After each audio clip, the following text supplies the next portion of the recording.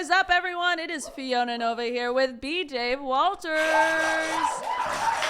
It is I. Hello. Hello. As you might see, I am not in a weird costume today. This is my second chance at redemption, or else they're gonna remove the stream block.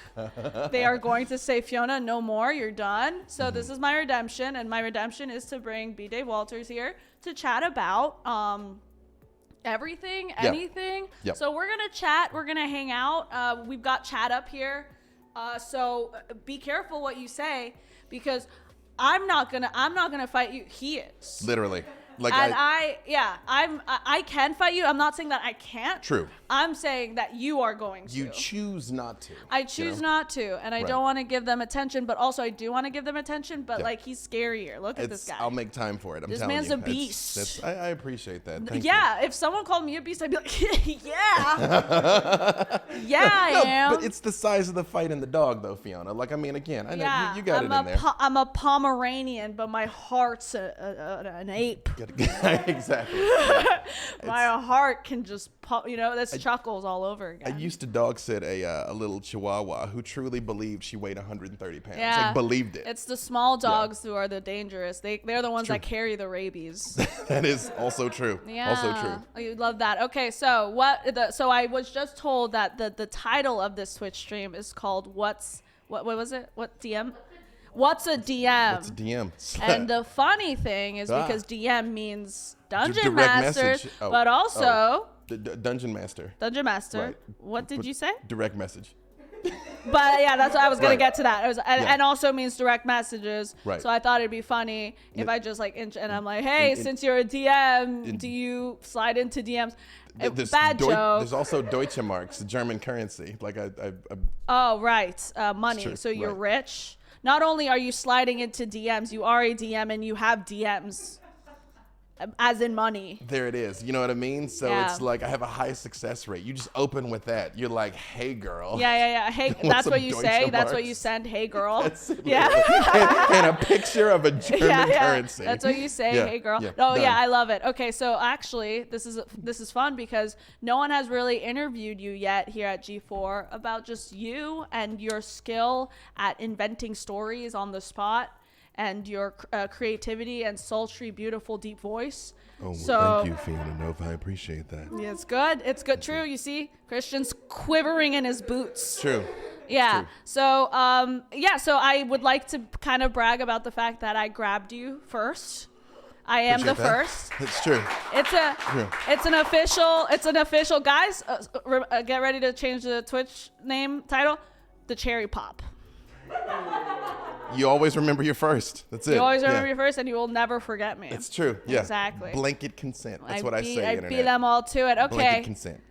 Dave. I do want you to know, legit. They were like, "Can you come in and do a thing?" I'm like, "Yep." And then I get here, and people are like, "What are you doing today?" I'm like, "I don't know." So yeah. Well, yes, yeah. It's not like they said, "Hey, can you do something with Fiona?" And you were like, "Oh my gosh, I would love to do something with Fiona." That would have been my reaction. Okay, cool. I would have had that reaction. I want to lay that out there. That's true. No, it would have been more betterer had I known. Betterer, yeah. Yes. Yes, exactly. Yes. Guys, yes, Creamies in chat. We all know this. We know the drill.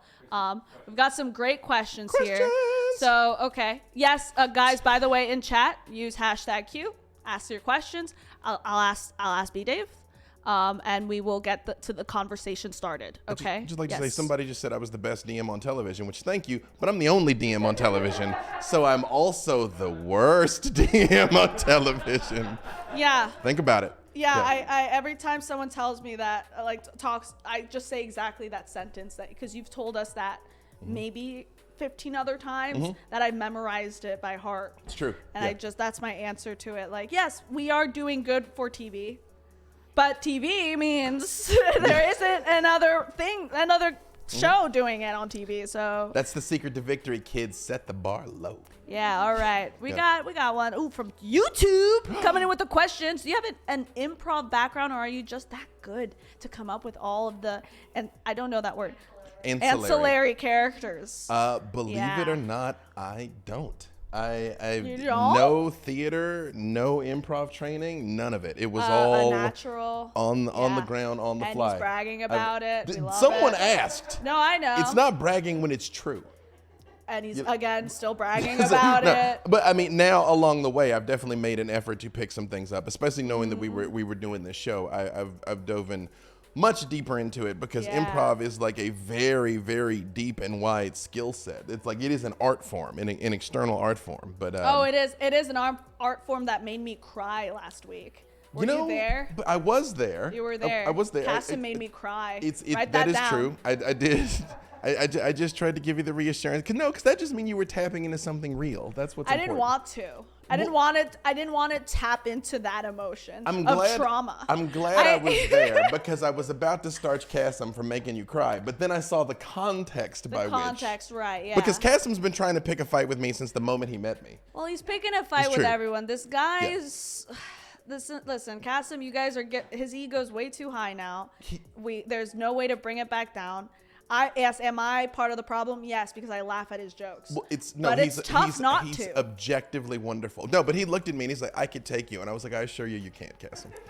No. Wait, he said he could tackle you? He said he could take me. He really did. This guy constantly thinks he could take people down. I'm like, Cassim, you weigh 90 pounds. Yeah. You're like...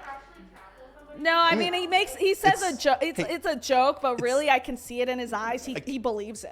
But see my previous comment about the Chihuahua that truly believed it was 130. Have you ever seen a Chihuahua? That's Cassim. Hey, but he's like a chill Chihuahua. He's like a Chihuahua on edibles. Dude, constantly. That is also a cat. I guess a Chihuahua on edibles is a cat. Yes, it's true. But hey, I could teach him how to take down. I'll teach him like a super strong Can you maybe not? Because if you teach this man how to fight, that's it. That's a wrap. What if I teach you a takedown, and then you could just like come around the corner and just like bang, First of all, for you to assume that I can't fight from living in Manhattan, New York. Okay, I've fought.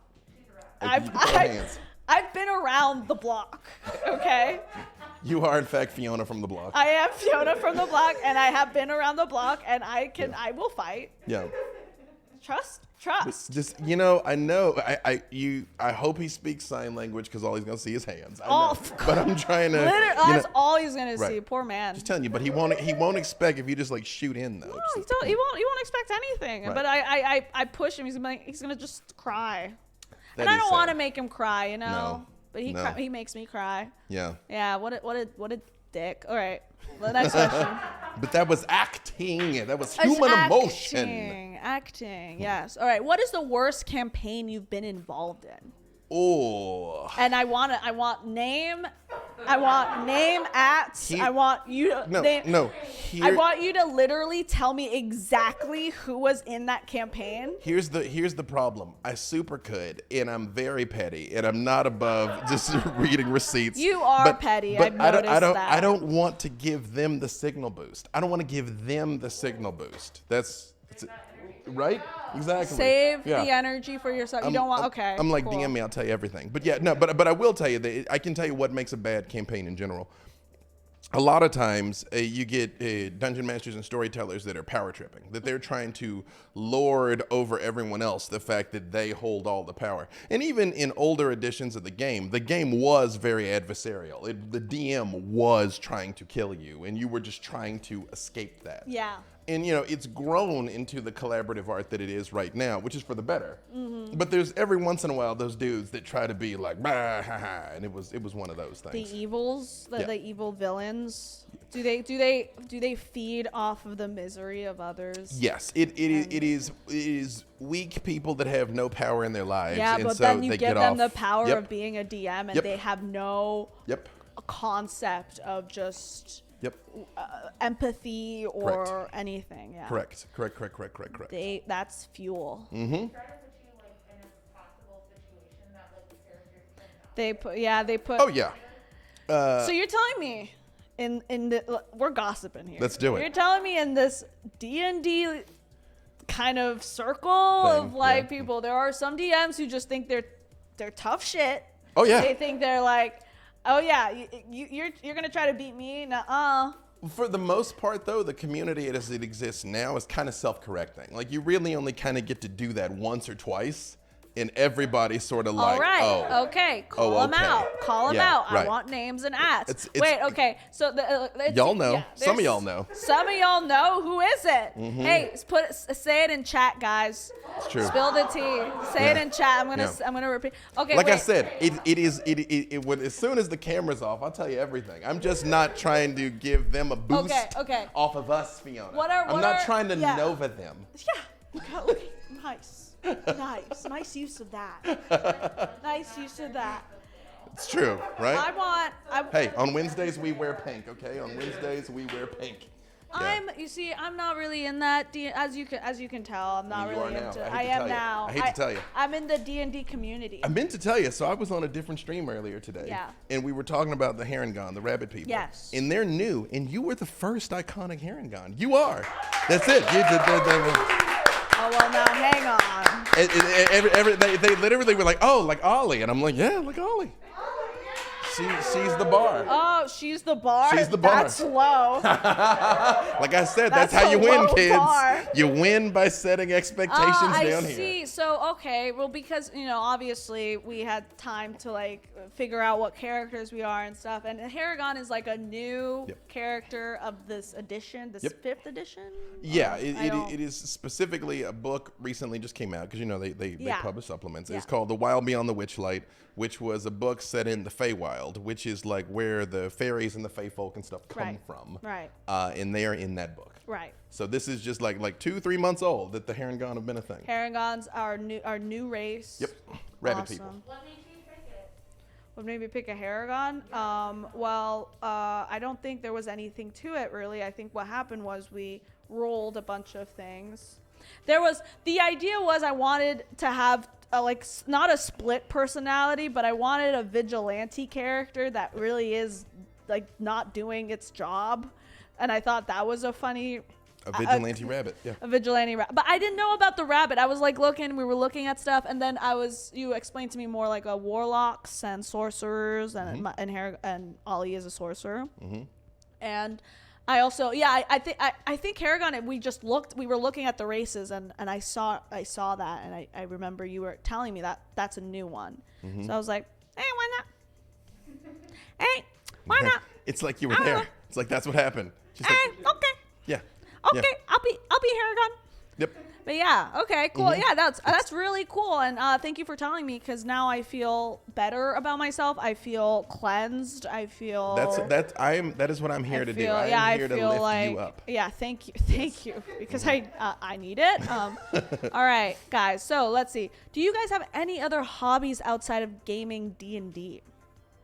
No. Yeah. No. No. Like all sorts Like of stuff. Martial arts. I like anime. Jerking it.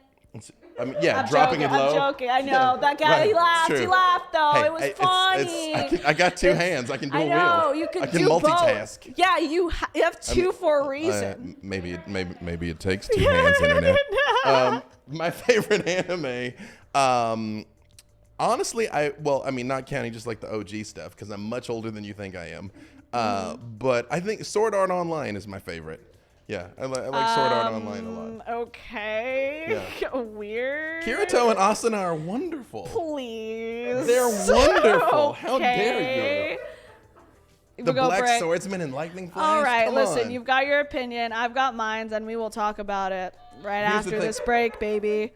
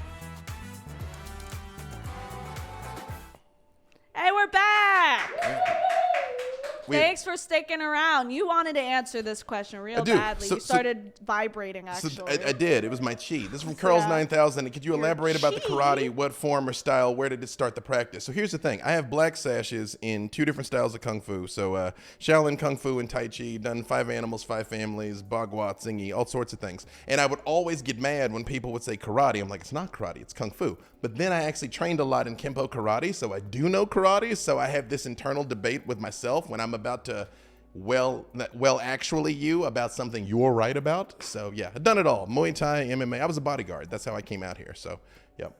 Okay, I did Taekwondo. I'm sorry. But you know, I learned how to throw a punch, and that's all I need. If it was Taekwondo, you did not. Yes, I did. I did. That's how I learned how to punch. Was that, and then I started doing boxing. Boxing is where you learned how to throw a punch. Well, it's more like the technique of throwing a punch. I learned at Taekwondo. The punching from the hip will get you knocked out. No, not. It wasn't right. this. It wasn't this. Like this was one of them, but they taught me how to like. It was like self-defense Taekwondo. Right.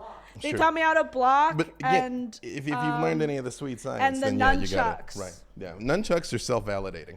I once I was practicing with some nunchucks, and I'm hitting the mic all over the place. I was practicing. I was doing some double nunchucks thing, and I was these kids started watching me, and so this like little crowd. So of course I start showing off a little bit, and I whip them out, and I hit myself in both elbows, just pow, and I was like, like tears, and I was like. No, bring the chi. But the chi will help. It's true. The chi will help. It did breathe not. in It did not. and breathe out. So Okay. I believe you were in the midst of disparaging Sword Art Online, man. If you mean disparaging, I was roasting. Yeah. No, I'm not going to roast people who watch SAO, but that is like something I will never watch in my life. But hey, if it's not your jam, that's okay. Hey. I don't like Attack on Titan, but I don't like Attack. I do like Attack on Titan. But I don't like Attack on Titan because I hate Eren Yeager. Oh, every episode is like, Eren, check this out. We just need you not to touch this hand. A bunch of people will get killed, and he's like, this one? What? Okay, yeah, he sucks. But like, at least like, but the whole concept of this show For the record, so good. I tried to do the NWO for life thing with the hand and the thumbs don't move. I did try that. I tried it though. Is it too sweet? Yes. That's so cute. Perfect. Yeah, that's why I don't like Attack on Titan. And I actually know a ton of the English voice cast, so I want to like it. But it makes me more mad because I hear my friends suffering because of him. Yeah. Maybe now that it's done, maybe I'll finish it. No, I mean, it's not done. There's still one more part of the season. But it is close. But Attack on Titan's good. Do you like boobs? I mean, whomst among us doesn't? Yeah, I think boobs I feel are like great. that's one thing we can all agree on internet is boobs. So if you really do like boobs, I would recommend A Kill la Kill. So I tried Kill la Kill. Okay, My friends swore by it. What's your problem with it? It just didn't do it for me. There's no I only watched like the first 1 or 2. But you know what I love? Wait, 1 or 2 episodes? Yeah. Okay. You know what I love though is the Fate Stay Night series, like Unlimited Blade Works and stuff. Like this Saber. Okay, yeah, that's video game, right? No, I mean, it is a video game, and I'm talking about the anime. Also, sorry that I keep hitting the mic, folks. folks. That. I get very excited when I yeah. Okay, yeah. No. So I remember you did that last time too. Let me tell you, there wasn't a last time. No, I just see you doing this all the time. Oh no, this is like a Muppet. Yeah, that's the thing that happens. You're like so Kermit. let me tell you how you gotta watch the Fate Stay Night series. You gotta watch Unlimited Blade Works episode 1 to 13. Then you got to watch all of the prequels. Okay, no. That's when you lose me. When people start telling me that I got to jump seasons and episodes to watch the good thing. No, but just like 1 to Naruto. 13. And then watch all of Fate Zero, the prequel. Then watch 14 through 26. And you got it. Because here's the problem. It's one of those animes that they've told the same story like 3 times. Right. And so each time they retell the story, they're actually assuming that you already have seen the story. And so they skip like vital things. Okay, I get it. I get it. But when someone tells me, hey, watch this show, it's so good, but let's just jump into season 2, watch the specials, and then completely ignore the other seasons, I'm like, then what was the point? I'm with you on that. I'm not. Because that was I'm, like Naruto. Because people were telling me like, hey, start, but don't start where you're supposed to start. Start like mid series. Yeah, Start, no, I agree. I wouldn't do start that. when Sasuke was born. It's like a weird thing, and I'm like, what's going on? Definitely watch it all. You just got to watch it in an optimal viewing order. That's all. Well, so Kill la Kill doesn't do it. I'm trying to find at least one common ground for us, just to establish a friendship. Demon Slayer. Demon Slayer is good. Yeah. Again, not only can we all agree on boobs, we can all agree on Demon Slayer. Demon Slayer does not have boobs. It doesn't. I do not want to see Nezuko's boobs, like, at all. Like, I don't want that. I don't. Me neither. That's weird. No, I don't want that. That's so weird. Right. Why would you want to see that? But we can swords and demons, though. But swords and demons, that's cool. Right. I'm trying to think of more boobs, but I at the moment cannot. So My Hero Academia. That is not a problem I've got. I can't think of anime stuff. Okay, there's another amazing question. We've got so many questions. Yes to My Hero Academia. I'm actually watching that now. I'm a relatively late adopter of My Hero. I'm in the overhaul arc right now. Oh. Yeah. Oh. Yeah. Oh. Yeah, I know. Oh, I'm in it. That one was so weird, that whole season. Wait, what are you at right now? Literally, they're in the Chisekai stronghold and the walls are moving and stuff. Like the League of Villains just showed up in the Chisekai stronghold. Good. Yeah. So good. Yeah, that season's really good. I haven't watched the season after that, which is 4? 5? I haven't watched it, but that was the last season I watched. And you know what's a really good anime? Mob Psycho. I was about to say, I could be wrong. It could be 3. The internet's going crazy right now trying to tell us it's 3. I think it's in 4, I think. I don't remember. Mob Psycho? Mob Psycho. Have you seen Mob Psycho? I have not. Okay, guys, I'm telling you, you don't gotta miss any episodes. You don't gotta you just start. You just raw dog Mob Psycho. Watch raw dog Mob Psycho. Watch season 1. Just watch the raw dog it. Season 2, raw dog, and you're gonna have a great time. You're gonna have such a great time. I would just like to say something here, since you get a little peek behind the curtain. Our wonderful production overlords are like pulling comments out and stuff for us to talk about. Yeah. And like they keep it there, and they're like, "Oh, if you don't answer, we assume you don't want to." And I'm like, "I super want to." We just ramble like a lot. I'm rambling. We collectively. But also I'm supposed to be the ones to keep this going on the rails, and obviously it's I don't know why they assumed that of me, but yeah. So okay. First of all, I'm here for you, and there is no wrong answer. Good. That was the answer I was hoping you would get. This is all I want right here. Exactly. Somebody asked, "Did they play a lizard folk ranger, and can a warm-blooded person ever approximate a lizard folk?" Yeah, because it's all make-believe, man. We got to approximate what an elf is, or what a gnome is, or a minotaur is. Yeah, what do you think a lizard person would be like? What would be their jam? When I played one, I actually talked a lot like Fee. And then I had another one that only talked like this. So, whatever. Yeah. So funny. I like Fee a lot. Fee is it's just so stupid that I know that it's my name that he used. I need so when I hear Fee, I'm like, oh, right, no, that's the thing. I need you to know something. I never put that together until this he calls me Fee all the time. That's the nickname. I truly had no idea why he named that thing Fee. I'm like his mini me. No idea. We bought the same Patagonia down vest. What the bit is with Kasim and I is that every time he buys something and it wears it to work, I buy it as well. I ask him where he gets it and I buy it. So then eventually I come to work as him. Yep. And I think it'd be funny for him to just see me dressed up as him. So it's been an ongoing bit. But it's taking a couple months. It's like a long-term bit. But yeah. Jordan Williams says, "I'm an illustrator. You guys want some invitation to party fan art illustrations?" 1,000%, Jordan. Yes. I would love. Yes.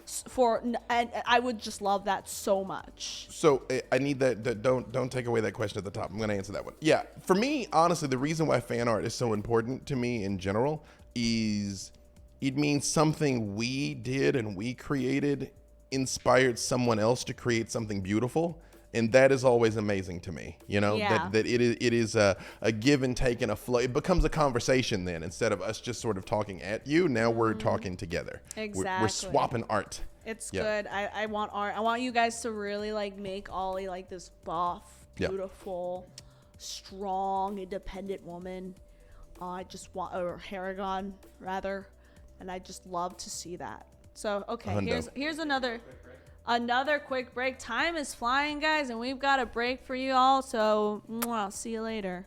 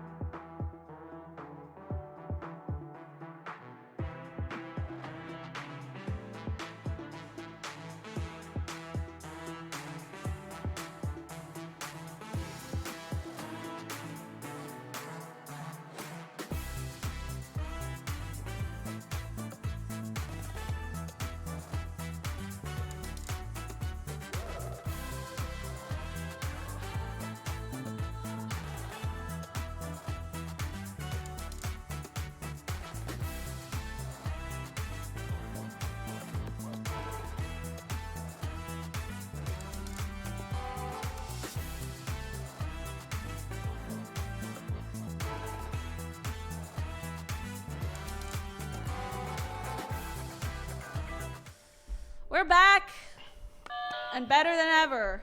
So we've got more questions. That bell means it's time to go to break, but also come back from break. It's like aloha. I kind of use it whenever I feel like it. Right. And they tell me, hey, Fiona, please just use it for break. But I'm like, but I don't want to. It's like it means hello and goodbye. Like my Pavlovian signals are crossed now. I'm like, another break already? It could also mean that I'm hungry. It could also mean that I want a spindrift at the moment right now. It could mean. So it's don't like do a cat. it. I don't want it. It's like that wasn't it. It's like a cat's meow. It's like a cat's meow. You just have to guess what I want. Am I horny? I'll press it.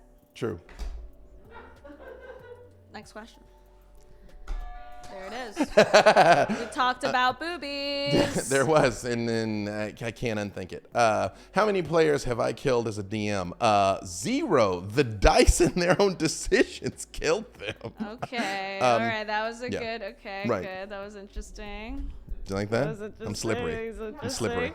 Yeah. Okay. So this was from Andre Porter, which this is like a question that's near and dear to my heart. I have no idea what that is. Is that a bank? No. So this is, first of all, how dare you? Excuse me, madam. Excuse me, madam. We are colored on the interwebs, okay? There's some things that we're just supposed to know. I get it. I understand. But also, I understand, and I'm still learning. I'm still a child at heart. How has your HBCUs and Stoicism impacted your DMing? So HBCUs, historically black college and universities. So shout out to you, yeah, Andre, right. As if I would know that. You kind of should. No, I don't. You say Kirby knows? Of course, Kirby knows. Here's the thing. I'm not from here. I don't know these terms. I'm learning as we speak. No, but these are words in New York also. No, these are... Yes, no, but you're but from this country. Okay, so here's the thing. I went to a French school. Do you know this about me? I'm about to find out. Oh, you're going to find out. I'm a very European, even though I've lived here most of my life. I'm very European. No, I'm not a pick-me. Because one, I'm a lesbian. Second of all, the thing is that I've learned, there's a lot of things that I don't know because I wasn't really ingrained in the American culture or language because I was in a French school for most of my life. And I have a mother who's lived in America for 25 plus years, and she can still barely speak English. She refuses to speak English. I am speaking to her in French, and anytime she speaks English, it's like as if she came to America 2 days ago. And I don't know why. I'll never understand why. She's doing it out of spite now. She just doesn't want to learn English. It's like the weirdest thing. But anyway, so. I don't apologize, but fine. No, but I that's don't. okay. Zone of safety. I don't want apology. I don't want. Right. I don't want people to feel bad. I just want you to understand. Give a different cultural if there's context. if there's something that I don't know, it's probably because I just never heard that word. Just like how we were talking about Thanksgiving, and someone was like cranberry sauce. I'm like, what the hell are you talking about? Cranberry sauce to put where on your dry turkey? Cranberry sauce. Cranberry sauce is the and best part of Thanksgiving. And then someone, you say that. I was in chat for that conversation, yeah, and I was like, but cranberry sauce is the best part. Yeah, about but what is that? So okay, I know it now. Right. That's new. That's true. We just missed Thanksgiving, but it comes up again around Christmas. Like we will hook up some cranberry sauce. Someone said eggnog. I'm like, what the hell is an egg? But I realized I still haven't actually answered the question. So this was I went to Morehouse College, which is a college that is primarily for. Appreciate you. Where's Austin? Knocking. Somebody tell him. Yeah. Where it's primarily black males that went there, and Spelman was our sister school, where it's primarily black females. And then Stoicism is a philosophy that is basically just kind of like managing your own emotions and self-regulating. My real hero, Marcus Aurelius, wrote a book called The Meditations, which like got me through the darkest point of my whole entire life. And I will talk at length about this. I realize maybe two of you want to hear it, but I will say that the way that it has informed my DMing is part of the reason why I can like switch up emotions pretty easily, and I can like go up and I can go down and I can be here and I can be there, and I don't really have like bleed issues at all. Like we can be yelling and screaming, and then the next moment is just like a super flirty scene, and I can just switch it. Is because I kind of have spent years learning how to manage my emotions and my internal state. Yeah, I'll talk more about that at a place that isn't this, because she's about to fall asleep on me. So interesting. Yeah, thank you. I love that. I appreciate. Thank you for taking the time to lie to me. I don't lie. I've never lied in my life. Someone, okay. Guys, come on, we're adults here. All right, here's one. Have you ever had your players get super mad at you over their own roles? If so, do tell. And thanks for answering my lizard folk question. Will Chris. So I'm going to tell you all a secret. The DM screen, that screen that I have and that most Dungeon Masters have, exists for one reason and one reason only, and it is to flub rolls, usually to the player's benefit. That's the only reason you have one. So there's times that you roll and you're like, you should be dead now. But imagine, I'm gonna let you live. Yeah, you know? because especially for a show, you're gonna have to. Some things are gonna have to flub, or else we would just die in the second episode. But hey, you know what? That's drama, and drama's ratings. Drama's good. You know, the death of Ollie might be like our highest rated show. Yeah, and then I will not be there anymore. And then you did it. You took me out of there. We all won. It's true. Like that's full like lamenting the heavens. No, it is actually pretty difficult to actually die in Dungeons and Dragons. A lot has to happen for you to die and stay dead. Yeah, you're right. So we're not gonna die, guys. I mean, I did not say that.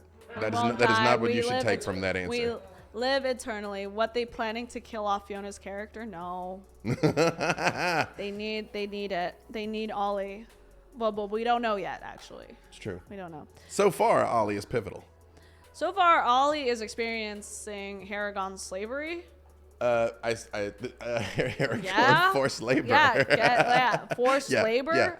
Slavery. Okay. Y'all don't want to know how hard I worked to never use the word slavery in any of the descriptions of the show. That I was like, forced labor. We know. Yeah, they're interns. We established they're interns. Yeah, we did establish they're Haragon interns. Yeah. Okay, we've got a question from Sinister Dev 85. I'd just like to take a moment to say that I love what y'all are doing on Invitation to Party. It's been so entertaining, so fantastic. Keep up the good work. Oh, and get Gina on the show. She wants to party with y'all. So I was wondering, like, sometimes I look at chat while we're like on the show just to see like the reactions and everything. And there was a moment Gina came in and said something, and everyone was like, get Gina on show. It was like a hashtag, like get Gina on the show. Get Gina on the show.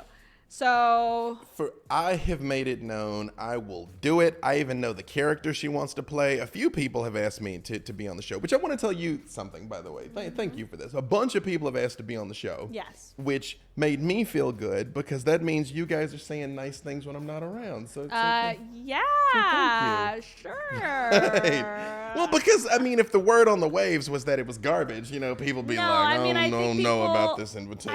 I think people are realizing that this show is fun and it is like an entertaining show and they do want to be a part of it. I think like a lot of people, I just think a lot of people want to be a part of it and want to be a part of essentially history. So it's true. We're doing it. Yeah, you're popular, man. You're a popular little fella. It was all a long con to get to hang out with you. This right here, this is all I wanted the entire time. This was all I was after. Yeah, exactly. Yeah.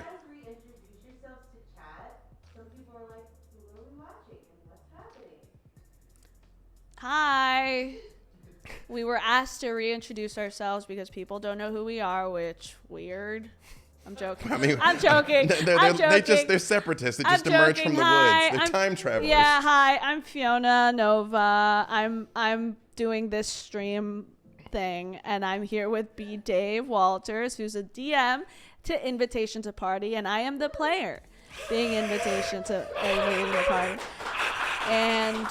And that is who we are. Mm-hmm. So if you don't know who we are, get on it. It's true. Again, zone of safety. Anything you didn't know, they're learning today. Get on they're it. like, who are these fascinating, interesting people? No, I don't. know. I'm not rude. I'm just joking around. Later today, we have The Loop, where the technician of Code Miko will be there, as well as Kevin Pereira, who is part of the Creamies crew. So #Creamies in chat, please. And I know you're so shocked. Something's up. I'll explain it later. There's just a lot of cream to be had. The answer is yes. Somebody asked if I'm wearing Crocs. I am not. I am not above wearing Crocs, but no, I am not wearing Crocs currently. Yeah, you got super not above it. Yeah. All right, let's. They just sent me. They legit just sent me Crocs? the official. Yes, there's new D&D Crocs that came out, and they sent them to me, and I rock that shit. I don't care, but not here today. I bet you do. All right, I do it non-ironically. Yeah. We got a question for me. Ooh, Fiona. What's the most surprising thing? I won't do the accent. You want me to Fiona, read the question what's the most? Yeah, you can do that. Fiona, what's the most surprising thing you found out about yourself in the first few episodes? Performance-wise, you're very good. I'm very good. Yeah, right. I did not just send that question myself. Yeah. I mean, thank you for that very nice comment. What did I learn about myself? Well, I learned to play D&D, period. I learned, I still don't know the dice. Dice? Die is one, dice is multiple. Okay, so the dice. I'm still learning like which ones are which. You'll see me in the episode fumbling. I'm like, they all look the same. Okay, I just don't know what I'm doing. But that's the reality of the situation. We're kind of noobs to the show, and I think that kind of gives to the charm. But that's okay. Yeah, it makes for funny content. I think improv wise, we've been able to do some really cool improv character work, and it's made me really realize how hard improv character work is, because it is very tough, and to do it for 2 hours, man, the stamina you must have. Let me tell you something that you don't know yet, because we haven't sent out the player briefing, but you and I are going to have a fairly intense one-on-one this Friday. I don't want to cry on screen. There's too many things of me crying on the internet. I'm done. My girlfriend's going to be like, stop crying. I'm like, I can't. Just start crying. But okay, so there's an intense one. Oh my God. Mm-hmm. I'm not ready for that. I'm already tearing up. That's the thought of an intense scene. But that's emotion. That's good. Let it out. It's human. Yes. Yeah. Oh, yeah. We need a Kleenex break. Stop crying. I know. I'll stop crying after this break.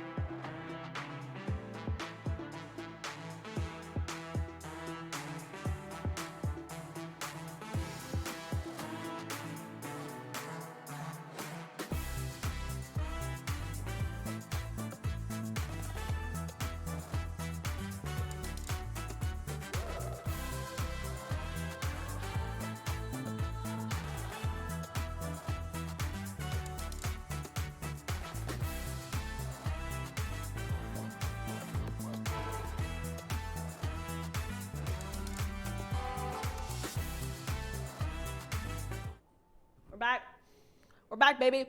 We're back. We heard a really interesting comment. Yeah. We saw a really interesting comment, and we asked Kirby to read it to us twice because we couldn't understand it. Correct. And then I asked, do you have anything to say to that comment? I do. I don't want to repeat the whole thing, so I don't want to go all the way into it. But I would just say, there's all sorts of people on this channel. There's all sorts of people on this show of various sexual orientations that are all innately valid. What you see a lot around here is a lot of guys that are just very comfortable in their own skin, which I think is unilaterally good. Like, there's not really a lot of like posing and douchebags and stuff. It's fine. I'm nearly 7 foot tall with advanced martial arts training. I could like hurt anybody I wanted to. Yeah. And the toughest guys I know are the most laid back and chill. You never know. You never know. You think this guy's the sweetest man ever, but he'll drop kick you in an instant. You never know. When you're walking around with the tap out shirt, and I'm like, bro, come on. Okay, your dad didn't love you. It's fine. You can have a hug. You can cry. You can cry, man. It's fine. Exactly. So, all right, we got some questions. Yep. We got more questions. Growing up playing most of my life, I find myself really enjoying what you all are doing. I know this is Fiona's first time playing, but when did B-Dave get into D&D, and what did you play? Again, I'm much older than you guys think I am. I've been playing this game for about 30 years. My first D&D character ever was 2nd edition. It was an Elven fighter mage thief based on Vampire Hunter D. I am an OG. Yep. So that was it. That was a lot of words that I didn't understand, but I really Surely you've seen Vampire Hunter D though. Yeah. So here's the thing. I don't know how well Vampire Hunter D is aged, but like, but back in my day, in your day, everybody's introduction to Japanimation was Fist of the North Star and Vampire Hunter D on a VHS cassette tape. Vampire Hunter D. Interesting. Vampire Hunter D. Okay. I think you'd like it. What is it? Is it a show? It was an anime. It's a movie. Okay. Well, it's a series of manga. They've made 2 movies and hundreds of manga. Okay. But it was one of the first like crossovers in the 80s. And he's a vampire hunter, and he has a very big hat and a very long sword, and he's very emo, and I love him so much. For those of you that are familiar with my vampire work, Count Magnus Lee helped inform how I played Victor. It was from Count Magnus Lee. Would you consider yourself emo? No. No, you never had that time in your life where you. Now that's a different question. Yeah. But did you have you had a Hot Topic? I actually, to this day, have more clothes from Hot Topic than any other place because I have so many logo tees. I could totally picture you. I mean, the skirts, you got to pay extra for the skirts and the belt buckles. No, I meant the logo tees. The logo tees. Good. Yep. So good. All right. And Fist of the North Star was like an extremely violent G.I. Joe, basically. Okay. Because it's the same art style as G.I. Joe, but people, like, the original One Punch Man was Ken, the Fist of the North Star. Okay. So, yeah. Learning stuff from the 80s, guys. So this person, what level of the invitation to party characters can you equate their power level to a fictional character? They are fictional characters. Ha ha! They're level 3. They're about to level again. Congratulations, you're about to level. Thank you. After my traumatizing moment, I understand. It's true. No, you gotta run the gauntlet, and then we're gonna get there. Got it. Power levels, they're probably like New Mutants level, like the younger classmen of the X-Men that maybe like a Jubilee-ish, because you Jubilee? become gods over the course of the run of D&D. So. Jubilee. Oh, you become gods. Mm-hmm. So so in D&D, essentially, you start off as kind of just like peasants, Mm-hmm. or just regular people, and then at the end, you become a god. More or less. Well, that's what's so funny is if you think about how long campaigns actually go, because every time you take a long rest is a day. Right. So these people have very eventful existences. Mm-hmm. And I'm like, it's basically like you meet some strangers at a bar and you're like, hey, do you want to go camping for 6 months and become gods together? Like, yeah, let's do it. Have you ever finished a campaign? Yes. Does that happen? Yes, but in fact, I finished a campaign last night, a 3-year game we've been playing on stream. 3 years? Yeah, wrapped last night. Yeah. And oh my gosh, what happens when it ends? A lot of tears. It just so happens it just feels like a lifetime. It's a lot. Well, no, my vampire character retired. We did 5 seasons of that show. My D&D character retired last night. That was 3 years and about 5 different seasons of that show. I've done home games, one that ran like 4 years that we played from level 1 to level 20. Okay, and is it something where like how do you end it? It's just like and they live happily ever after, or like They may or may not live happily ever after, actually. But it's just like this is the end. Like they move on. It's the same with the Lord of the Rings. You know, you're kind of like the adventure's done. You've gone there and back again, and this is what happens afterwards. And you've been that's so crazy. I think that's like insane to me that you can do this for like 3 years and then it'll just be done. I just want you to clip her, you guys, so that we can come back for like episode 200 of Invitation to Party when Ollie is like going off into the sunset. Just like going off into the sunset. Yeah, just like Igneous holding hands. Exactly. You know, with the people are worshiping Chuck as a god and your harem of worshipers. Yeah, I'm just a god. Yeah. Oh my gosh. It's gonna happen. Yeah. All right. So we got more questions. Has a campaign ever helped reveal something about yourself? So what I found kept happening to me was I would play characters who ended up being like talky, diplomatic people who could kind of do a little of everything. And even when I thought I wasn't going to do that, I kept being that character because I realized I'm like, oh, that's me. I'm that. Yeah. And so then I had to like start consciously choosing to play against that, like on purpose. So I think that the character choices that I would make by default again and again and again showed me a lot about myself. Yep.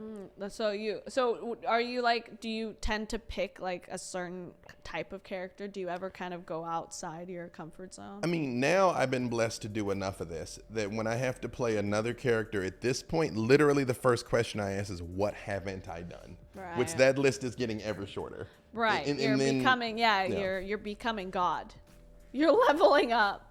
Literally, you know, at least in this context. And then I take that character and I'm like, how can I make it like tonally different from the last one? Like my D&D character, Freely, that just retired last night, got married and got to retire. Yeah. I created expressly not to be my vampire character. I was like, Victor is these things. Freely will be the exact opposite of those things. Yeah. You know, and then keep rotating. I love that. All right. How about this? What's your favorite D&D feat? Lucky. Lucky.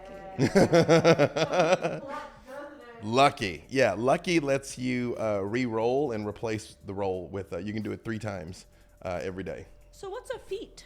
It is basically a custom ability that every few levels you have an opportunity that you can either increase your attributes like your strength, charisma, dexterity, intelligence. You can increase those things or you can take a custom ability called a feat. Okay. Also, you got 2 of them, feet. And you got 2 feet. You got rabbit feet. I've got rabbit feet. I've got big rabbit feet. Big rabbit feet. Jump? I could jump high. You can, and you're very fast. Very fast. I zoom. Mm-hmm. Is it really possible to translate D&D fully to a video game setting? Can a video game really match the imagination of a group of people plus a DM? I got answers from chat, but I want to hear from you. I personally, what I realized, and I'll let you take that question and just but you've experienced it now. You've experienced it now. What I realized, we're doing like a lot of PR for like D&D and answering for Invitation to Party and getting asked a bunch of questions, and it seems like what I've realized is that the video games actually have are the things that pull me back from actually being able to improv in D&D, because in a video game it feels like you have a certain amount of choices, and there's always, you can think there are no guardrails, but there will always be guardrails for you. So you can't, you're not really scared to make a decision because you'll figure it out eventually. But with D&D, what I've learned is that I had to essentially let go of any inhibition I had to be like, well, this can't work because this, and instead just be like, no, I literally want to walk up to this table and slap this guy. That's literally, and you can. I can, and what will happen is the dice will tell me if I was successful or not. So playing video games all my life, I realized that was the thing that was kind of holding me back from being fully understanding that I can literally do anything I want. Yeah, you were trying to figure out the algorithm. Yeah, I always give this speech is the reason why, and again, I love video games, played a lot of video games. they will never completely replace TTRPGs, tabletop games, for that very reason.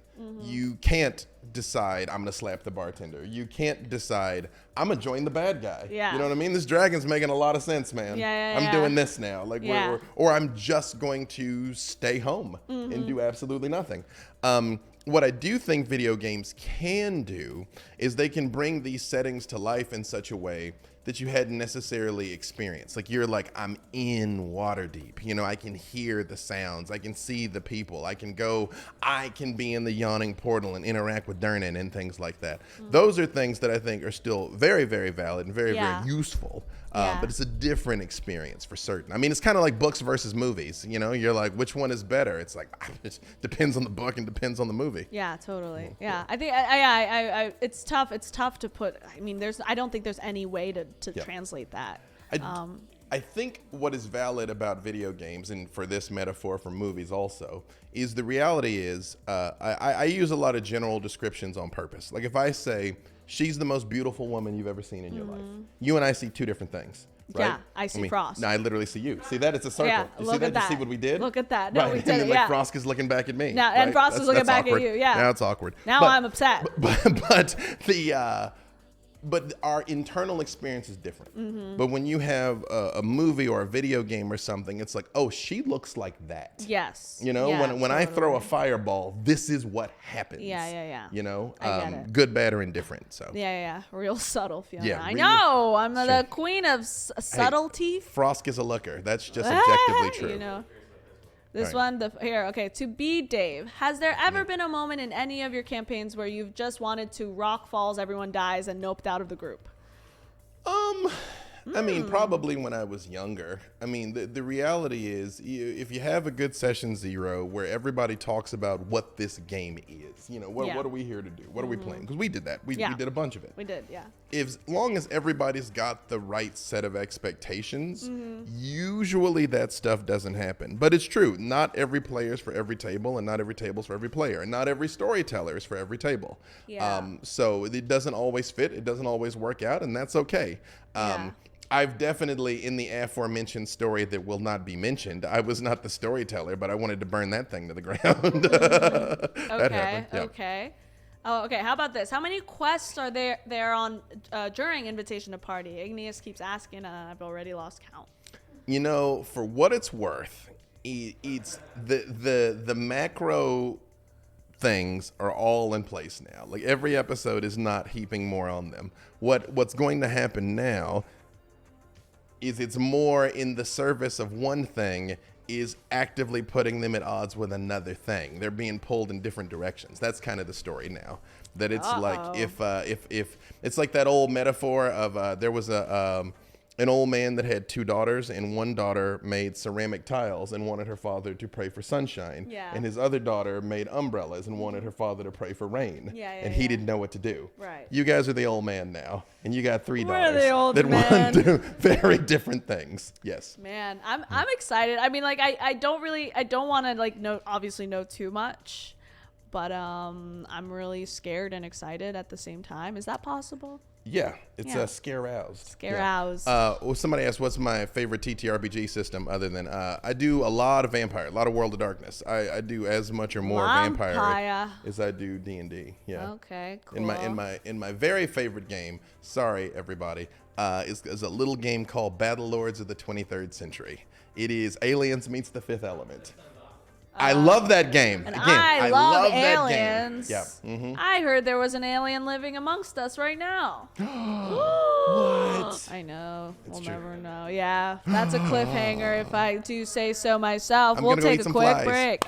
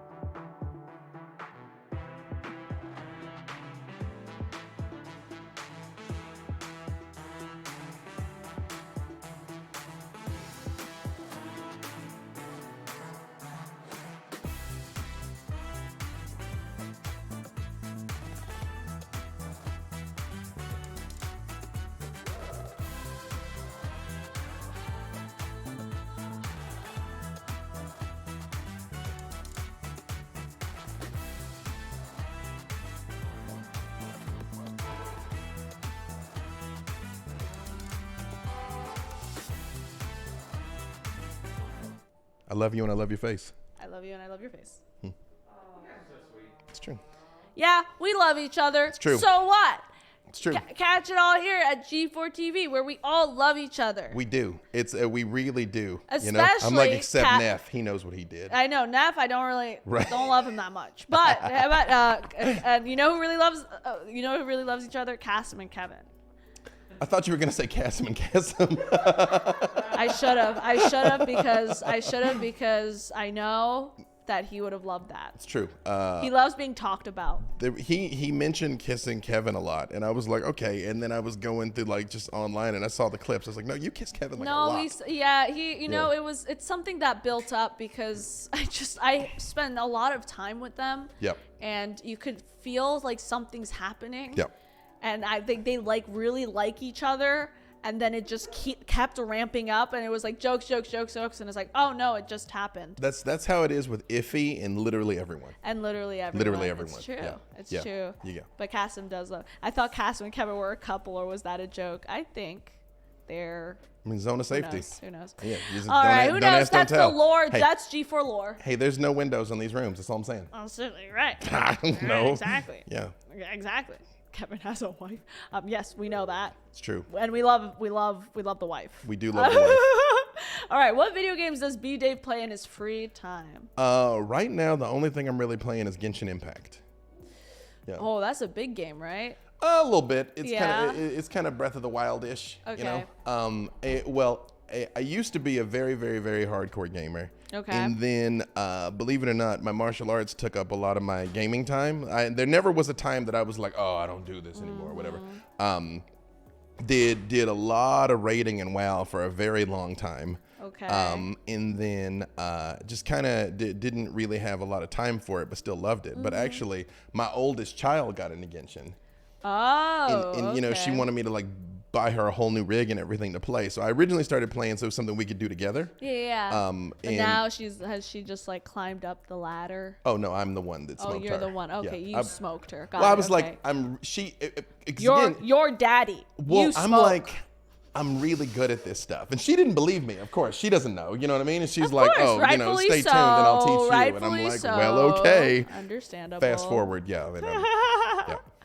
All right. And how about, this is a good question because I would also like the answer to this. For a total D&D solo noob, where do I start? I'm gonna give you two different answers. Because to just start with the hobby, pick a show that seems interesting. You got Invitation to Party is good. Everything Dimension 20 is doing is usually kind of bite-sized and modular. I have a stream called the Black Dice Society, which is a horror stream. That's all up on YouTube. Critical Role, of course, they just started new campaign 3. I think they're only like 7 episodes in. We'll just pick something that seems interesting and watch. You know, not another D&D podcast is good. If you're looking to play. The best way obviously is find some friends that already play.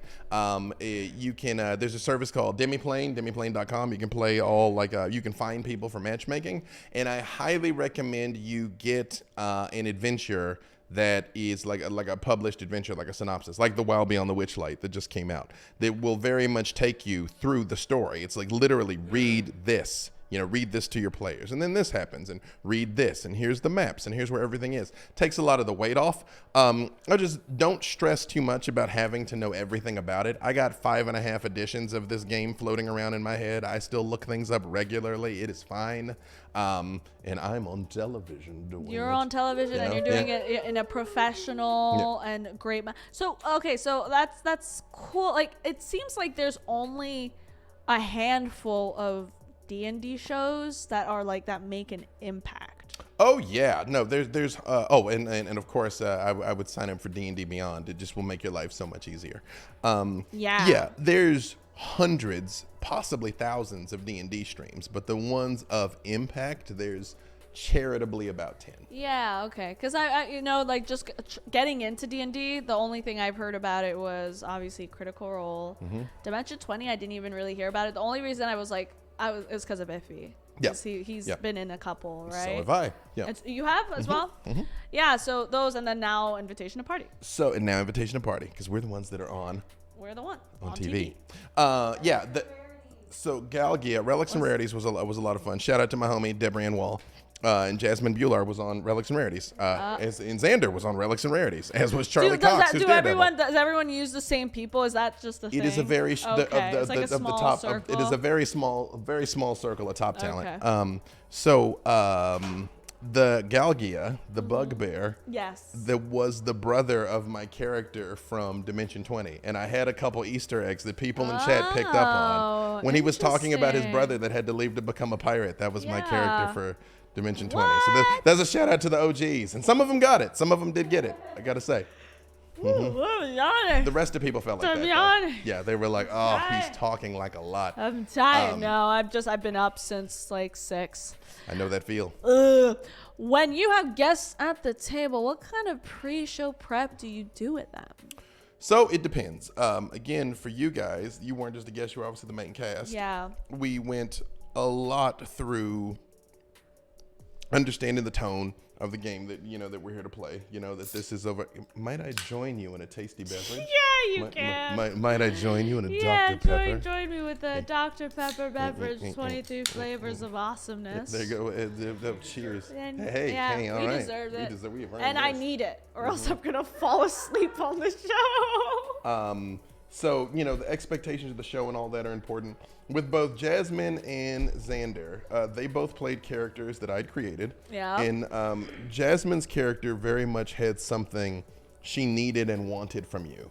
So I very much, for her, with both of them, because again, they're pros, I was like, your character is They here. are pros. Like, they came in and they did their stuff. I was like, you're helping me more. But as like, your character is here to accomplish this, I don't want to spoil it if you haven't seen it yet, but I was like, you're very much here to do this thing. And then with Xander, I was like, you're here to do this thing. But one of the things I did tell Xander, to your point about feeling like you were kind of on the rails, was I was like, push it, because I want them to see you push it. Yeah. Because the more things he tries, the more you now are aware of, like, oh, that's a thing? Yeah. Oh, okay. I didn't know that was a thing. Yeah. So. I mean, well, with these guests, and I just made a joke about it, but essentially, like, what I feel like these guests are doing, because they're pros, they're actually helping us who are not pros, who are pretty much noobs. I mean, I feel like if we didn't have the guests, we would kind of be lost. So these guests are like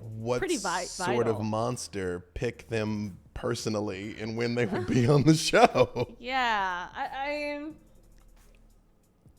mean, like, genuinely, like, I feel like they definitely give us the push we need to get to that next level as like main characters. So yep, 1,000%. I love them. Well, I mean, I love each and every one of them. There's been 2. Well, there's 2 things also that I was kind of sharing with you guys from the very beginning. That I was like, yes, I realize you're new to D&D, and you're doing great, honey. Thanks, Dad. But we're doing D&D different, though. You know what I mean? That, yes. That's the other thing. So the idea that you guys don't have a lot of preconceived notions and expectations is actually an advantage. Right, yeah. I also like not knowing too much, because I feel like at least there's people who are kind of like me, trying to get in and don't understand things, so they can learn from me. That was one of the things like me and Kasim specifically. It's one of the things I said to you guys, like, never be afraid of asking questions, because if you got a question, somebody in the audience has that same question. Yeah. If you're like, why is this a thing? Someone out there is like, why is this a thing? Yeah, exactly. So I don't mind. Yep. Yeah. All right. So yeah, we do pre-show prep. We also do like a little bit of improv with them as well. How about this? What rank are you in martial arts? Black Sash and Shaolin Kung Fu and Tai Chi. Those are the only ones I'm Black Sash. The rest of them I just have trained a bunch in, and some of those things don't even have rankings. So. Oh, easy answer, quick, simple, and you got the answer. Will you guys be having set changes to match the theme? Forest, caves, taverns, if it's in the budget. Well, we do do lighting changing, we do lighting which changes, is really cool. Whenever Igneous does the blast, what was it? The Eldritch Blast. Eldritch Blast. There it is. It's so good. Everything turns green. Everything turns. It's His good. thick, ropey Eldritch Blast. I love it. Yep. I love it. Every time he starts describing it, I'm like, please stop. He will continuously not stop. That is, again, All welcome. you do is not engage. Welcome to the 4th and last episode of Invitation to Party. Yep. Okay, how about this? Do you have any advice for balancing a game around a mixed party of people who like to play an RP-heavy game and players that don't? Everybody needs a chance to shine. The sneaky person needs a chance to sneak. The talky person needs a chance to talk. The fighty person needs a chance to fight. Ideally in every session, if not every session, every couple of sessions, it's just everybody needs to understand that they will all have their chance to shine. I usually try to balance it about 50-50 of talking and doing things. It varies, and not every in different people like different things. Like you brought up relics and rarities. Deborah Ann Wall actually doesn't like a lot of drama. She's like, I don't like a lot of interacting. She wants high fantasy questing. We're out doing stuff. Interesting. So different people have different jams, but it just to the best of your ability. I mean, it's the same thing. If they get a chance to talk to the villain before they throw hands with the villain, I think more than anything, one thing I always try and impart is intelligent creatures should behave intelligently. So if you got a monster that is intelligent and they're like, hey, this is, here is a non-violent solution to this problem, you should let that happen. Not everything just has to end in a knockdown, drag out fight. Yeah. Clip it and send it to him. I'm like, call and put me on speakerphone, Kirby. Send that to that person who's causing issues to you. I'm for like, no reason. Speaking as an authority. Okay. TV's B. Dave Walters. TV's B. Dave Walters says. Hello, TV's Fiona Nova. Hello, TV's B. Dave Walters. Clip BDW. that too. Yeah.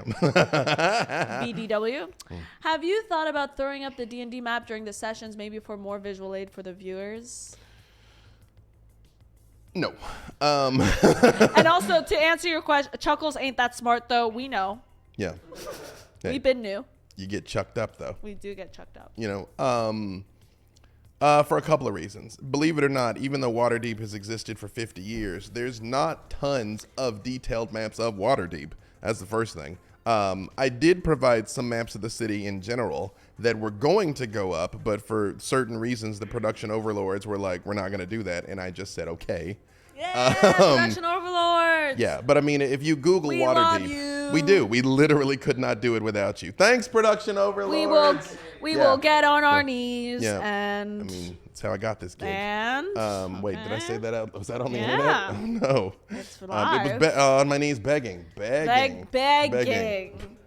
I was dual wielding again. Yeah, right. Dual wielding. So it's I personally am not really a maps and minis dude. I prefer the theater of the mind, especially with the way that we're doing on Invitation and Party. We do have monitors, but even if you guys could see the map, for the most part, they can't. So it wouldn't help them. And it just sort of like slows things down. So I get it. I get it. I also feel like, if anything, I'd want maybe the art up there, like our arts, so like people could see how we look like specifically. Look at that, Mike Knapp knowing what's up. Do you prefer Mind's Eye Theater or actual maps and minis? Imagination, 100%. I'm not a maps and minis dude. Imagination. I mean, I have a bunch of maps and minis, and people send them to me all the time. Please continue sending me swag, but all things being equal, not my jam. Ooh. What's happening? Oh. Break. Okay, wait. Let's say the question real quick. Okay. Which one is it? Speaking of visual aids, what the deal with the dope ass initiative tracker? Well, you'll find out right after this. Don't go nowheres. Guys, this is not real. Okay.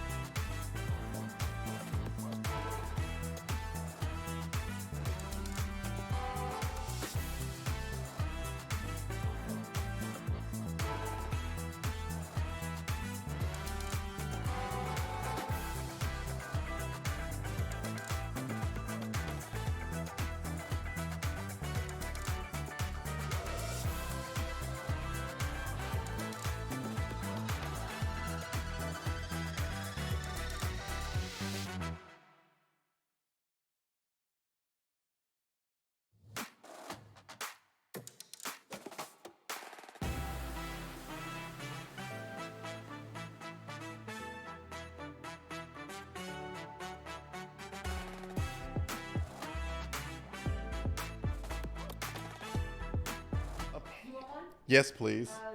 Hi, everyone. We're back, and we're grabbing more Dr. Peppers. We're getting drink service.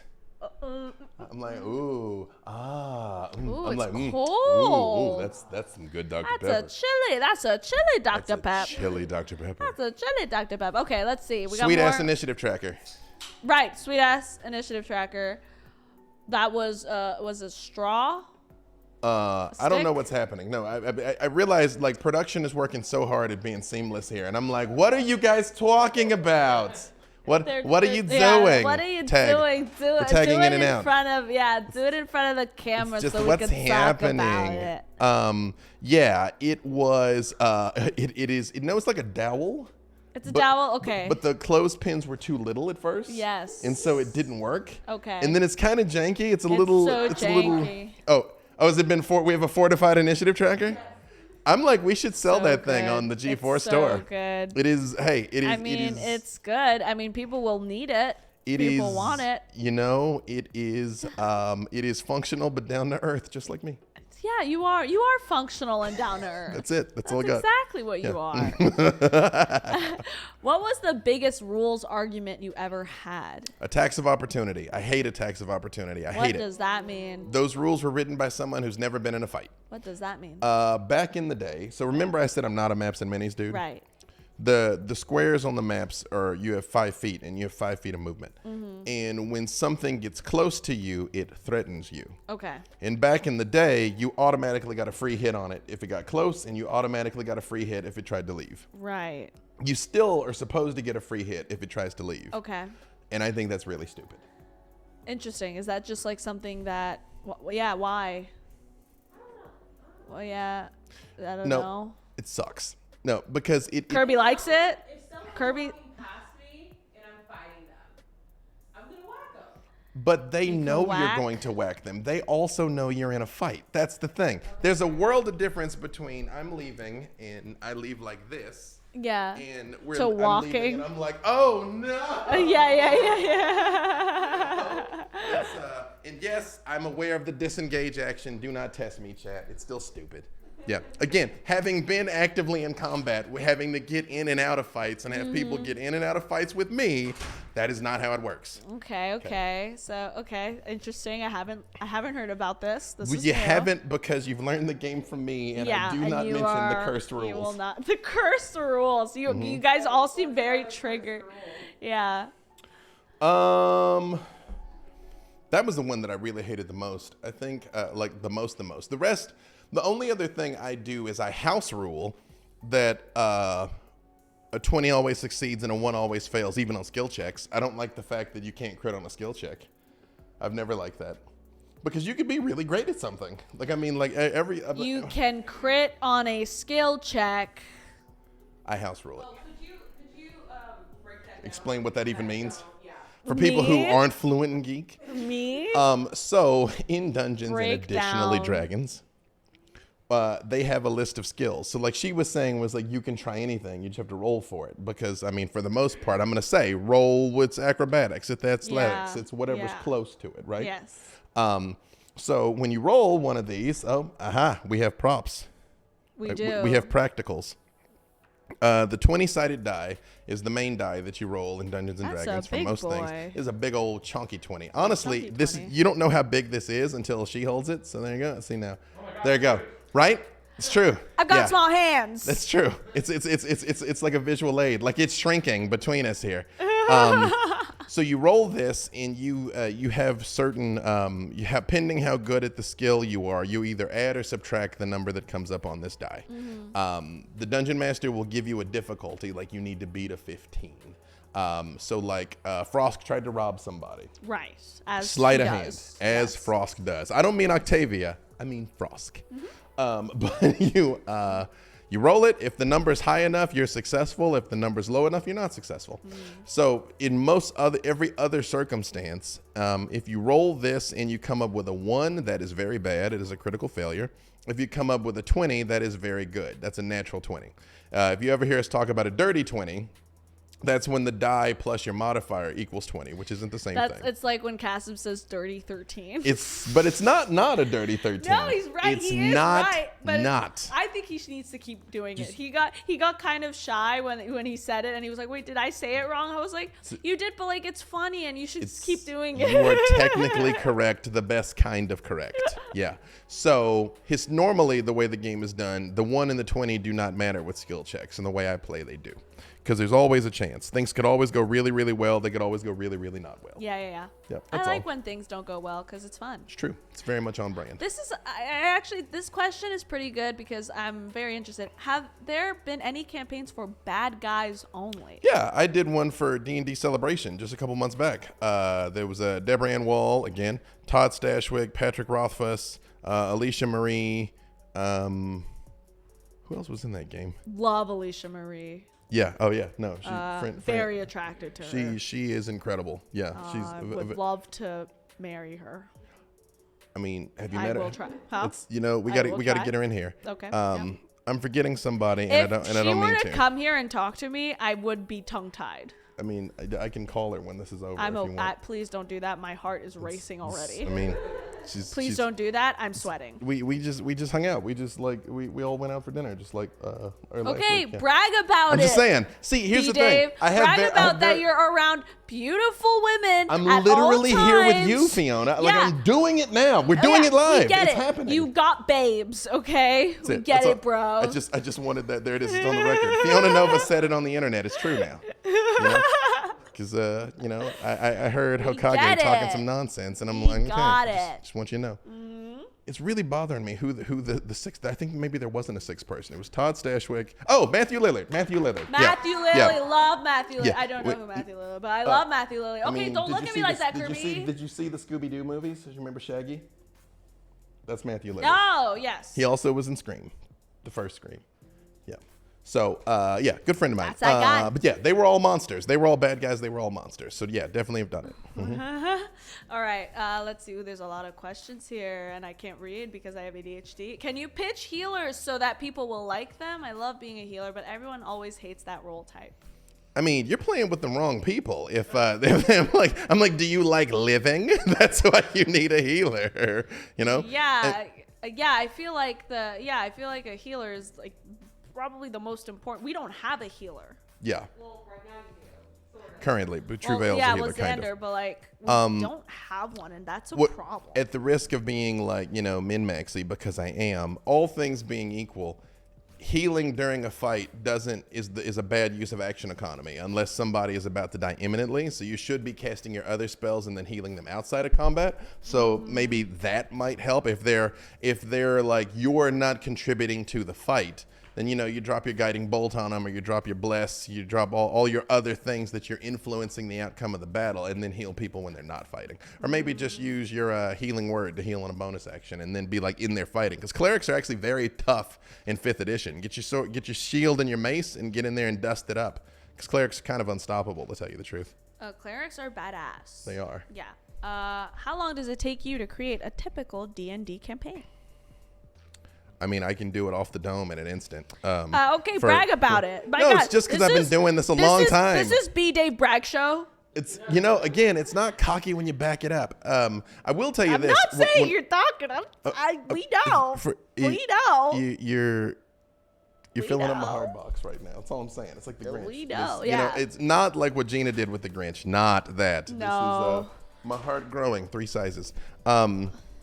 I keep looking because my back's to the Go- door, so every go time off, people come in, I'm like, queen. we're under attack, But for a stream or something like that, usually just like an hour or two, because I very carefully plan the beginning. I write out exactly what's going to happen at the beginning. I have an idea where it's going to go by the half, and an idea where it's going to end. What has been harder with Invitation to Party is I have to plan out every single aspect of every single thing, oftentimes weeks in advance, which becomes increasingly more difficult. As the further you go out that branch, the less predictable it becomes and unstable, because both the dice and the characters will surprise and betray you. Well, the characters haven't betrayed you yet. I mean, do your worst, though. Because somebody asked earlier, much earlier, like, what do you do if the players go haywire and they don't follow the story at all? you follow them on the story that they're trying to tell. I mean, within reason. Like if you plan for them to fight the dragon and they don't want to fight the dragon and they go everywhere else, it's like the dragon can show up. It can move. You know, the story can come to them. But if you're having a game where everybody's truly having a great time interacting with the agoraphobic kobold bartender, let them. At the end of the day, you're there to have fun. So do it. Yeah. So, yeah, I guess, like, yeah, I see. I feel like we're not confident enough to be betraying you like that. Well, it's two things. One, you guys are new, so you're very much just kind of feeding what I throw you, which I appreciate. Yeah, we hunger for your lore. First of all, thank you. But second of all, I mean, we're doing a show though, so it's different. You know what I mean? Like, we're not just a home game. Because, I mean, it's like, no, we got to go to break in a few minutes, and we kind of need this to be over here. True. By then. It's a little different since it's a show, right? Yeah, I get it. But we're the way we compensate for that, though, is we're modular in the time, though. Right. Of how long is this going to take or how long is that going to take. Mm-hmm. Like that dream sequence with Igneous went probably about twice as long as we thought it was going to go. Oh, really? Yeah. Did it? Yeah. But it was great, though. It was so good. Mm-hmm. You just got to keep going, huh? Mm-hmm. You can't really, like, stop when you're in the move. I mean, I try not to, really. Yeah. I try and give things a chance. Because you always want to cut it off right before the ... Yeah, you know what I mean? You always leave them wanting more. Exactly. Mm-hmm. Let's see. What do we got? Do you think the option to block or deflect could enhance combat as a reaction? That's interesting. Some classes can, like interpose and all that stuff. Like back in 3 and 3.5, block was an option. I mean, I think it's cleaner just having your shield add to your AC, and it's basically implied you're using it the whole time. But I mean, I guess that's kind of what the dodge action is for, because dodge just gives everybody disadvantage to attack you, and it kind of would be the same thing. So. What I just see something. I see something about shipping, so I want to ask how you feel about how do you are you already predicting shipping? I mean, Ollie kind of threw it at Octavia. Yes, obviously. Pretty hard. I mean, like, but like, is that something that like you take and you kind of run with it, or you just let it happen? Both. I mean, you kind of got to make sure the other human is down. You know, I mean, obviously the other person, because not everybody always is for a lot of reasons. Yeah. But if the other player is down with it, and I mean, and it feels authentic, I just go with it. I love that stuff. I love that stuff. People eat that. They do. They really do. Like I said, one of my characters got married last night. Although, for the most part, I very, very rarely get shipped. The characters I play, very rarely people. Oh, okay. I see. Interesting. I know. Like, whatever. What do you think about, like, because I just see a lot of people like shipping our characters or putting them together, but I'm like, I don't feel like we've established anything except obviously Ollie being like a simp, but like the internet is full of thirsty people. Yeah. What I don't mind the character stuff. I like the character stuff. What's weird to me is when they ship the humans. You know what I mean? Oh, it's like we actually know each other. You know that, right? Like, that's strange. It's like those fan fictions that they've written about me. There's fan fiction out there written about me. I'm in a couple of AO3s too, and it's probably nowhere near as many as you as your person, as yourself. You know, actually, no, it's all characters. Oh, I know. It's me. It's Fiona Nova X, real people. Yeah, that's not all right. It's okay. No, it's not. Well, here's the thing. It's weird. No, I'm okay. I'm good. And here's the thing. I'm straight in them, and I don't want that. It's true. And a lot of them I'm straight, and that's not real. That's not me. That's not who I am. That's not all fantasy is valid. That is not who I am. Let's go to commercial and we can just erase them from the internet. It's true. We're going to go deleting AO3s. All right, now that you guys know this, I want you guys to look into the camera, and you're going to see a flash, and you're going to forget everything that happened, okay? 3, 2, 1.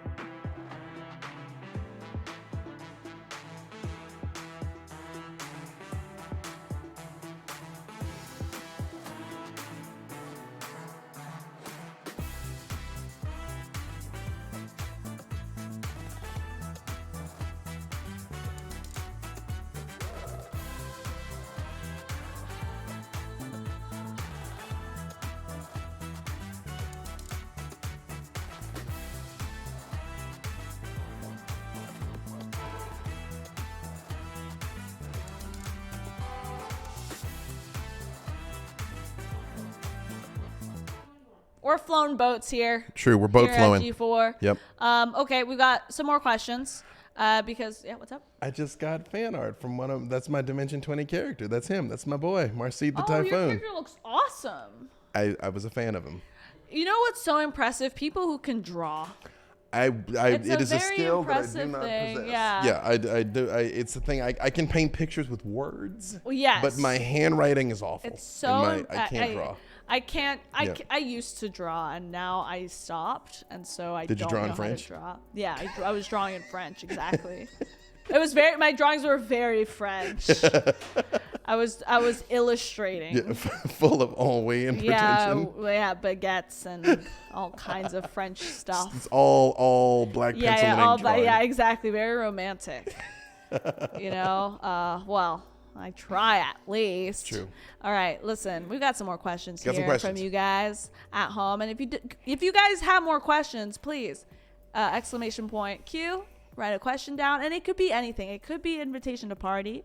It could be about B. Dave's sexual experiences, or it could just be about me and what kind of sodas I like. So Right. it could be anything. Are we doing The world's your oyster, huh? We doing G4 after And dark? Dr. Pepper, yeah. We can. Dr. Pepper. This can go dark. Yep.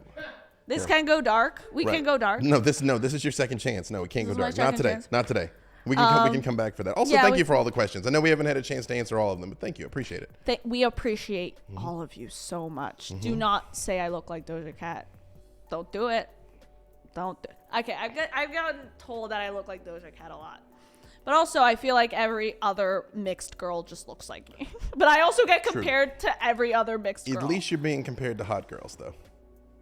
Yeah, she is pretty hot. Like there was. Who do you get compared to? I used to get Will Smith a lot back in the day because. Oh my gosh! Actually, now that you say Yeah. that, I kind of see it. Right, but I also used to get a lot of Tim Duncan, which I hated because Tim Duncan always looks vaguely confused. Like, Right. He never he always looks like. Yeah, like he's like, I'm not sure what's happening, you know. Yeah, didn't like that one so much. Okay. Mm-hmm. Yeah, I've got Doja Cat, obviously. I've got all kinds of. I've got essentially all mixed girls. Doja Cat, Georgia Smith. You ever get any Zoe Kravitz? Of course, that Mm-hmm. was my third one. I look like Will Smith's daughter, Willow Smith. I look like who else? Was it Willow Zendaya? looks like you. Yeah. Zendaya, yeah. Again, she looks like Yeah, you. she looks like me. Yeah, I look like yeah. Someone said you look All like wins, though. Uncle Dr. Phil. Somebody looked like what?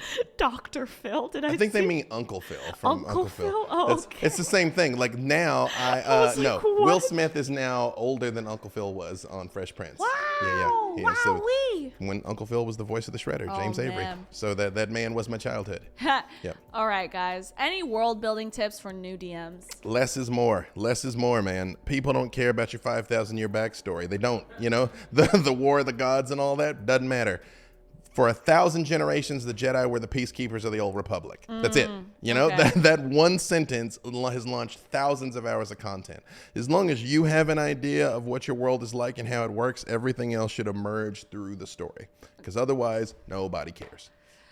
It feels like every time I ask you a question, you have the answer probably 0.1 seconds after. And I need to know, do you get asked this a lot? Yes. All the time? A couple times. Couple times? But that's okay. When you talk about, like, what are some questions you haven't gotten? I don't know. 'Cause I About haven't gotten DM, them. about being a DM. You know, here I'm gonna answer this next question, and you think of something that you think is a curveball because you're coming at this fresh. So I feel like you were the most equipped to throw me a curveball. But I'm gonna answer this. Okay. Why was the Forgotten Realms chosen as invitation to party setting? Because it is the most D&D of D&D. There are multiple campaign settings, but it's like the default. It's the most vanilla. Like when people just say I'm playing D&D. They're really in the Forgotten Realms, and so that's why it was. There actually was a discussion about doing it in a different place that I shall not name. That like pretty much up until the time we were gonna do it, and then they were like, "We're not doing that." So it's just the most D&D-ish of D&D. I personally set it in Waterdeep because again, it's New York City. You can tell infinite stories there, and just kind of get a broad taste of what the world is like. You ready, or I can do another one? I feel like it's still loading. As a DM, Uh-huh. do you ever feel like you need to go poo-poo on set? I'm going to go ahead and tell you.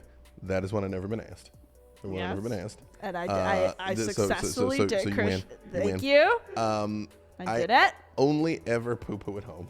I'm not a public pooper. Only poo-poo. You don't public poo-poo? Never. Like, Is there a reason why? I can count on one hand the number of times I have, and it's because something went like catastrophically wrong. Like there's a I've noticed people don't like to go poo-poo in public, either in like a public bathroom. They don't, or they super do. Like I mean, but there's I no. I think I'm in the middle though. You think? I think so. Just out of necessity? Yeah, I feel like there's times where I just really need to go poo-poo, and if it's in a public place, I have to.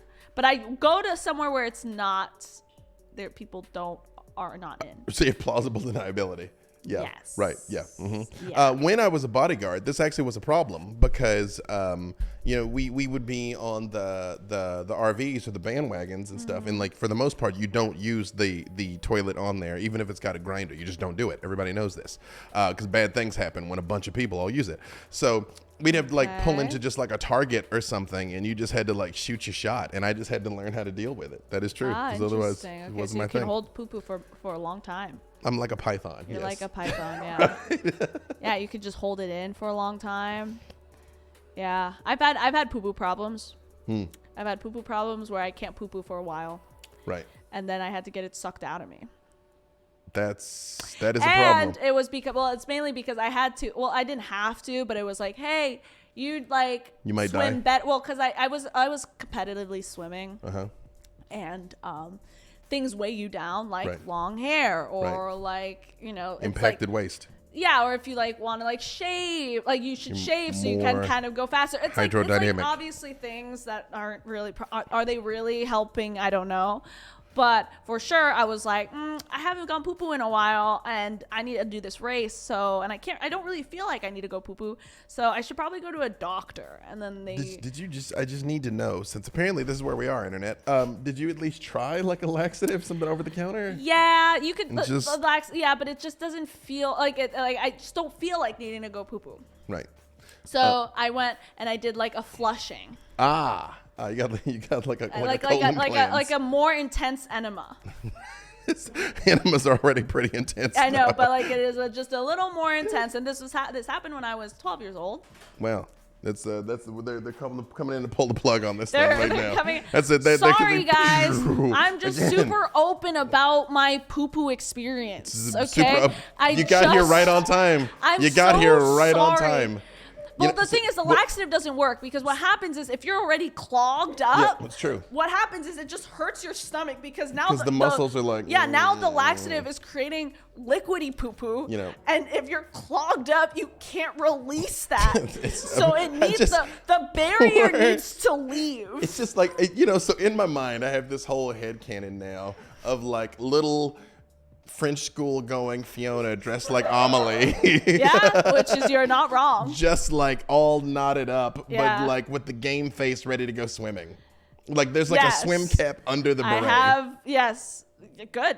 I'm glad this is what guys, I'm being open. If you're having this experience, you're not alone. True. I'm here. I represent you. You are feeling seen. Can I say a non-poop factoid about that is, since now that the Olympics has banned the swimsuits, like the bodysuits that the competitive swimmers were wearing. They did? Yeah. They're saying a lot of the world records will now never be broken. Like a lot of things Michael Phelps did and stuff. Because, I mean, it did only add a couple seconds. The bodysuits. No, it's oh, hey. Swimming is a whole Hi, thing. Austin. No, the internet's Austin. They see you there. Hey, we were talking about Morehouse and HBCUs and all that stuff. And then she started talking about poop, and here we are.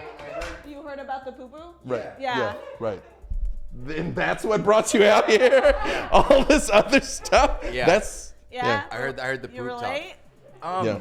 No? I mean, a little bit? A little bit. I could hear a little bit of the talk, but I didn't get the whole thing. So what am I? Right. So now we're going to do it again. A lot of poo-poo and a lot of clogged up poo-poo Mm-hmm. that needed to get released. Basically, I'm expressly a home pooper, and she was sharing that she had a time that she had to get like medically altered. Not all. Okay. This is dramatic. Medical intervention. I mean, like a more intense enema. Yeah. Mm-hmm. Yeah. flush She it did out. a colonoscopy on like hard mode. Oh, Yeah. yeah. I mean, I feel like when you got to clean it out. You have to, or else it's a disaster. Yeah, how else are you Literally. supposed to do it? Yeah, what am I supposed to do? No, there is a biological Gain? function. Yeah, how am I Right. supposed to, this needs to leave my system. It's true. Poop doesn't absorb. It'd be like a horror Yeah. movie. It just like It's ended up gonna like, sit in there. It's just or gonna like, sit or like there reverse until- course past a until certain it's point. up to here and Exactly. it You fell literally would have been down. full of shit. Literally. Yeah. She's gonna be on the show tomorrow. Just Yeah. goes to talk, or on Friday, and just goes to talk, and just comes out of her mouth. There it and is. then what am I supposed to do? Yeah, Throw up poop? That doesn't There's make any no sense. way. that's not good It's on content. It doesn't make any Yeah. sense. No On way. television? On Right. television? Someone's Right. parents are gonna see this. It's true. Yeah. Mine. Again, Yes. I can't do that. Well, again, welcome to our final stream block The, here with the alternative is to live your life like me, who every morning has to spend 30 to 40 minutes sitting on the toilet trying to get out all that mess. Yeah. And then your legs end up falling asleep. Yep. It's a whole. Yep, it's a whole thing. I'm feeling. the squatty potty. I don't think that works. Squatty potty. I don't think that works. Yeah. No, I Right. don't think so. Some people swear by it. I relate so hard to you right now, and the thing is that what's worse is I don't even know how you, this happened, y'all. You don't eat vegetables, so it's worse for him. Oh. I don't eat them. They're terrible for you. You should look into cassava. The mix cassava's nice. What does that do? It just has basically all of the vegetables and minerals and herbs and spices and superfoods just in a powder that you can just drink and be done with it. That doesn't And sound like it tastes good. Tastes like well, it does. It's not bad. It honestly kind of tastes like oatmeal. And I'm sorry, I feel like my It's a breath little is stale. oatmeal-y. Yeah. No. Yeah. You want Dr. Pepper? Oh, I That's would true. love. Can I interest you in a Dr. Pepper? You know? Mm-hmm. There it is. brought to you in part by Man, Yeah, I yeah. can really taste those 23 ingredients. all Single flavor? 23. Yeah. One by one. Wow. Yeah. They You just know- hit different parts of the tongue. You know what this is actually doing for me? What? It's making the glands start moving. There it is. You know what? Hey You gonna have a guys, moment? if you need to poop, Yep. if you need I don't- to fully please do shit, not cost us our Yeah, yeah, yeah. sponsorship. Please stop. The glands are the glands are moving for different reasons. I'm like, intervene. Yeah. oh great. Well, this has been Poop Talk, but with Fiona, we'll take a quick break and we'll be back with maybe something normal. Maybe. I don't know. This.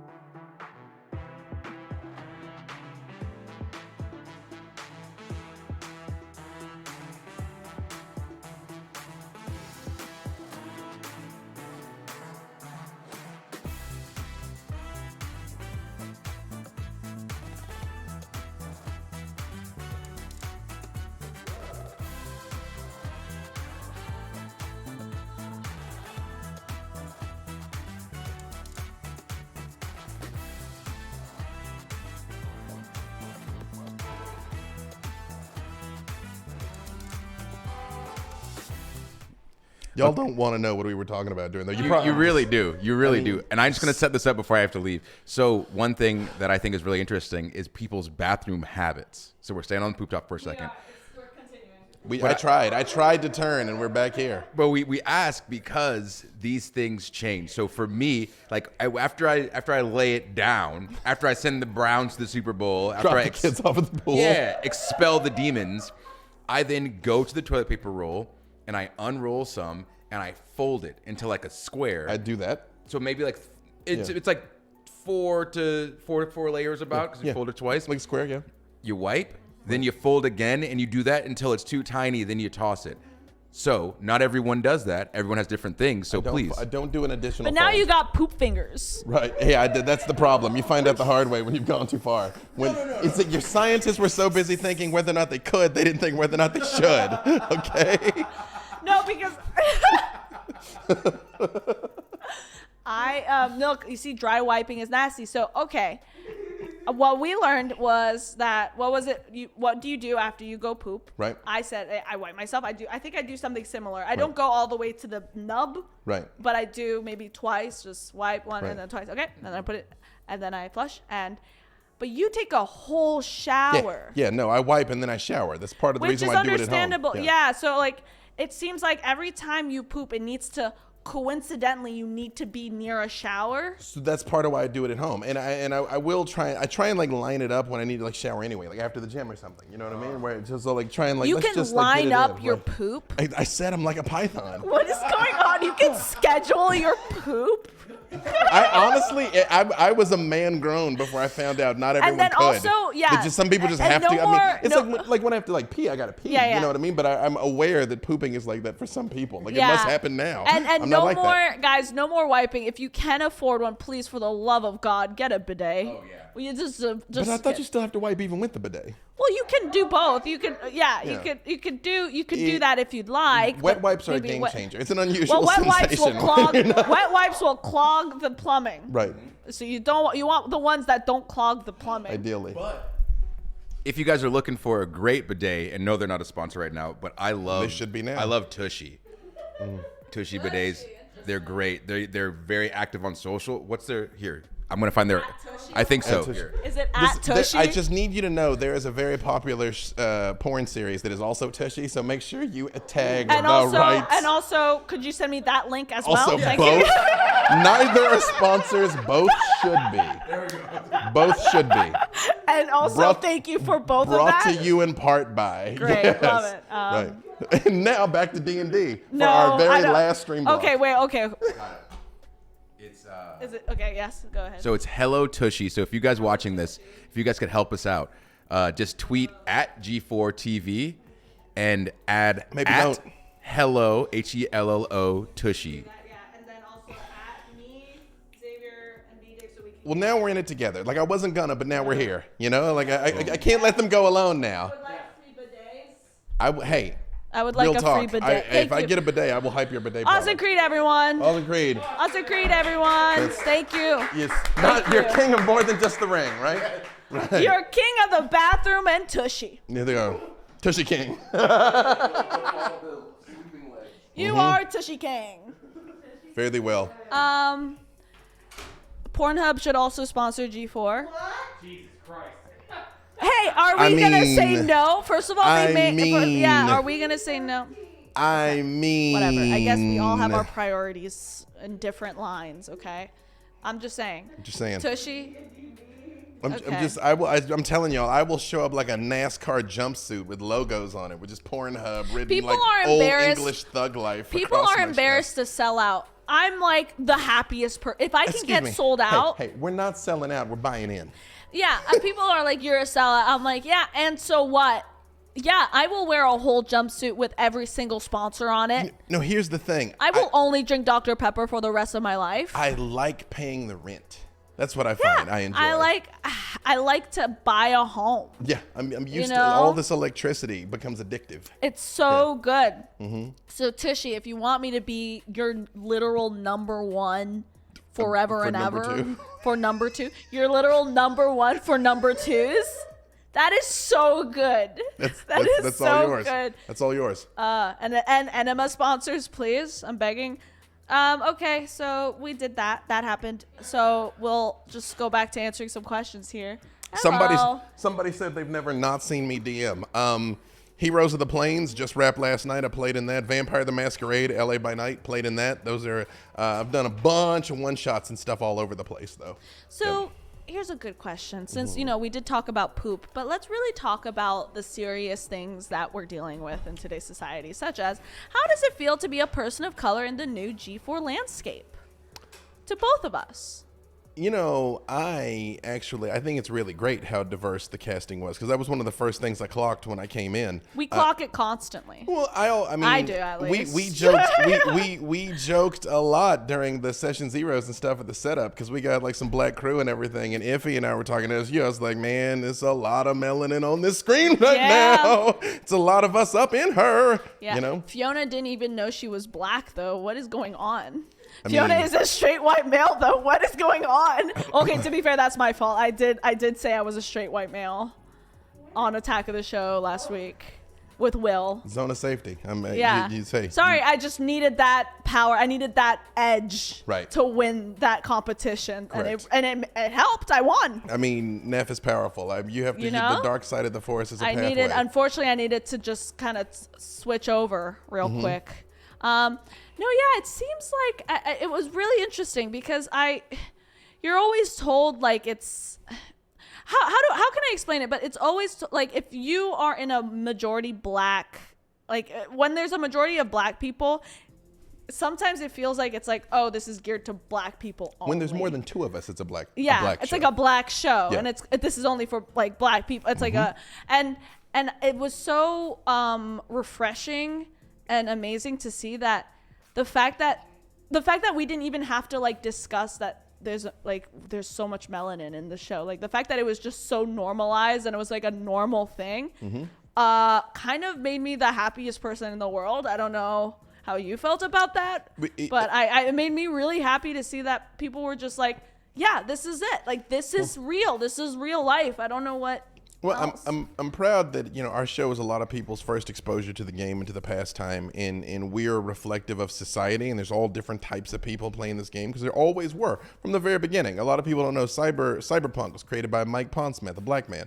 To be clear, I got nothing against cis white males. There's cis white males I love like brothers. I'm one. She of them. literally is I am one. literally a cis white male, But and I'm not offended. Yeah, there's cis white males I would do anything for. I would take a bullet for. So I got nothing against anybody.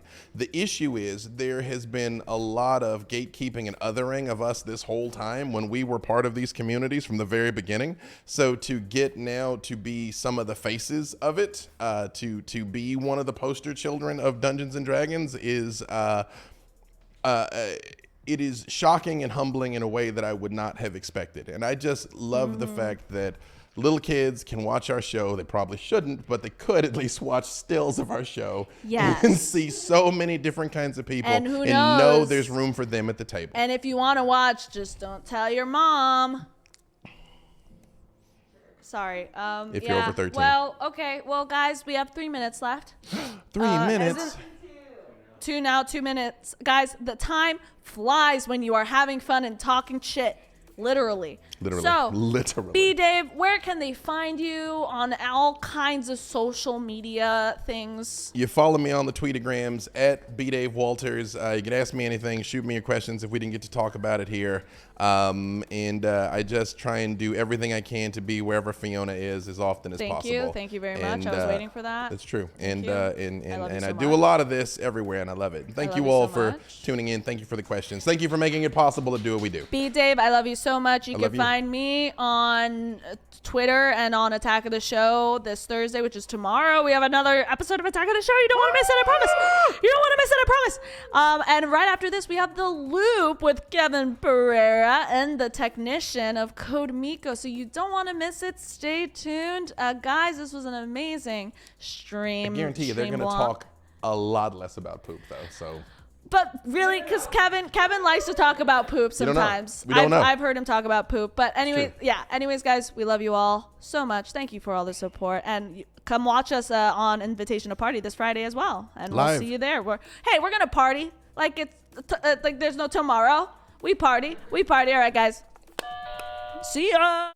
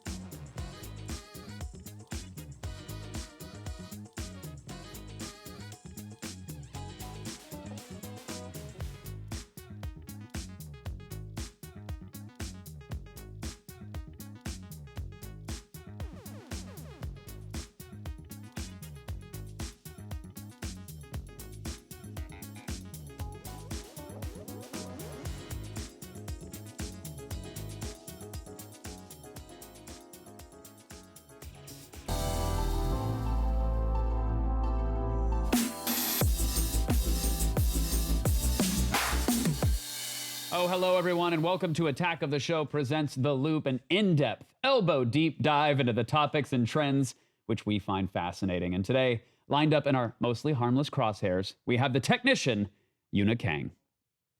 Yuna Kang, better known as The Technician, is a Twitch streamer, YouTuber, programmer, performer, and developer, perhaps best known for creating and piloting the virtual personality, CodeMiko. In tandem with her artificial ego, Yuna has interviewed a who's who of digital content creators. This jack of all trades has had a variety of interesting experiences. I do have a poll. It's because I used to be a firefighter. But these days, she's busy pushing forward the boundaries of interactivity and spending her time here at G4. Sorry. Hi, everyone. Welcome. It's The Loop with Yuna Kang. Now is the time to clap, not for the video, but for Yuna herself. Hey, guys. Thank you so much for being here. Yeah, I was no trying to worries. explain that I tracked that package mere minutes ago while a tortilla chip was still shredding the inside of my throat, so slowly sorry. killing me. Thank you. Yes, and I so wanted to make this sorry. entire interview about me. So if you just want to ask me questions about my harrowing tortilla chip Oh, no. ordeal, we've got 2 hours together. So I feel for you. I actually have a cough as well, so Oh. we're just going to be making guttural noises. you know, Twitch, YouTube, even the linear audience, they love throat clearing. So if we just want to ASMR, yeah, Hardy. That was that was real. Okay, Oh, great. God. Oh, great. And the donations are rolling in. That's questionable. Are they? No, not around here. This stream is not successful, but thank you for gracing us with your presence. I do want to shout out to the folks that are watching live in real time. This is an interactive experience. So if you have questions, if you have comments, super producer Ian is at the ones and twos. Get your questions noticed by typing !Q followed by anything you want in the chat. Again, any questions, any comments, we'll get to them by the end of the show. And then, yes, we did get a request for one more throat clear, if we could. And yes, today is Tortilla Chip Awareness Day, I guess. So I'm a little salty. For my Cantina boys. Okay, Yuna, All right, we here we have to get go. into it. Oh, God. Oh, no.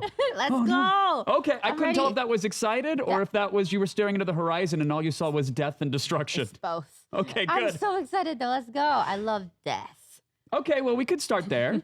Do you love death? My chat actually loves death. White people happy death chat. We just get really excited. That's why they have fun making Nico explode over and over again on my channel. I realized that number one thing that they love about my channel is just torturing my VTuber. Okay, so it's Yeah. not too much different from the usual G4 audience. Oh, okay, as well. that's great. Yeah, they Yeah. like us eating disgusting things or walking on glass Yeah. or Walking on glass? sure, yeah, or just discussing like daddy issues, which Oh none of my us have. God. None of us have. Oh but my God. I mean, I can't relate, but do you feel? I mean, because there is obviously we're going to talk all about CodeMiko, and you as the technician. Yeah. Do you feel a separation from CodeMiko that when the audience seems to get joy and squee from exploding you and demolishing your character, are you completely separated from that, or does any piece of you feel like, oh, they're torturing me? they okay, so it's like first it's like, okay, it's funny. All Sure. right, it's funny. My VTuber just got exploded. But after the 99th time of getting exploded over and over, and I'm just screaming at the top of my lungs over and over again, it becomes like they're actually torturing me. Okay, You good to know. Yeah. Yeah, it's the There's- it's the comedic rule of the hundreds. If it Yeah. works 99 times, you gotta keep pushing it. I'm sorry they Exactly. torture you as such, but I'm sure they do it out of love. Yes. And there's not a ton of Yes. performers that you can explode legally on a That's streaming true. platform, right? I think they get it out of their system, but through my VTubers. So Yeah. I'm happy I could provide the service So there was to a my little chat. bit of controversy here today with some folks saying like, "Oh, don't say the V word." Other people saying, "No, CodeMiko's a VTuber." Oh my God, I thought you were gonna say vagina. Oh no! No, we say that all the time around here. okay. Yeah, I actually got a tortilla chip stuck in mine at lunch. Big fan of vagina. Did honestly. someone just say Kevin fan. in the back? Out of all the things that are said in this student at the table, that's the one?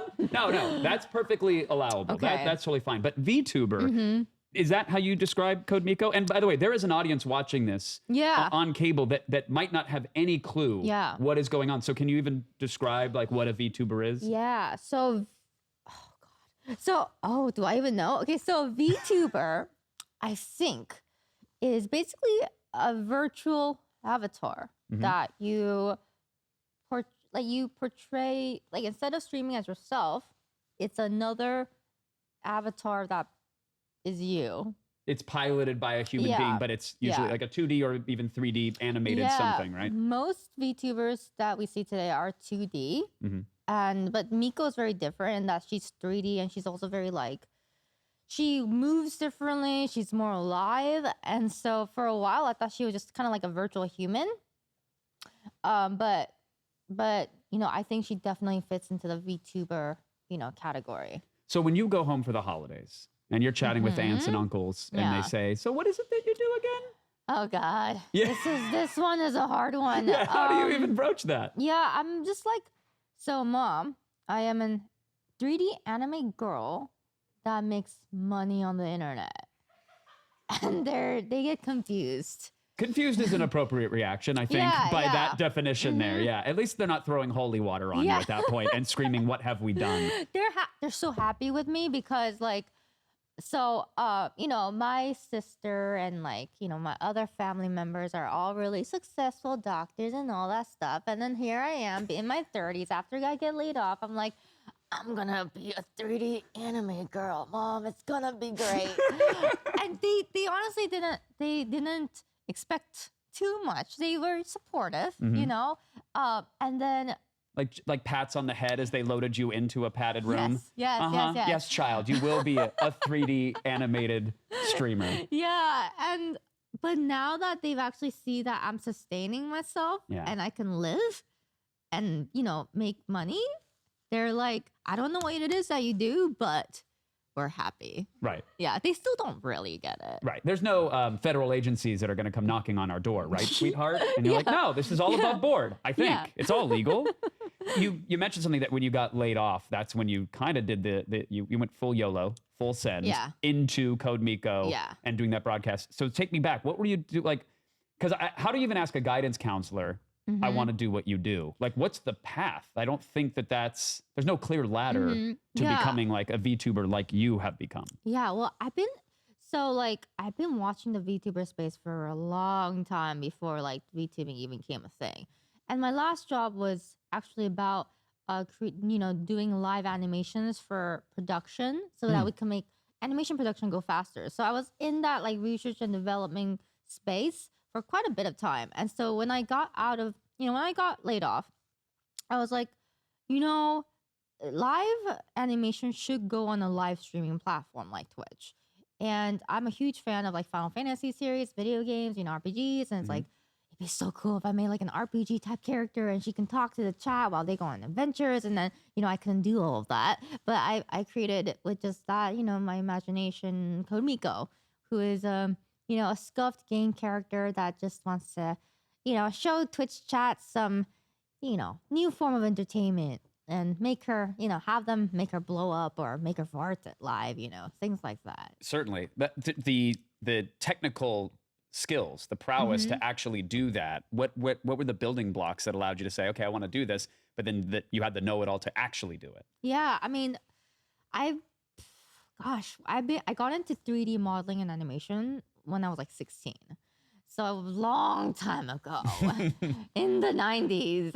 I'm kidding. I'm not that old. I actually want to just so everybody knows how old I am. I'm 31 years old. Okay, and just so everyone knows, it's okay to be older than that too. Yeah, that's It's true. entirely okay to be a lot older than that. Knocking on 40 or death's door. Exactly. It's okay. My audience constantly wants to remind me of how old I am. But here's the thing, Kevin. They always add additional age. They keep convincing me that I'm 32. Yeah, but that's I'm 31. gaslighting. I know. Yeah, okay, because they're pouring it heavy in the chat. Yeah, I'm just seeing that I'm number scroll like 31. mad. So, but yeah, so like when I was 16. But if you got into it when you were 16, like what was the industry? Like were you able to take was there a class that you were taking like in school or you just had to get into it through YouTube videos or? Yeah, so basically there wasn't even YouTube back then, was there the internet back then when I was 16? Was it like a GeoCities landing page or something with some animated flames and skulls or something? Yeah. No, so how I learned is I just went to Barnes and Nobles or Borders, and I would just like buy a bunch of 3D tutorial, books, and I would just make stuff in Maya 7.0. Just That you downloaded legally. of course. I just want to point this out. Yeah. Obviously I downloaded it legally from a friend, cousin, okay, who gave it to me. They clearly had spare legally. licenses, of course. Yes, Yeah. yes, and that's kind of how I learned and got into it. And then from there, I kind of went into a animation school. From the animation school, I got my first job into VR, and that's kind of where I got introduced into game engines, and then that's where my career kind of skewed a little bit into research and development inside VR and game engines. And So then who were you doing the R&D for at the time? when When we were laid off, I think during COVID? Oh, it was before COVID. It was pre-COVID. Yeah, it was pre-COVID. Yeah. Are you allowed to say who you were? Okay. Yeah. All right. Skunk Works confirmed right here. Working on artificially intelligent VR super soldiers. Yeah. I'm sorry. Exclusive. Broke it. Okay. There we go. You're laid off. You YOLO the severance into. Oh, they didn't even give me severance. No. No. So did you go into debt essentially to create? Yeah. Really? Yeah. They. Oh my God. I can't talk. Yeah. anymore. No. Let's not. Let's not. Because I have some things to say, but I'm not going to say anything. There are some men in black suits outside the studio. Oh, right good. now. Are they mocap suits or no? No, they look pretty dangerous. Okay. You know what? Let's shut off all the cameras and kill all the mics just so Yuna can tell me exactly who she was working for and what she has to say about it real quick. Is this live? Yeah, 100%. Yeah, don't do Oh. that. Don't do that. I was setting you up. I'm sorry. Oh, that was not kind of me. So you knew you had Yeah. the skill set required to even attempt something like Miko. Did Yeah. you have to run multiple tests before vaulting into it, or did you create it in real time? Oh my God. Oh yeah. I mean, the development process for Komiko was a headache. Oh my God. It was a time of, man, like How I many was- folded and collapsed avatars are there on a Maya floor somewhere? Oh, there's a lot.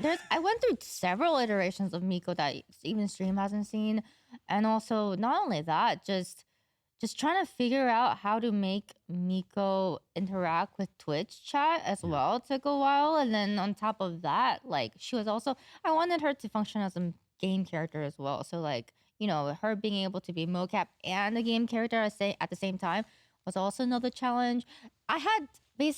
This was like my schedule before I got into streaming. And it was like I would dev for 24 hours and then sleep for like 6 hours and then dev for 24 hours. And then during this time as well, I would collect trash, like mounds of trash. And one time I woke up to like 100 horseflies in my apartment. Because I guess they made little babies inside the trash course. pile, and then they just decided to pop And you up all wake at up from a once. development sprint and go, "Oh, friends! Oh, Finally, I yeah, have to name each and yeah. every one of you." Yeah. I had a very dark period of time when I was just making stuff, and I couldn't stop because I was in a desperation because I put myself in debt. I had rent to pay because I had a whole year left on that lease as well, and I just didn't want to give up. So, Well, you didn't exactly give yourself a net. There was no plan B. Which is It's good to which not is do that. wild for some people, but admirable for others, and it feels like it's panning out for you. I'd love to talk more about that time and the development of Miko and that path. Can we do that? Yeah. Okay, we're gonna take a quick commercial break. When we're back, more with Yuna Kang, the technician, right here on the loop. You stay there. You're not live anymore. Oh, we're live. We're still live. Still live.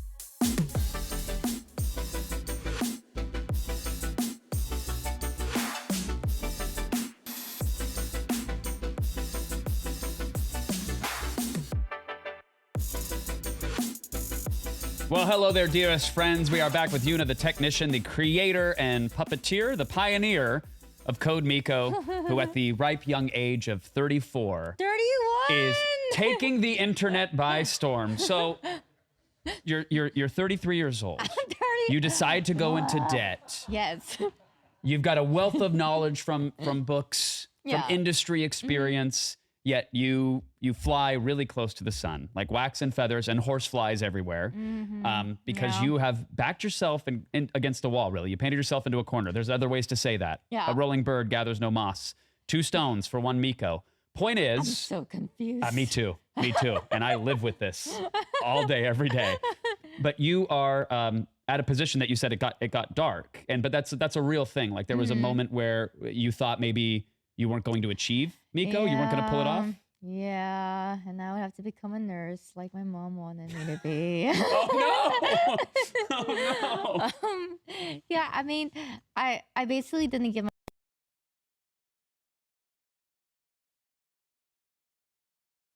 so cool. Is that you're doing? No, I'm not that powerful. But Whoa! wow, I think, that's so cool. I think an dude. EMP just struck the entire studio, and seizure warning for anybody on set. That's Sincerely, things are pretty. glitching like mad.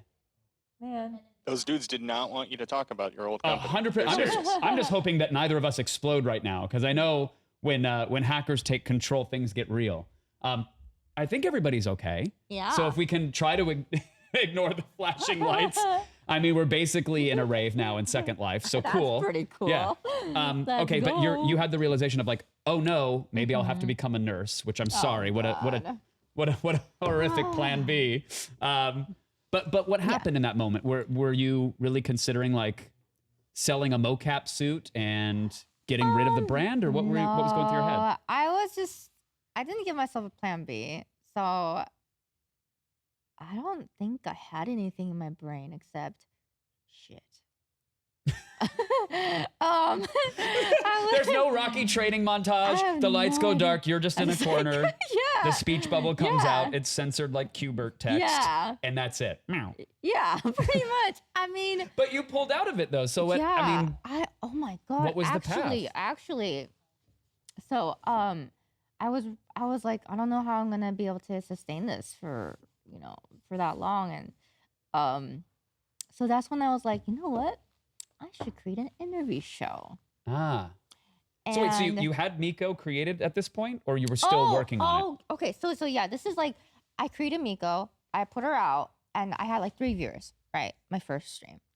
And I think it took like 3 months to get up to like a, nice like 100 and 200. And I was able to like, sustain myself, Mhm. right? But then I got myself a boyfriend and my viewership tanked and became half, and more like less. Is that because you were streaming less because you were with said No, no, boyfriend, no, or no, is it no, because no, the no. internet No. suddenly The you were internet- unavailable for them? Yeah, How the dare internet got really upset that my No. VTuber, who they thought was real, now has a boyfriend. they? Yeah. So that's when my everything just kind of tanked, and like within a week, my viewership and my subscribers and everything, my donations, bets, everything halved. Jeez. Yeah, and then Did that cause any turmoil in the relationship? Because I can imagine you were working. No? I was just like, What about for you, like emotionally at that time? Because you're working so hard, you finally get a No. point where there's an ounce of stability. yeah, A slight pixel of your personal life Yeah. ends up on screen, and then viewership drops and the money drops. That must have Yeah. led to like financial insecurity or something. I mean, I didn't blame anyone, right? I was just like, because the Mm. thing is, for me, it was like, I wanted to make it with that, like with all that, because it's like you should be able to, right? Of Like course. female content creators should be able to talk about their relationship if they want to, and not have them affect their business. And so I was like, I'm just gonna pull through, and I'm gonna make a plan that will, make sure that people can see my stuff. Which was like, it'd be cool if I did an interview show, because it's new, it's fresh, and I think that will help bring new eyes to my content. But I never thought that it would actually blow up. But So at the time, were you just hoping to eke back to the Yeah. viewership and Yeah. the donation levels and everything Yeah. that you had? Yeah. And like I was like, this interview show sounds like a good idea, so I should do it. And I picked like smaller streamers and just amongst my friends, like the funniest people. And those clips started kind of circulating. Although the tweet, there's one tweet that actually put me into people's eyes, and it was the tweet where I was side by side with my VTuber, showing like, you know, my VTuber's here, I'm here, and look at In how real I'm, time, Yeah. you're emoting and moving around, Yeah. and Yeah. Kamiko's doing that as well. Yeah. Yeah, that clip basically went viral. And then I had more eyes, and then I had my interview show with really funny people on, and it just, people started putting on LSF, and then other bigger streamers started to notice it, and then Hassan rated me, and then it just snowballed. Amazing. Yeah, yeah, And then you're now off to the we're here. races. Yeah, Yeah, really. now we're we're- here. So you were expecting or maybe charting some sort of gradual growth. It seems like overnight, even though it was years in the making, but Yeah. overnight, Yeah. the popularity came. How has the Code Miko empire changed? Because it seems like up until a point, it was just entirely on your shoulders. It was just Yeah. you. Yeah. Is there Team Miko now? Yes. There is? There is now. Are there engineers waiting in the wings? Yeah. Are there graphic designers? Are there world builders? Are there I mean, like, agents and managers? Oh my! yeah.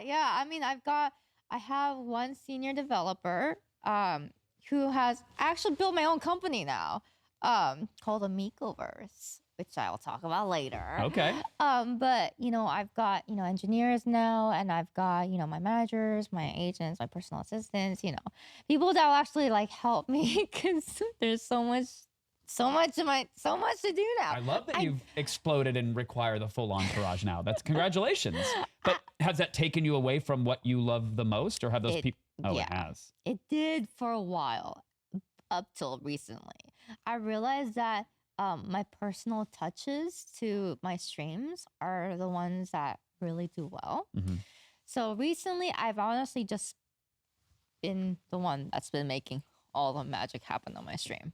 I went back and I actually feel a lot happier too, because before it was all like company stuff or like Komiko as a brand stuff and all the boring stuff. But now I actually am tinkering again and making stupid shit. So I'm happy. Good. I think Yeah. most people are happy when Yeah. they're making the stupid content.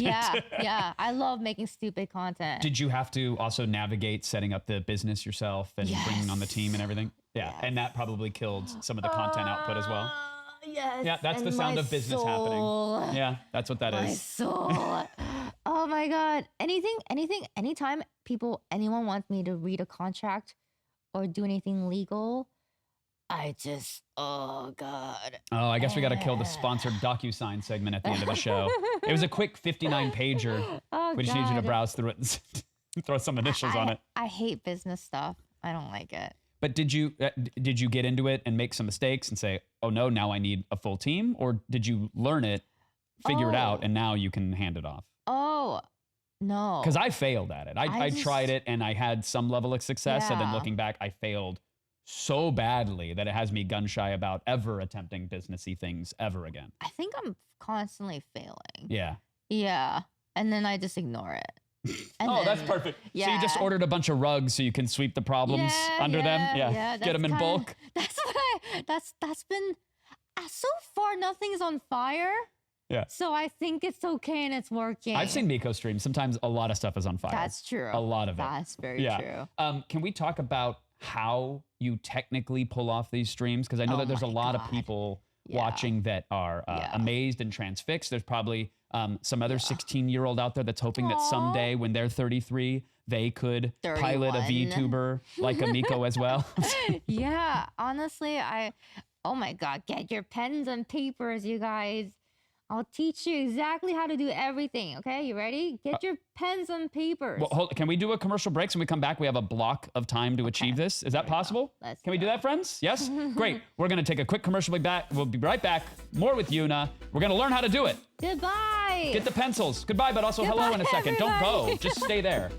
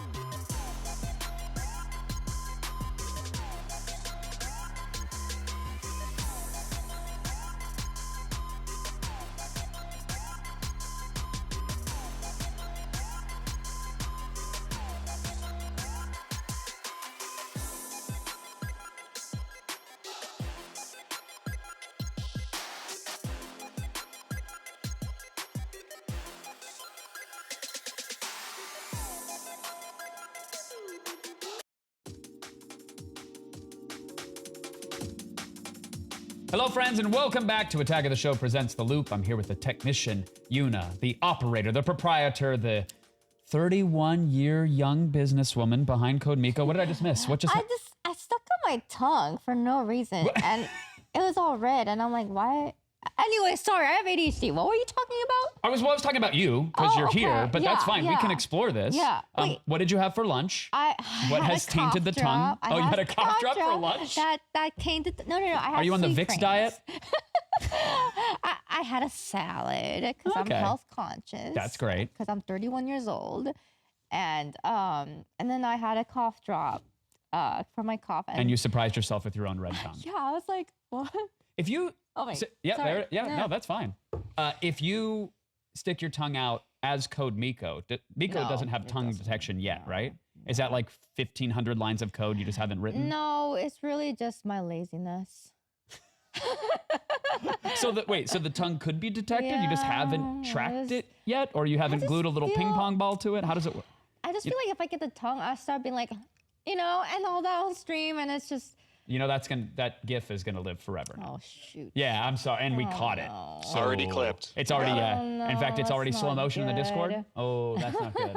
Emotes in chat. Actually, I would love for you to break down how Yeah. Miko works for me and for the audience at home. Yes. Again, I'm super fascinated with all things Yes. tech and how you built Yes. Miko and how you pilot it. But I'm sure there's an aspiring someone out there Yes. that wants to be the next Miko. So if you could teach them how to take your Yes. crown, that'd be great. But Yes. let's assume hypothetically that I'm extra dumb. Hypothetically Oh no. that okay. I'm no smart. no smart. So I'm gonna need you to explain it because Okay. Kevin no smart. Kevin, no smart. Got Which it. the graphic may run. Hey! That makes me happy. Excellent. So yeah, 0 IQ me. Okay. Kevin no smart. Kevin I didn't no know if the smart. graphics are gonna hit because we got hacker manned. Okay. Mm-hmm. I know smart. I know smart. How do I VTube? How make suit? Uh-huh. How do tongue? Okay. Kevin. Supermarket. Mm-hmm. Money. Yeah. Credit card. Okay. Swipe. Hold on, I'm lost. No, Wait, we got to what? take that back because How I do know we- Kevin knows smart, Okay. but you mean like a supermarket, like a Fry's, Okay. rest in power, or Okay. Kevin, Yeah. internet, yeah, Google. okay. How to be Code Miko. Oh, it already exists. Is there already a step-by-step guide? No, okay. So, for real. So, I would say, oh God, how do I make this simple? Get a 3D model. Okay. You have to have it rigged.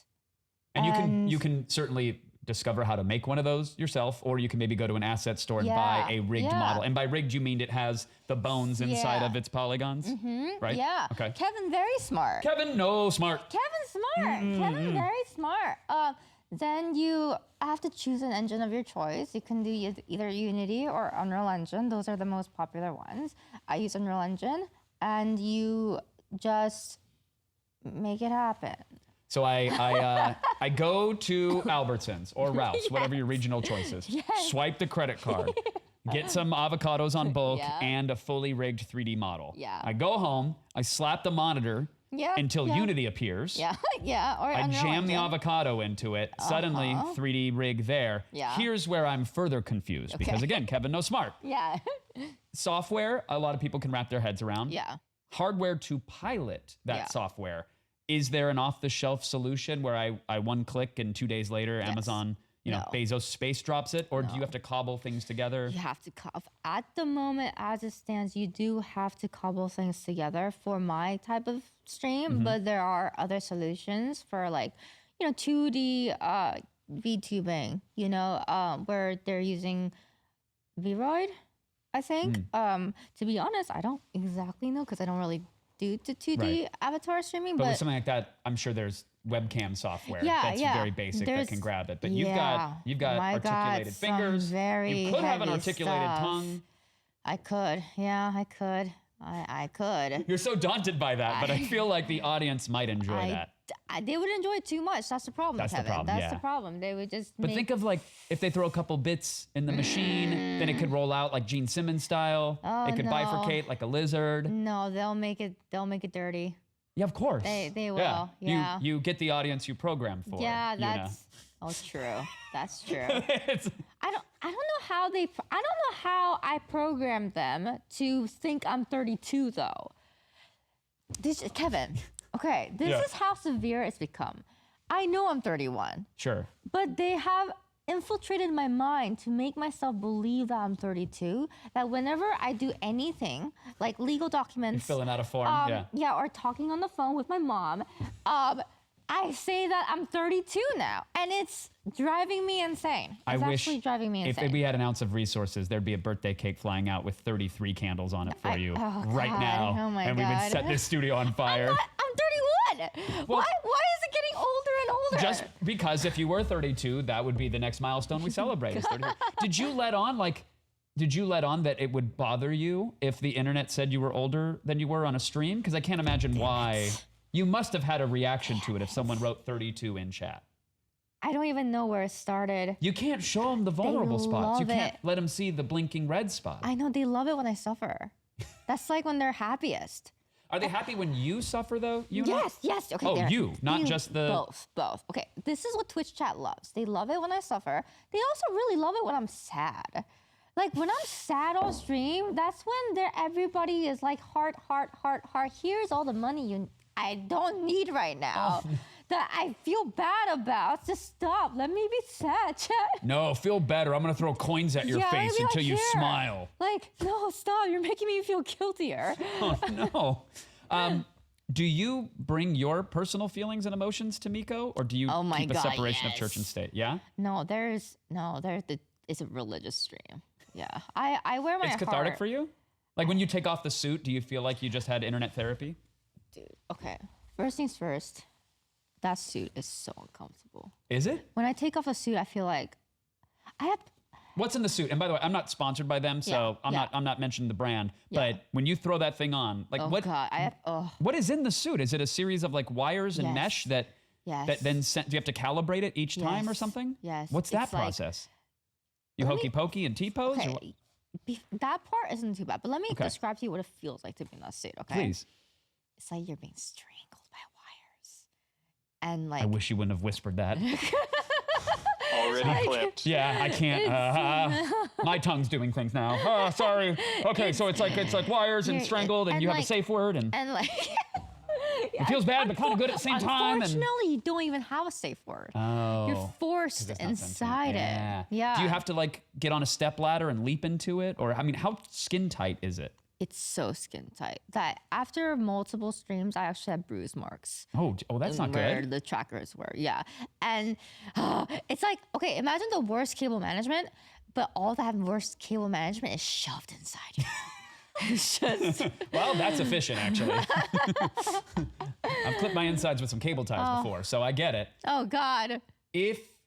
So you put on the suit, there's mesh everywhere. Are there God. like bulky patches of electronics in certain spots that would then bruise? Yeah. And you know what's great about me is I make it even worse for myself. Like now my setup's even like so I have two different setups. I got the light setup where I can't do it anymore, and I got like my crappy setup. And then I have like Is it still it's still like a functional. bodysuit, It's still but it's just functional, less but cumbersome?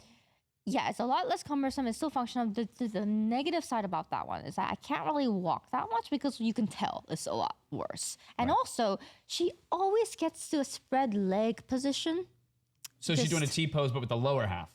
Yeah. Okay. Yeah. Is that a calibration issue, or are you just working on the abductors? It's a calibration issue, but you can't calibrate. You just can't calibrate that often. Hard to calibrate it. Yeah, because I've it just tried. takes so time away, right? So she's just. There's also a weird creaking door noise that happens throughout the stream. It sounds like a haunted mansion opening up for people to come visit. You might want to look It into just that. happens to be her vagina. That's just always spread open There's the during. V word. Sorry about the V No, word. that's fine. I knew it was going to happen. but it's just very unsightly. So whenever I have serious streams where I have to actually, wear the suit and all of that, and I'm making it harder for myself as well because not only that, I'm now putting on Vive trackers on top of it. Because inertial suits, okay, this is going to get a little nerdy, but Please. but inertial suits actually have a drift, and the only way you can ground them in real life is if you have something that can track in real life, which is, in a very cheap solution, is a vibe tracker. So There's no inside-out tracking. There's no cameras or sensors shooting Yeah. out from the suit. Yeah. So that's why you need like lighthouses Yeah. spitting out Yeah. LiDAR or infrared. I don't remember which they use, but some it's stuff. so that's reflecting off of these vibe trackers that you've Yeah. attached Yeah. to various parts to Yeah. ground you. Yeah. Otherwise, you might slowly drift away yes, from the table. Kevin, very smart. Kevin, we're done with the no smart. Kevin, Kevin's very so smart. Update the graphic. smart. We don't have the tech for that. Okay, that makes total sense. Yeah. And So it's heavier now. It's like it's worse. And then I decided, I'm getting a different helmet solution for myself. well, so that was gonna say, I've seen some solutions where people will have like almost like a Madonna mic headset thing that holds an iPhone in front of their face to God. track their mouth and eyes and ostensibly their tongue. That's not the solution you use? I have been using that, but I've Yeah. also. So those things, they're so big. They're so big, and they're How so big heavy. are they? 8-inch. Oh, okay. I won't say that because we're brown. That's abnormally large. I'm sorry. I'm No. sorry, guys. This is cable TV. I know I can be brand safe, I didn't know they made them that large, to be quite honest. but they're very big helmets, and I have a few solutions that, like, I have a tripod on the table, but again, like, if I want to do a serious version, then I have to wear the helmet. Right. It's all very heavy. I feel like I'm always falling on one side. Drifting away from the table and Yeah, slumping over like a it's- drinking bird Yep. that had too much. If we Yep. hear the thump, we know the stream is over. Yeah. I appreciate that you suffer for your art because it is a delightful art. Do you want to be Miko? I mean, I don't Yes. technically. Yes? I mean, dare to dream. I didn't know that. Will tomorrow be the first day of the rest of my life? Like, honestly, I you would love can- nothing more. Yeah, you can. I can just talk. Where just have the face, the iPhone tracker. Yeah, and you do then- you. I'll pilot it around. I've got Yes. moves. I know TikTok dance challenges. Really? Oh, yeah. But I do have this weird thing where my legs slowly creak open throughout every that's, stream. That's perfect. Sorry about that. In fact, I'm going to take a quick commercial break and I'm going to zip tie these shut again. Is that okay? Yeah, that's. All right, more with Yuna, the technician. We got your questions. We have some games we're going to play. It's all happening right here on Attack of the Show presents The Loop. You stay right there. Goodbye. Oh wait.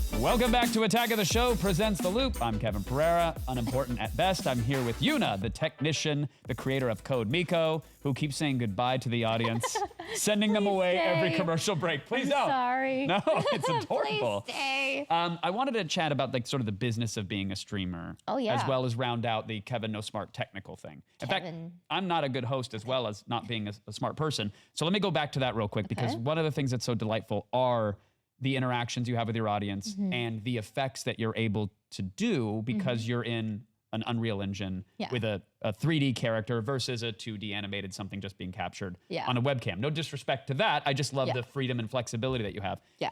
However, when you decide I want Miko to explode or catch on fire or, have lasers shoot out of her, whatever the Yeah. effect is, what goes into that exactly? Oh.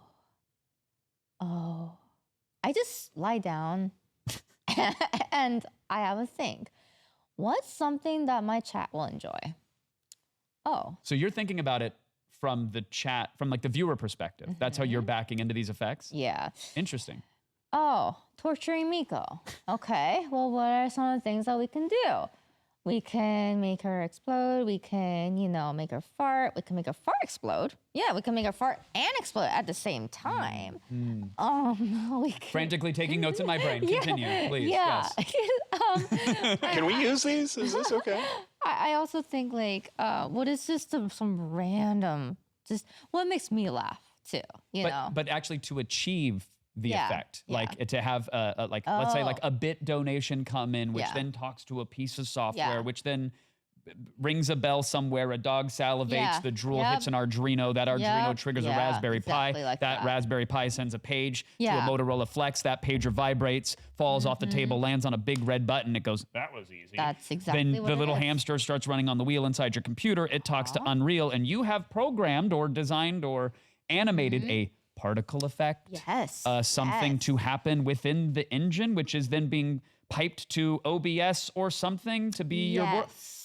You You're my head very hurts. smart. You're very smart. You actually got most of that. Kevin, no smart. Was I wrong Kevin, with very the hamster? smart. Kevin was actually right on the dot with the hamster. Oh, good. Okay, Several great. of them. So yeah. you do have the Yeah, hamster in the little wheel. Tiny feet. Oh, No, but so I mean, cute. when you want to make an effect Yes. happen, how long? Like, to make a fart explode. Oh my goodness. Okay, this. You have to go into Unreal and start coding and drawing notes. Oh my god, this is so fun. Okay. So it depends on what I'm making. Okay. There's some things that literally take a day, a night, to a couple hours. It all depends on what it is. But usually, things that hurt Miko and unironically take the least amount of time. It's really easy to get explosions. It's really easy to do fart effects. It's really easy to, I haven't done this on stream yet because I think it's too far, but it's easy to go Miko, like, like bzzz. Is that chat controllable with a remote? I don't know. no, Are we talking about like- shocking her? Yeah. Got it. Okay. Yeah. Yeah. Oh, Okay. okay. I didn't know if we were getting banned. What did you think it was? What? Of course. Yeah. Oh, I thought I'd Electrocution. turn you into a hornet. Buzz buzz. Yeah, like a Maya the Bee thing. Yeah, Shocking. but- Yeah, and you think that's too far to shock I don't know. a virtual character? I don't know. So there's some things where Did I dodge that, Ian? Yeah, I don't think anyone caught it. Okay, good. And if we can just edit that out of the linear, that'd be great. wait, what happened? No, Are we no. live still? No. Yes. Okay. We are. I shouldn't joke about that. We are live. It's still Okay. live. That's why chat is Okay, scrolling. okay, That's okay. why we know you're 31. I'm Can 31 confirm. years Chat will see, confirm it. Just then I was about to say I'm 32. Literally. I know, I was- Literally my mind is crazy.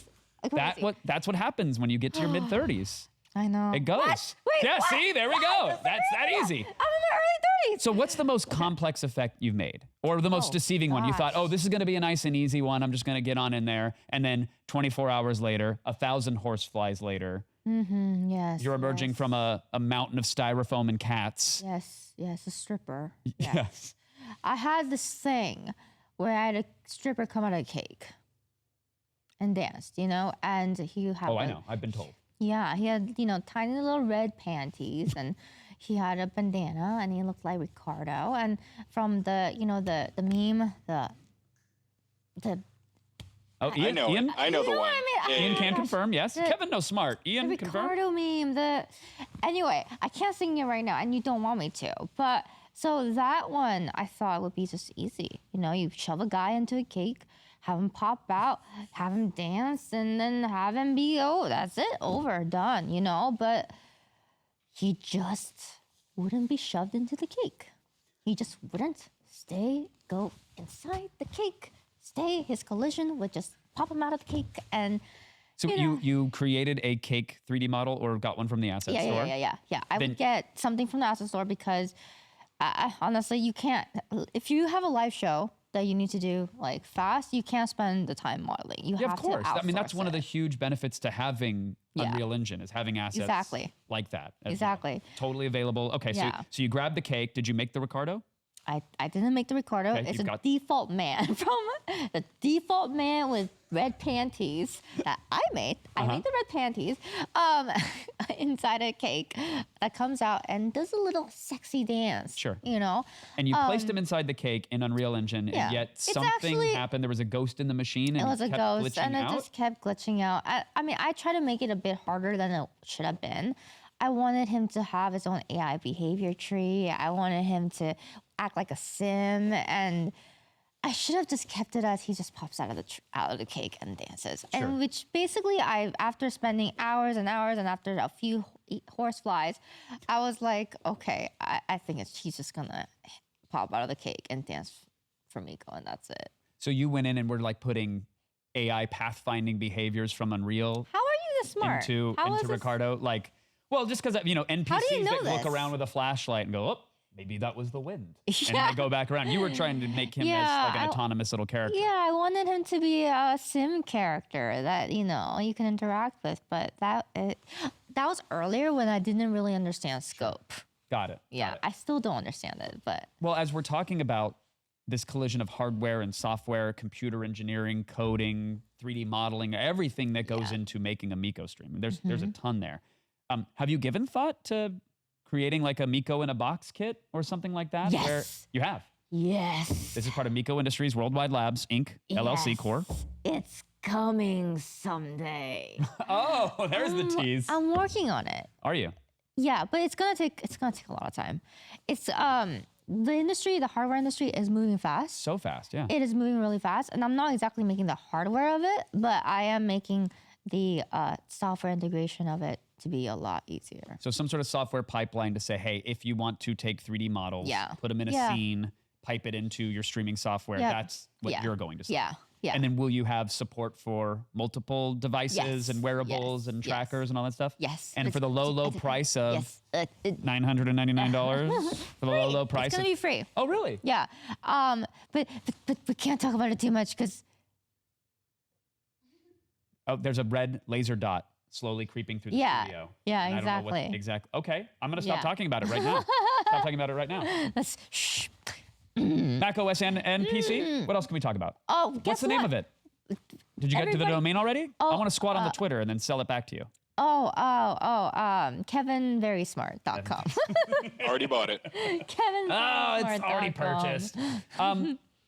Do you feel like you've experienced like a steep drop off in that viewership and the donations once, right? It was an yes. unsettling moment that happened. I'm sorry to go back to the dark stuff, but I'm The always dark ages. fascinated with like, look, success is great, but Yeah. I learned so much from my failures, Yeah. which is why I've learned a lot in the last few years. Yeah. And I'm always fascinated with how people like overcome obstacles. Obviously, I feel like there's more to learn there than I did the thing and it went completely fine, exactly the way I planned it. To be honest, even with a drop off though at 100 viewers, it's actually still good comparatively to the rest of how Twitch is so hard. Oh, to, sure. So it like I think I could have just went on with the 100 viewers as well, but it would have been just tougher because of all the debts I had.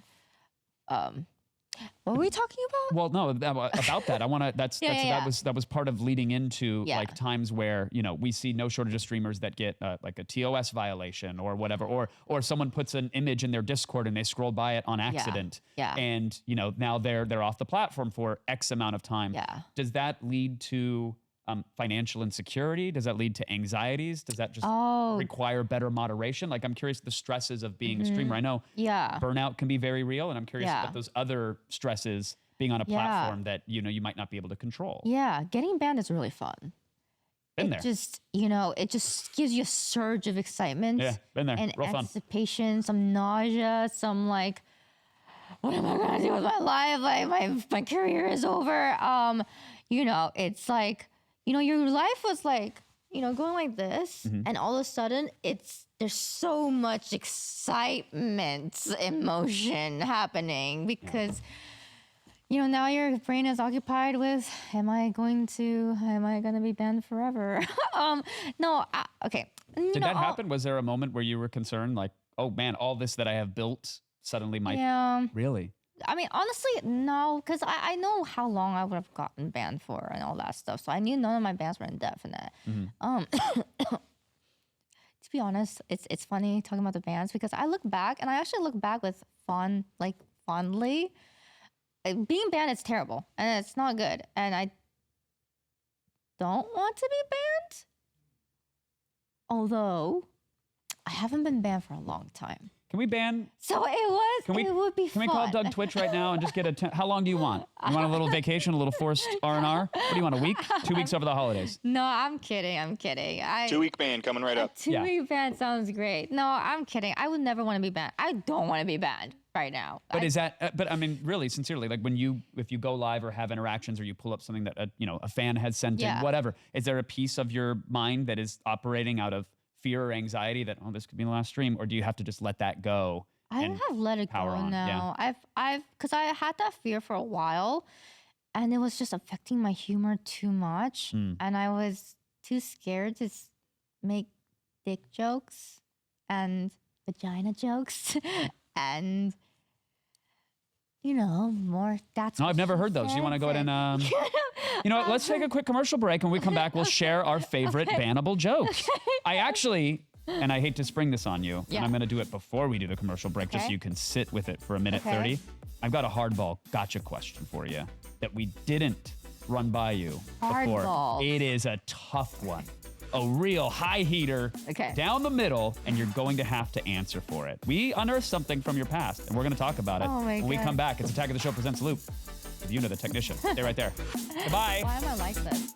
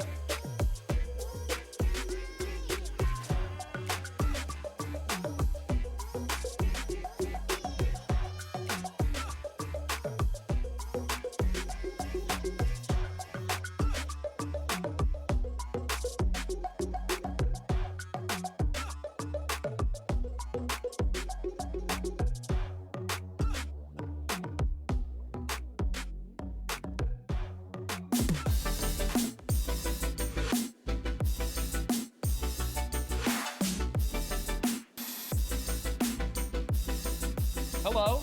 Oh, hello.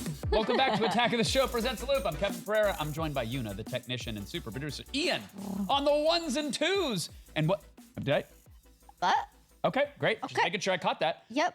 If you are watching this live right now, well, hello. Good to see you. We see you scrolling on the YouTube chat and the Twitch chat. If you have a question or a comment that you want Ian to grab and maybe force feed into this show. That's amazing. Right? Just take a plunger and get it down the gullet.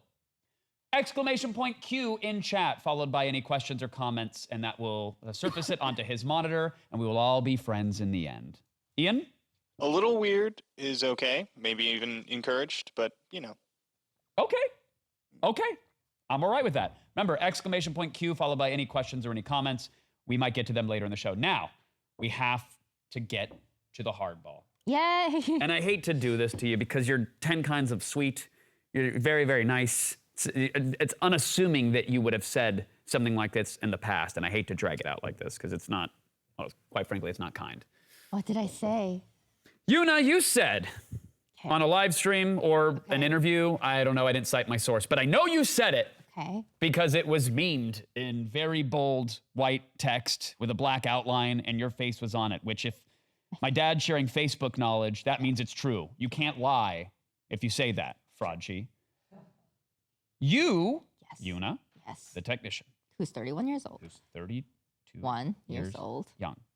You like bread, but you I do. don't like sandwich. I hate sandwiches. How can you? Oh man, there's the tortilla chip. Did you hear it? Did anybody hear that in real time? I heard that. Oh, that hurt. How can you Yeah.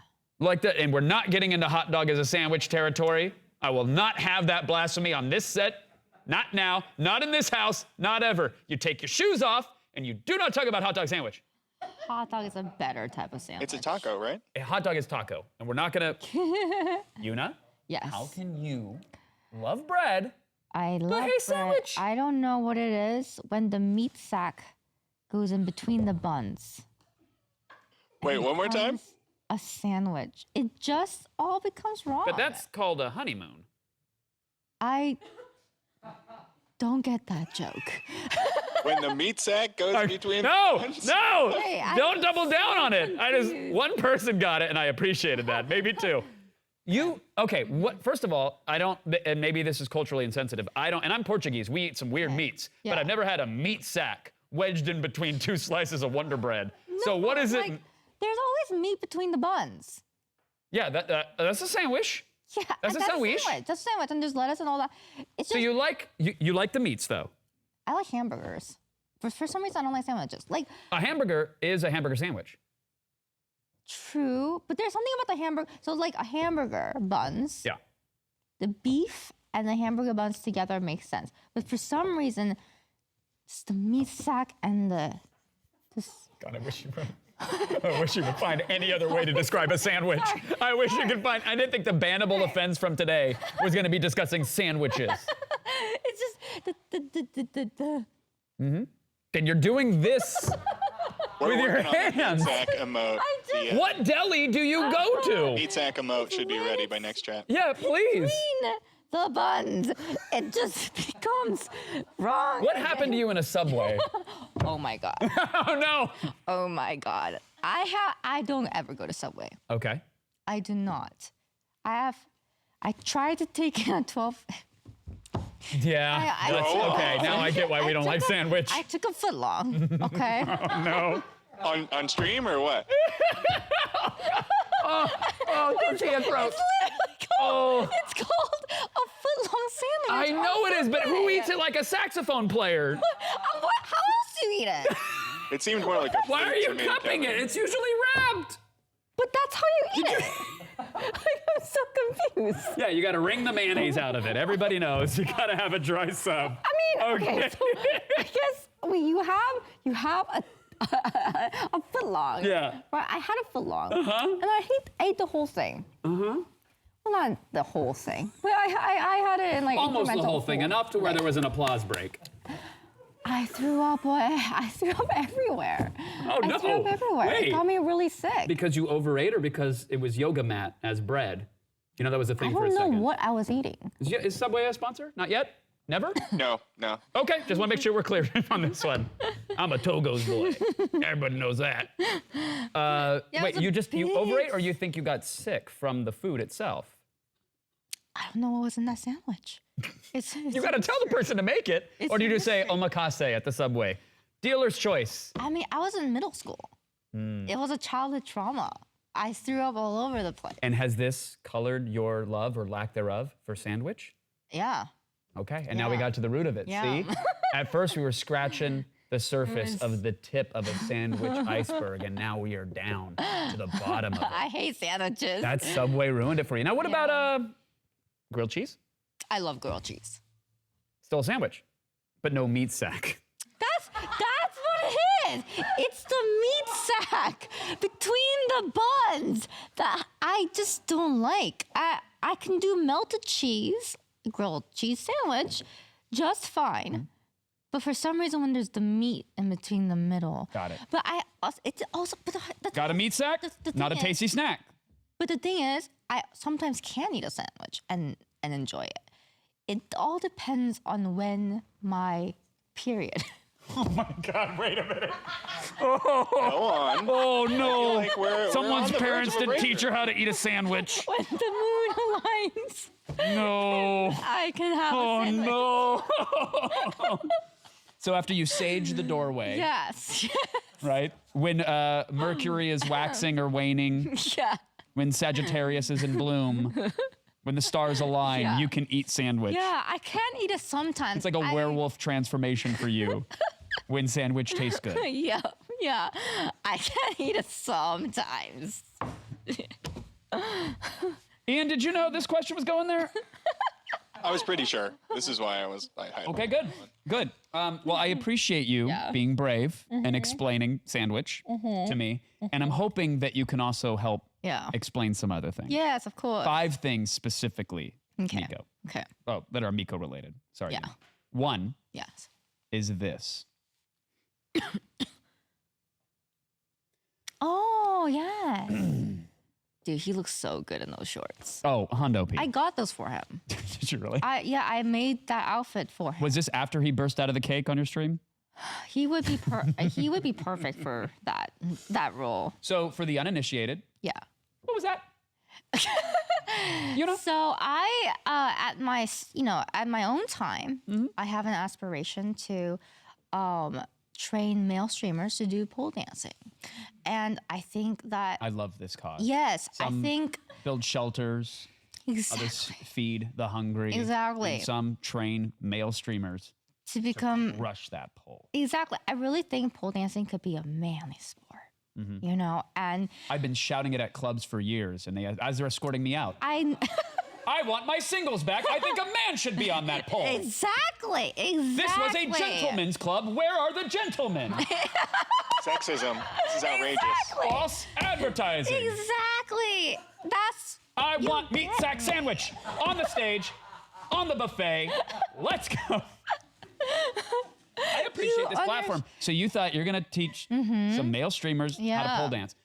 Have you had success with it? I've seen the still, but I have not Will? seen the stream. look. Will is a master pole dancer now. Yeah.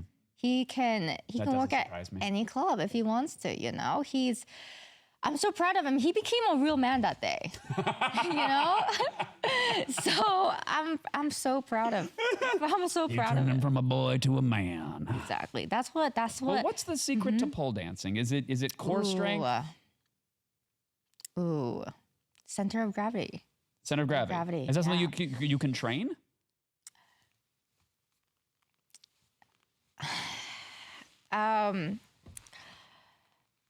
Is this live? Yeah. Okay, this is live. Okay, this is live. 100% is, but at this point, get our channel flag. Go for it. Okay. No, don't actually do that. Sorry.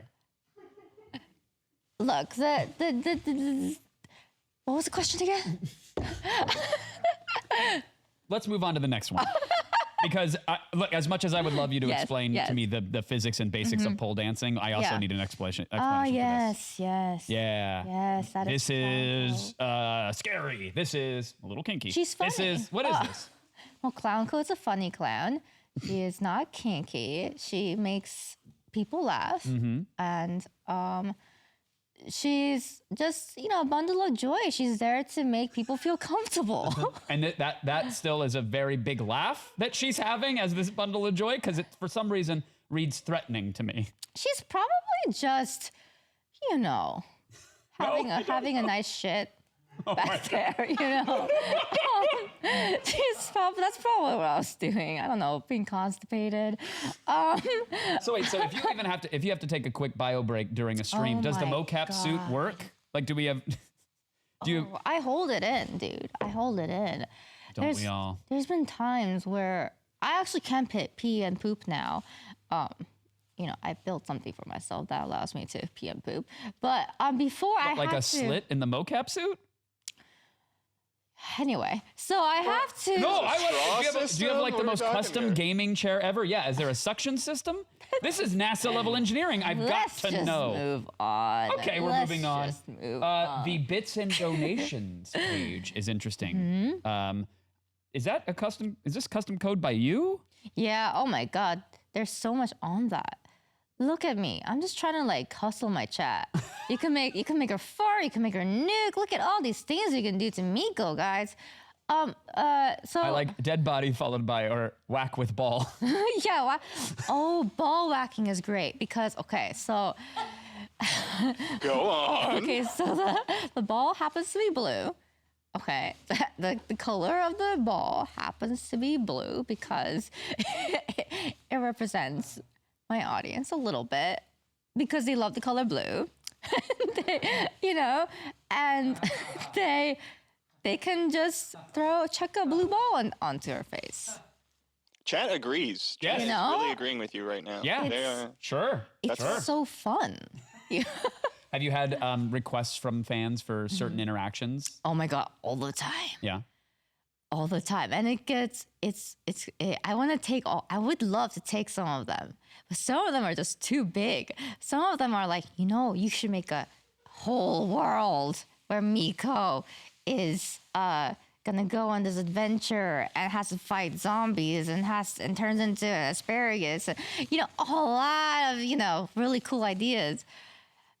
I get some interesting ones. Yeah, I like them. But now that you have the team of the engineers and animators and coders and whatnot, what's are we going to see some more funny? ambitious stuff? Okay, No. you know what's funny? More ambitious stuff, yes. Yeah. But it's funny that things actually come out slower now that I have a team. Instead of just getting it done yourself in a Yeah. 24-hour sprint, you're managing Yeah. multiple personalities Yeah. and trying to dictate what needs to happen. Yeah, it's actually faster for me to just go and make it. You ever fork a GitHub? Have I ever F-word the gift? What? I was You ever like, forked a GitHub? I oh don't my mean God, that. I thought you said something else. No, forked a GitHub. That's a technical. We're going to take a commercial break. I'm going to apologize I'm just to Yuna. like- It is just a technical thing. If you're managing a team, sometimes you fork a GitHub. Oh, it so happens. what? You got to reconcile code. You need repos. Kevin. We'll discuss it. Kevin knows smart. We'll be right back with The Loop with Yuna and all of your questions and comments and one piece of video that needs to be explained. We have to show it. You stay right there. We'll be right back. Goodbye. No, duck goodbye.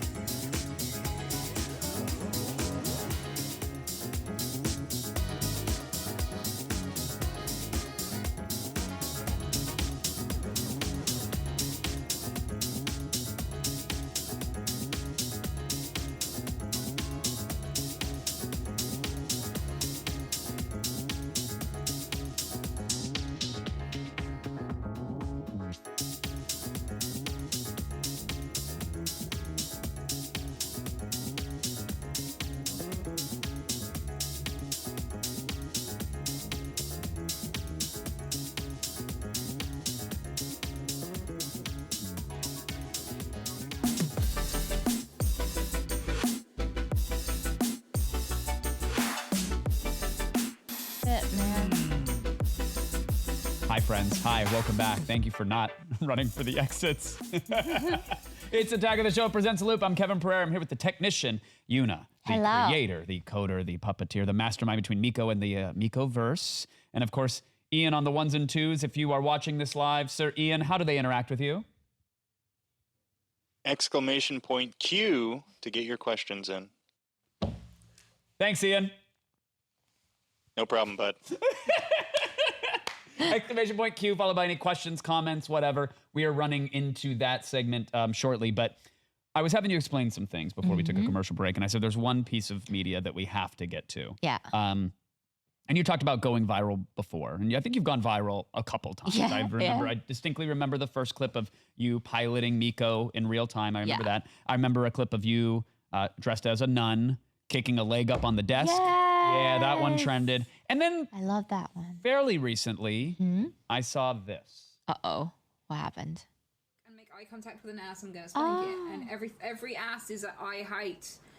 So like that's a problem, a really big problem in trains. Yeah, you gotta watch out. Yeah. Wait, so you're saying that if I position myself correctly, you will spank me? I have no.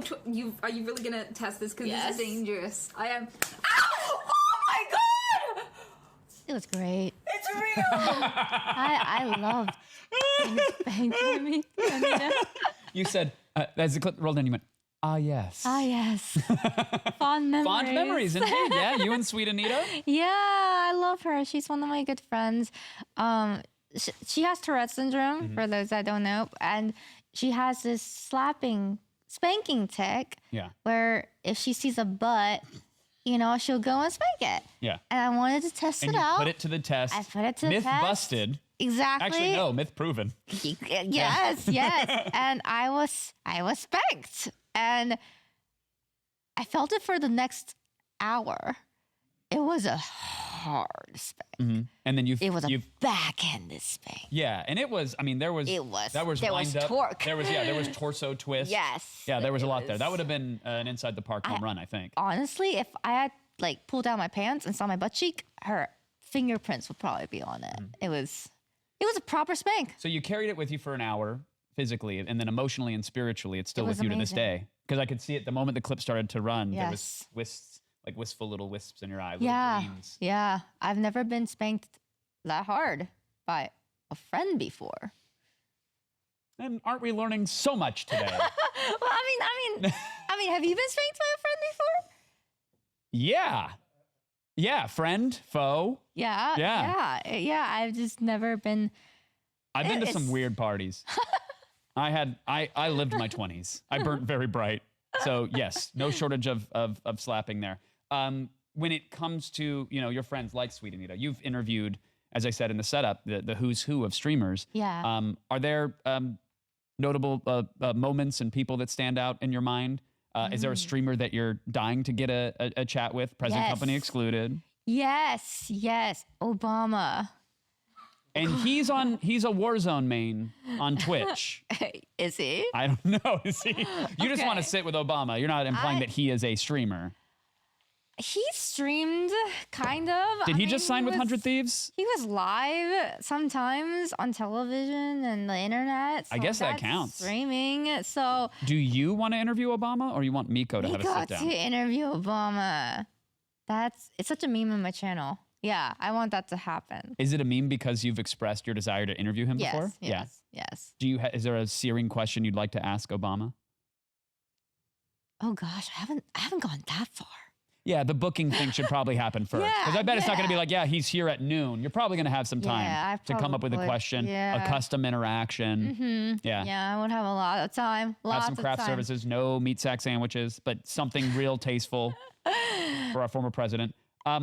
All show long, people have been utilizing the !Q Okay. and putting in their questions and comments, and super producer Ian on the ones and twos has aggregated them. And just so everybody knows where we're heading, as this choo-choo train chugs along the old tracks, we're going to do some questions, we're going to play a game with you, and then we're going to get back to the questions. So Yes. keep sending them in all show long. Ian, you have some cues. Yes, I do. So love the first one questions. is from Chronic Penguin. Oh, How was hello. your 33rd birthday? He's from my community. Uh-huh. chronic penguin. And the question is, what are you doing for your 33rd birthday, or how was your 33rd? How was your 30? I'm sorry I missed it. Happy belated. No, And okay. how do you birthday, celebrate by the 33? way. You know, I am. You know what? I'm just gonna rewind the time even further. I'm 21 now, guys. Oh, okay? congrats! I'm You can 21 drink now. legally. Yes. Do you remember your 21st birthday? It was a long time ago. Sure, but do you remember it? Like, did you drink to excess to celebrate like so many do? I don't even remember the week of my 21st birthday. Because it was one long rager? I couldn't tell. I don't know what you asked for. That was my bad. memory That was- just blanks. I celebrated my 21st with aunt, uncle, mom, and dad, longtime high school girlfriend at a Red Lobster. And my first official adult beverage was a Lobsterita, What which came is with that? beads like I had just flashed on Bourbon Street. I had several strands with little lobsters on them. And I remember it fondly to That this sounds day. It was lovely. delightful. I had a great 21st. I wish I could remember my 21st. I really genuinely cannot. But I am. Well, were you a 33 partier back then? You know? I was about to say I'm 33. I'm 31. No, I know. Yeah, but 13 years ago, were you a partier? Were you a rager? Did you go to clubs, booth and bottle service, sparklers? Were you more in the corner of that Barnes and Noble as they're closing the store okay. down because Amazon? Right, And you're thumbing right. through the Maya manual. Right. So my mom is gonna watch this. So Well, does your mom watch the Miko streams? she doesn't know that it streams on. live. Come on. No way. There's no way. I mean, the good news is that even if she goes and watches, half the things that I'm saying she won't understand because, Sure. you know, certain words and certain things. So let's speak in code then. Your 20s. Did you go skiing a lot? Shredding the slopes? Is skiing, partying is Could be.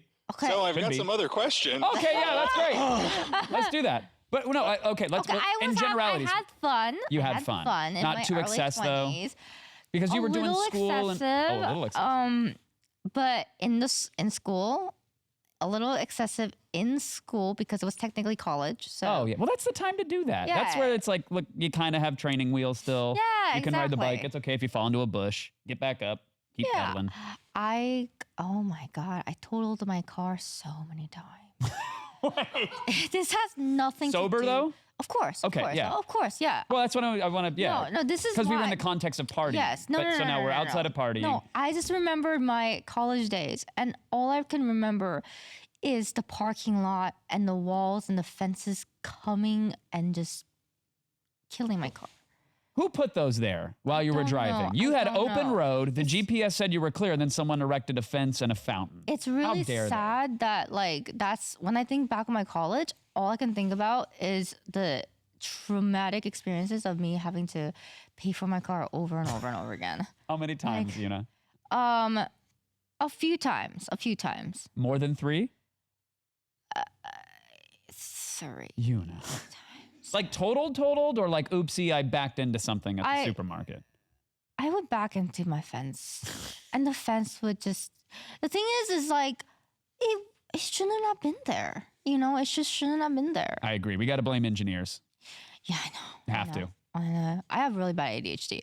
What were we talking about? We were about to get another question from chat. Oh, okay, great. There we go. Let's do it. Let's go. Absolutely. This one is from Twitch user TF98. Do you ever find yourself being Miko in real life? Ooh. Mm. Miko is an extension of your personality. Yes. Right? That's the performance that Yes. you put on, but has she Oh gosh. bled into your personal life? Oh. Oh. Oh. Oh. Oh.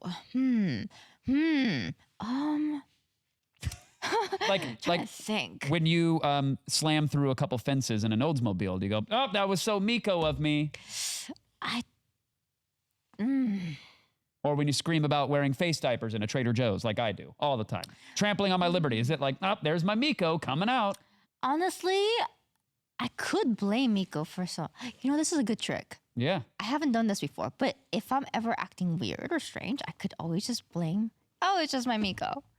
coming out. Oh, it's you a know? little Miko bleeding It's through. just, I'm yeah. sorry it happens. Yeah, I could do that. I know. I don't think so. When the suit comes off, Miko, Oh God, it's so nice. it must be liberating from what I'm hearing. It's so nice. It's like I just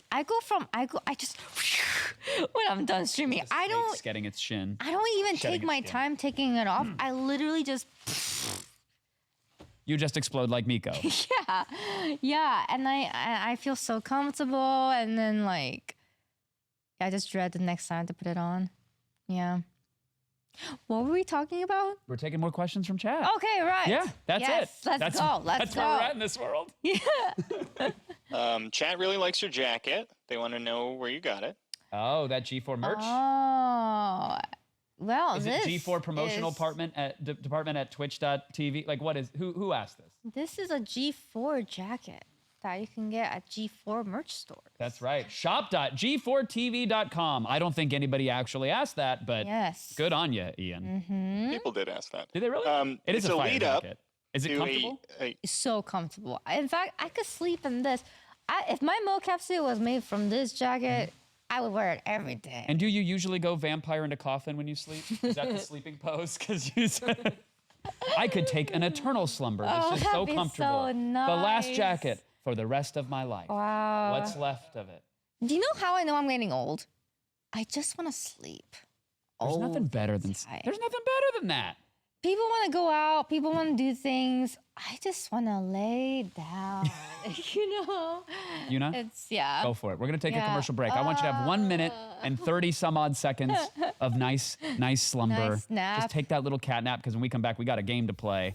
And it is a corker. We're playing Friend, Marry, Kill Yay! with kindness with Yuna, the technician, when we come back to Attack of the Show presents Evolute.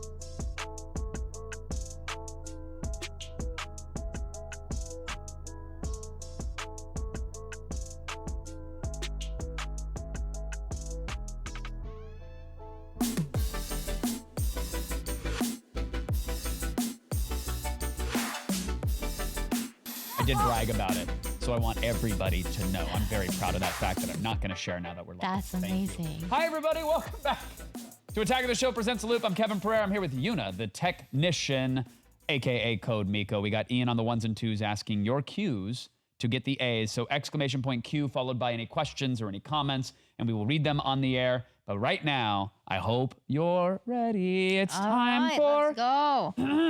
a little game. I love games. A little game. Yuna, today's little game is Friend, Marry, Kill. Yes. But with kindness. But ostensibly, Yes. we're killing Yes. something here.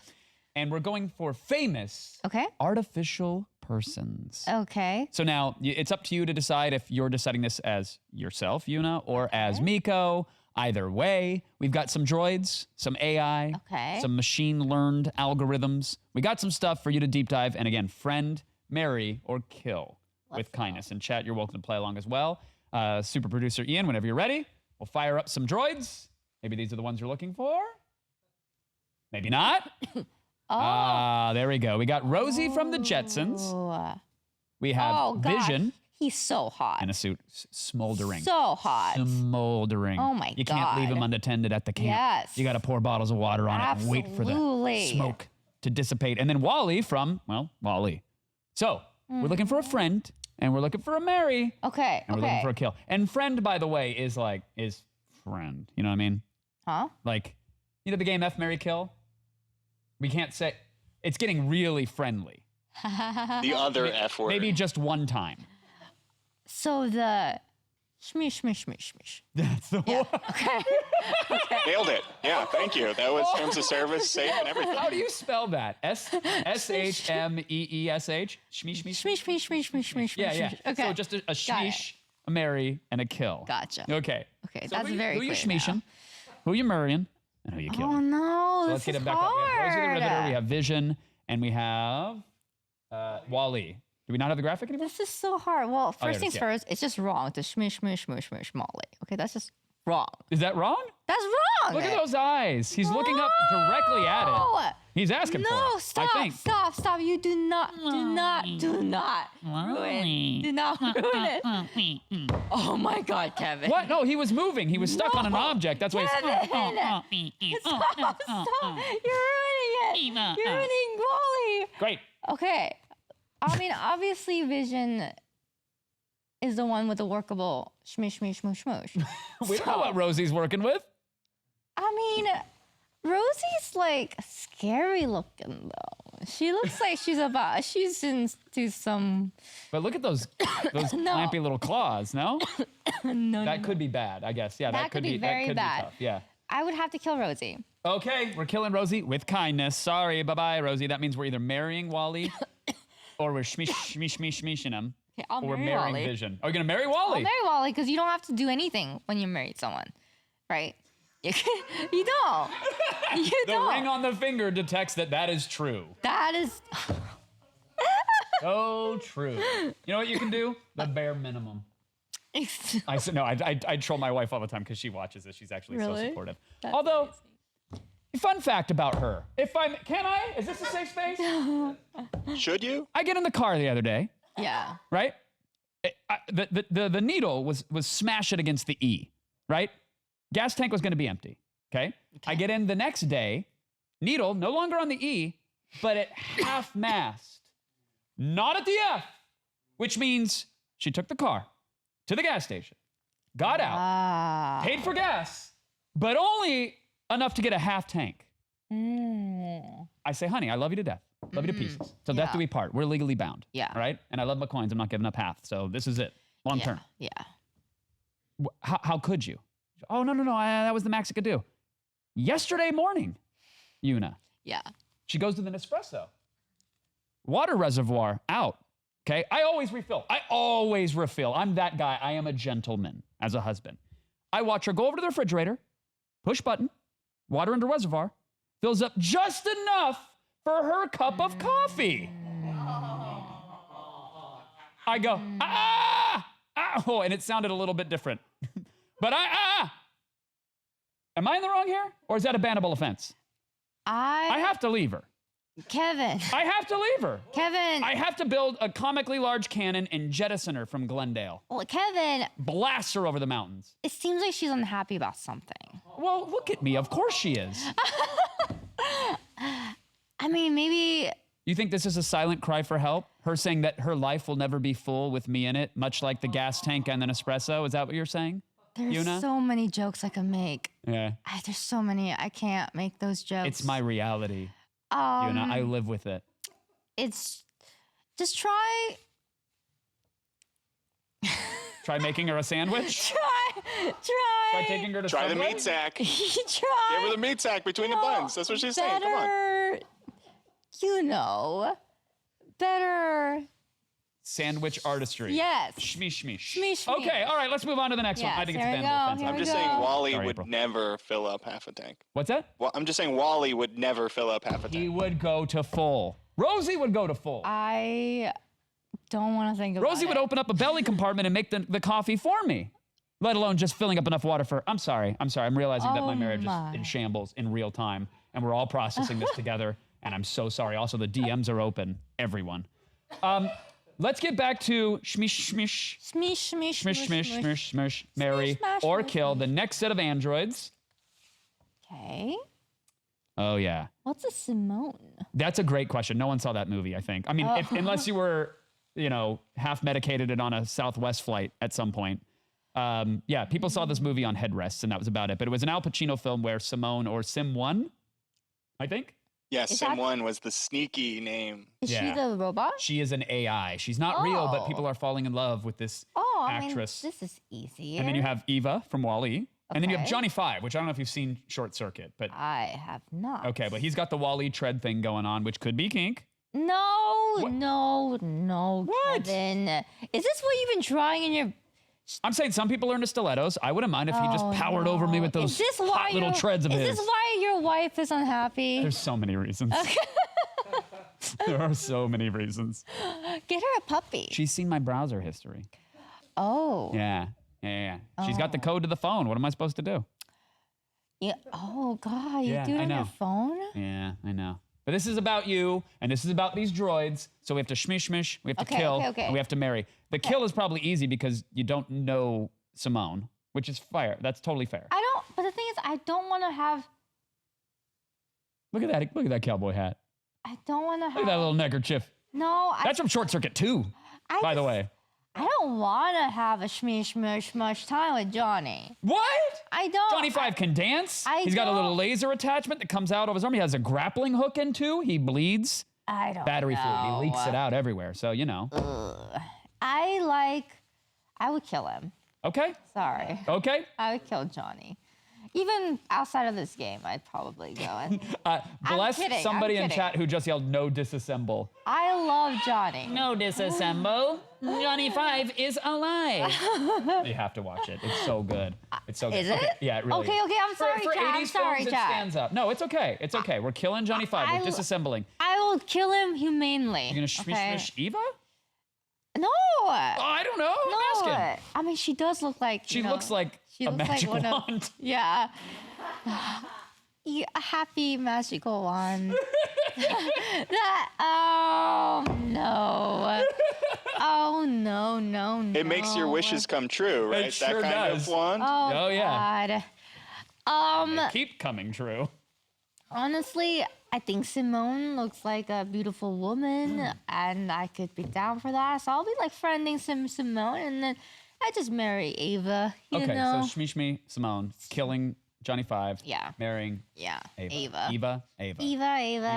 Eva.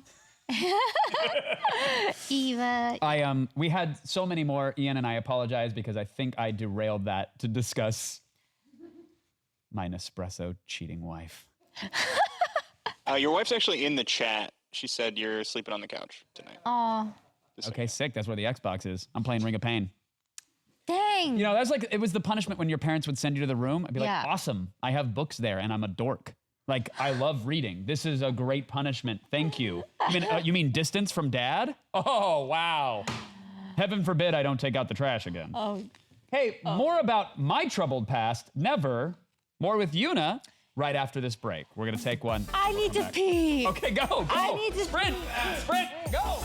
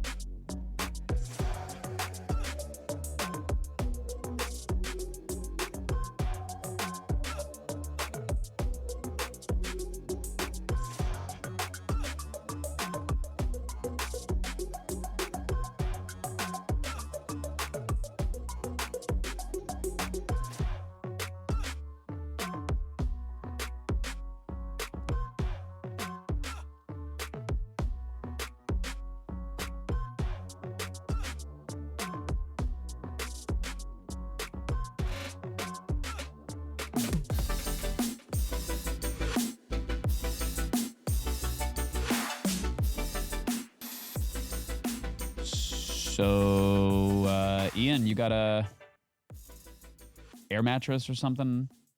I don't know if you have plans tonight, but I did get a text from my wife during the commercial break. And she is watching. She was watching. I think Rip Blazer is going to let me use his pizza sleeping bag. Oh, that's great. Yeah, at this point, I would slide into one of those portable pizza bags just to keep warm during these chilly LA nights. But whole doghouse for KP. Hi, everyone. Welcome back. It's the Tag of the Show. Presents The Loop. Yuna, the technician, will be here very shortly. She might be slipping into a motion tracking suit. She might be digitally there in post. I don't know how any of this works. But I do see your chat questions flying through, and I appreciate that very much. Someone just said Kevin's wife was watching with Adam Sessler. Which is they're close friends. Friends. Oh, real deep cut. I love that has become lore now. I love nothing more than that. She gave him a 4 out of 5. Really. Totally. Totally. Eh.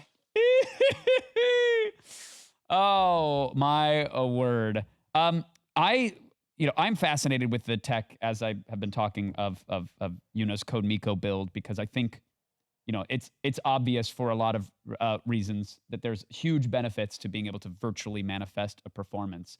And when she comes back, I can't wait to chat about, I know we had a question that came in about performing during COVID and what that was like. And for me, during the pandemic, which I think we're totally out of now, right? Everything's back to normal? Definitely A lot of masks nodding. Yep. 100% over. Yep. Right? Yep. But now that we're post-COVID, I was living a remote life during a lot of this. And while, bandwidth and connectivity is an issue, and boy, a lot of us RV types are in a Starlink queue hoping for some satellite connectivity. Please, Elon, stop getting haircuts and fix it. The ability to virtually manifest yourself on a streaming platform would be amazing and would allow me to, I don't know, as much as I love the studio, broadcast conceivably from anywhere. And that would be great. Oh, hey. Oh, I didn't tell people that's where you were, but you're here. Oh, shoot. Oops. Yeah, I hear that there's a lot of people in the hallway trying to clean up, but thank you. I'm glad you made it back in time. That was the fastest pee we've had so far. We timed it. I lightning peed. Thank you for that. Pressed on the pedal, like just full strain, just eyes. Just a full push. Like there were anime power lines exploding behind you. Yeah. Earth was being ripped up, floating chunks of terrain as you. I peed so fast.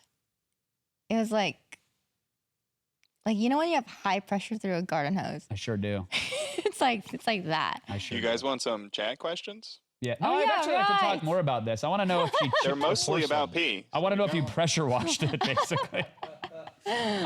No, well, the stream before us, I don't know what they were talking about. Maybe chat can fill us in, but I just saw a bunch of scrolling references to poop and bidets, which is a very common theme around this part. Do you have a hot take on bidets? Bidet's a beautiful thing. Every day is a great day when you have a bidet. It's true. It's true. It changes your life. It always shocks me every time I use it. It's like you can never get used to it. Oh, I thought you meant like you had a wiring issue in your building and the electrical bidet, like you would reach for the for the air dryer button or something and get a little jolt, which is good. It gets all the little droplets out. Oh God, no! But when you have a bidet and it just and then just, I love it. Every time we have profile settings on ours, not to get too fancy as we shovel caviar into our mouths as we're using a bidet. Yeah, it's the Toto washlet. Spoiler: I am sponsored. I'm on the Toto esports team. We play Valorant from the bidets. Wow. But no, the lid opens to present itself for you. Really? You walk in. Yeah, and it's like the toilet's asking for it. You're doing it a favor. It's a sweet treat for it. It auto presents itself. It mists to kind of deodorize the air in advance. Can I come over? Of course you can. Use your bidet. 100%. Yeah. That's awesome. Yeah. There's a little GoPro mount, which is great. It's sensible. I 3D printed it myself. But it's not about me and it's not about toilet talk. We got to get to the questions and the comments that were sent in by the fans. The questions. Go, go, go, go, go. From Electro 3006. For the technician, what was it like entertaining Twitch during the pandemic? Did you notice any big shifts? Oh, yeah, there was a surge of new viewers during the pandemic, but I actually just started during the pandemic, so I didn't really have a before pandemic and after pandemic to like really compare. But yeah, I think Twitch itself has kind of blew up over the pandemic, which is kind of sad if you think about. I mean, like it's sad a little bit. Well, it's sad that we Yeah. had a global pandemic, Yeah. for sure, right? And maybe Yeah. there were more viewers because people were unemployed or Yeah. their workplaces were shut down. But I also think, the flip side to that coin was how amazing and beneficial and potentially life-saving it was for some people who were quarantined and didn't have connections, or whether it was Twitch or YouTube or even a Netflix queue had Yeah. something to sort of occupy their time that wasn't the fear, uncertainty, and doubt that was being broadcast on Yeah, every news network right. Yeah. 24/7. No, Or do you think it led to some parasocial stuff that was uncomfortable? Or honestly, I don't really know. I just go and be a VTuber, and I hope people enjoy it. But I mean, I did feel kind of bad because, during the pandemic, streamers were doing better than ever because people were inside and people can watch Twitch and stuff. And so you have more audience, and it's just your job is doing better than ever because of the pandemic, but you feel really bad about it. right. You know? So do you think Hassan released the Rona just to goose the numbers? Is that what you're saying? Do you think Ludwig leaked this? Are you blaming Pokimane? Wait, I'm confused. Blink twice if you think it was Wilnath. Well, That was one. That's two. Definitely Will. Okay. Confirmed. We got it confirmed. I'm sorry, everyone. We got him. well, I knew it was in the Pfizer pockets. I knew it. No, look, I understand. Like, what an interesting time to launch, though. During a pandemic, obviously. Yeah. But I think people, I personally know friends who felt like their favorite streamers and streaming content was what got them through, a pandemic. So that's while it's, sweet. Unfortunate that there Yeah. were more eyeballs for some sad reasons out Yeah. there, yes, I would think, and maybe it's a little anecdotal, but on the whole, like, whether it was Code Miko Yeah. or whether it was Tiger King, I think streaming content helped a lot of people through last year. Yeah. 2020, 2021, when was it? 2021, 2020. 2020, it's like it's bleeding into 2022. So launching your channel when you turned 32. Oh, God. Did you feel like you were too late in the game? Because a lot of the streamers, sometimes they're 16-year-olds with great Fortnite skills. Yeah, see, here's the thing about being a VTuber. You never age. So while they're going to be 40 and I'm like 73, Miko's still 22. So, She just suddenly is interested in like colostomy bags and yeah, walkers. and just eating prunes all the time. Remove the tennis balls from my walker for 200 bits, and then Miko fall down. Exactly. Can Miko play pickleball? Do you know what that is? Pickleball? Ian knows how to get me going. What's a pickleball? Oh, A pickleball? Take it away, Kevin. yeah. It is. Well, I'm told we have to take a commercial break. And Again? that's for good reason. Yeah, we have to do it a commercial break because, Yuna, I was about to talk your Do head you off. have to pee? No. okay. Someone said pickleball, that's my activation word. I turn into Jason Bourne. It's like safe But I'm just word? annoying. No, it activates me. What does it do? The talk of pickle. Okay, we're gonna talk pickleball. Okay. We're gonna take your questions. We have one more block, friends. We're rounding this out with Yuna, the technician. We come back to Attack of the Show. Presents the Loop. You stay right there. Goodbye. Pickleball.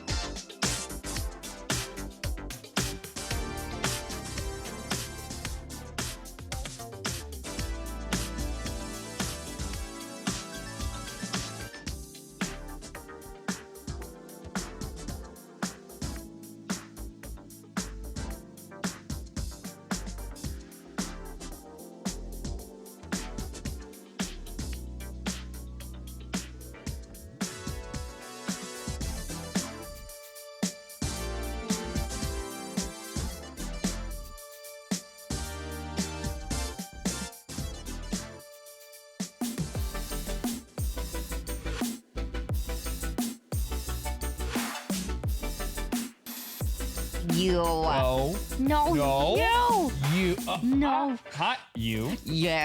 Welcome back to Attack of the Show presents The Loop. I'm Kevin Pereira. I'm here with Yuna, the technician, a.k.a. Code Miko. And we have super producer Ian on the ones and twos. He has been collecting and aggregating and feverishly weeding through your questions and comments all show long, and we are into them right now. Ian, what do we got?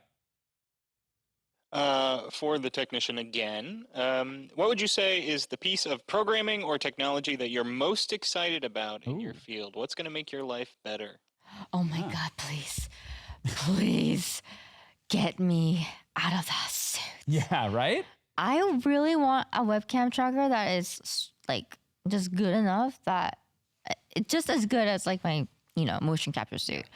If you could just like get me a setup where I could just get out of bed, just zombie over my computer and just turn on, press play, like I would love that.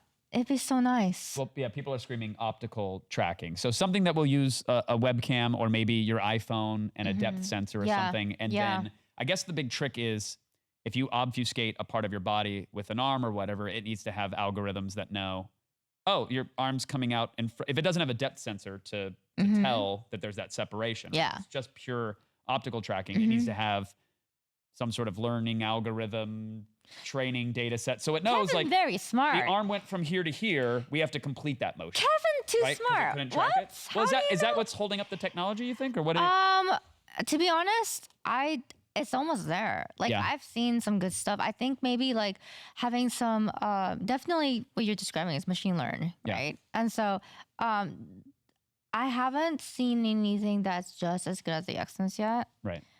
But I think that through I'm not a hardware person, so I'm just throwing out at the ball here. But I think, just a little bit of machine learning and just a little bit of I can't be that hard. Sprinkle some GPU dust on it. Yeah, I just can't. Right? Kick up the megahertz, hit the turbo button on the tower. We gotta be there.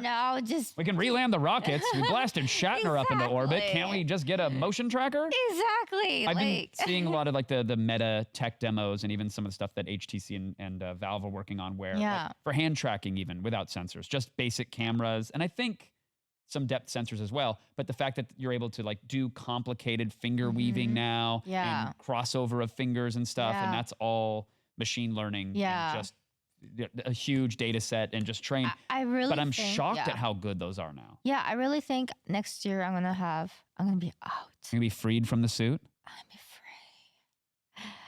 At the same time though, I'm actually even making more complicated setups that use like motion capture and stuff. So it's like, I just want a solution for when I am feeling lazy, right? Well, yeah, but it seems like the suit itself with, having to bolt on extra trackers and having lighthouses or whatever to ground you, all that stuff. That sounds a little cumbersome. Yes. It sounds like that might.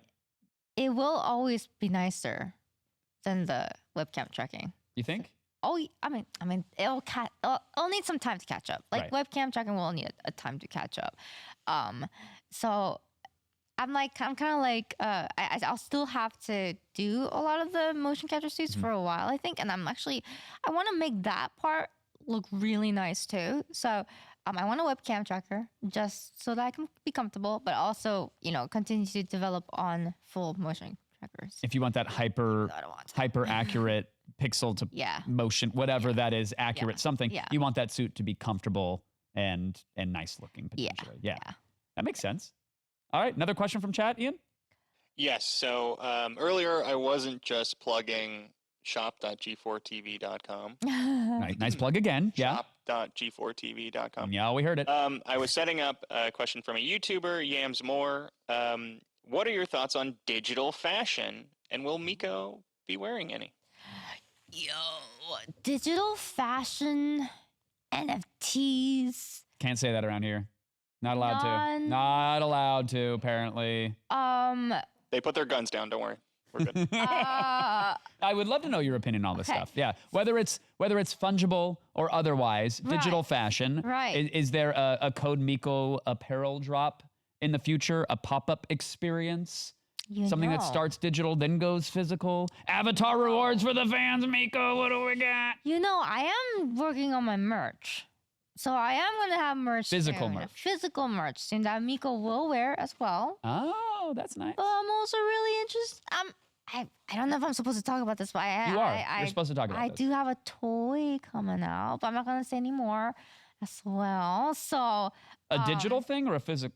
well, thing? anything physical can become digital. Sure. So if I'm making, it's like gonna be both digital and physical. But in terms of like fashion, I would love, oh God, if Miko can have her own costume person, that'd be so awesome. So you want like a digital wardrobe stylist? Yeah, wouldn't that be great? My cousin makes Roblox skins. You want me to? That might actually. If you want a Miko with very boxy shoulders, I think he can do it. Let's do it. I want some creativity. I want Miko to wear more than just her little tube top and her blue jacket. I want Miko to have a variety of wardrobe. Actually, I'm making her into potato soon. So, that's exciting. Is this an integration for the Matrix somehow? What is Oh it? Is she my just going to God. be a potato or in a potato suit? So I'm gonna do a new interview. My interview show that I did like last year. Yeah. I'm gonna bring it back, but make it even more ridiculous, like more Adult Swim. And she is gonna be a potato and poop out potato babies. That's gonna just walk around, run around screaming, like that kind of stuff. And that's the argument for GMOs, 100%. I love that. So you'll be doing interviews as like full russet. So many different things. I'm gonna bring back the STD character. I have a talking STD. He's lovely. Steve the Duck? Why are you What are we coming talking to about here? me? My chat loves him. But yeah, Miko has an STD. Not, that talks. Sure. And converses with chat. So that's gonna, come up in the interview show and just, things like that. So the hamster on the wheel will be running at full speed in the setup for the near future. Yes, absolutely. Oh my God, you don't know about the pimple No, I don't. or the eggplant. Are these? Okay, so I wanted to have a talking. So I wanted to have a talking, like. An ellipses? What, a talking? I wanted to have a talking, Starts with P and ends with S. Yes. Oh, But a talk. Got But it. a happy one. sure. But a happy version. Mm-hmm. Okay, like a happy version of it. Yeah. So I just didn't, that was a, yeah. yeah. So like in my next. Mine's not shaped like a bird of paradise. I didn't know what that was. I'm sorry. So like in my next interview segments, I want to have a growing. And I'm being told we are out of time, Yuna, and I can't wait for round 2 of the loop in the near future if the channel is still here. I'm talking about a fruit, like an eggplant, like a growing eggplant. Okay, like slowly growing. Yep. And then like. Do you have to rub it to grow? Okay, all right. No, it's not a Does it genie just we're grow on its summoning, own? Ian. It just grows. It's a plant. It just Do you grows. have to shout at it in a hushed voice, You just have to talk like you're to in an it. airport bathroom? You just have to talk to Wait it. for your flight. You're a disappointment. You always have been. Is that what is? I expected more Oh of you. my God. No matter how many questionable gas station pills I jam into you, you're a big disappointment, aren't you? You want to let somebody down today? We got to get on that flight. God, that was intense. So it's time for the promo pony, which is a part of the segment where we hop on a promo pony and we ride it into the sunset. Yeah. And there it is. Oh, it was a Promo pony. It was a coin flip as to whether or not that was going to happen, but we have the technology. I know you have a cool setup, but did you see the little horse I that just saw ran the across? pony. Do it again, because I mean, this is That not an was Unreal Engine asset. This is probably Shutterstock. But there goes our little pony. Oh, it's so cute. So, Yuna, So little. let's ride the promo pony. Yeah. What would you like to promote? It could be Oh, I can promote anything. It could be your project. It could be a friend's project. It could be a band that you like. It could be your favorite methods for growing eggplants, larger than average. Whatever you got. Oh my God, I can promote anything. Literally anything. The world is your oyster, and you're about to come up with a Dude, pearl. this is so much. I know. Oh man. I know. Well, I would promote myself. That's what you should. That's a 'Cause great first place to start. Yeah, because I'm. Yeah. Okay, so watch Code Nico on Twitch. That's right. She's gonna have a new interview show When's that happening? When's that launching? When's that dropping? next month. Next month. Mm-hmm. Okay. And New Year. Also check out on the YouTube, right? Next month or the other Sure. or the next month. Yeah. Sometime in this lifetime. Okay, it will drop soon. And YouTube. I have a YouTube channel. Oh, I thought you were just promoting YouTube in general. I love this website. So many videos. YouTube. You can check out G4TV on YouTube. That's right. You didn't That's know. Ian's riding the true. pony for you, and that's Ian. That's not allowed. Not allowed, sir. YouTube. I have a YouTube channel. I think it's called Komiko. Mm-hmm. I bet if we search Code Miko, we can find the channel. But can we should probably subscribe. find We it. should smash the Subscribe, bell. yeah, Drop kick the watch- thumbnails. Watch Yeah. the videos and other than that, I would like to thank my mom and my dad for, making me to be here in this universe. And then other than that, I'd like to thank you, Kevin, for having me on the show. Yeah. I like to thank G4 for existing. Oh, me too. I like to thank And my accountant. G4's investors and G4's investors' parents For making them For making so that they could them. make the investment in the company. Exactly. Wow. Exactly. And that's trickle down economics right there. I love it. Yuna, thank you so much for being so generous with your time. Thank you for creating the amazing art that you do. I can't wait to see the toy, the apparel drop, NFTs, or otherwise. I just can't wait Is to see it all. NFTs evil right now? To some people. I haven't really Look, looked there's into it. there's a lot of great arguments for why they're completely evil and a scam. There's also a lot of arguments why the technology is absolutely amazing and the scams are actually people problems. But I've been yelled at for talking about that before. Oh shoot! And I'm not gonna do it with Oh, a no. with a tortilla chip Yeah, lodged yeah, in my yeah, throat yeah, right yeah, now. I'm we gonna wait shouldn't. till I have my screaming voice. But thank you again for joining. Thank you for Huge thank you to having me. all of you. Chat, we appreciate you for hanging out for each and every episode. Thank you so much to the amazing crew that we have in studio and otherwise. Thank you to super producer Ian for hanging in there, aggregating all the questions. We heart you all. Make sure you follow G4TV across the entire social media sphere and don't go anywhere because up next, we have G4 After Dark with Golden Boy, the Black Hokage, and WWE superstar King Woods, aka Austin Creed. Thank you all for tuning in. Kisses, hugs, belly rubs. Goodbye. Goodbye. Goodbye.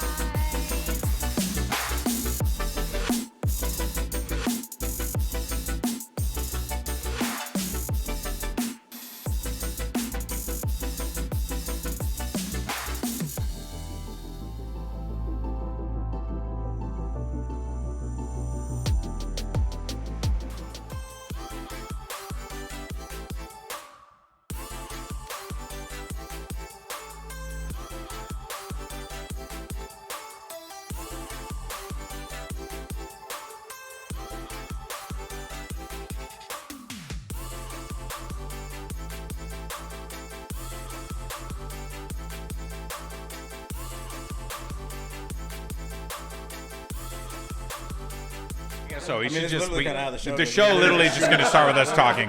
Hello, everyone, and welcome to G4 After Dark. I'm Golden Boy. This is Gerard the Completionist. We got King Woods, WWE Superstar King Woods, aka Austin Creed, aka the Kang, and then we got, of course, the Black Hokage in the house. And, ladies and gentlemen, we have a special announcement to make.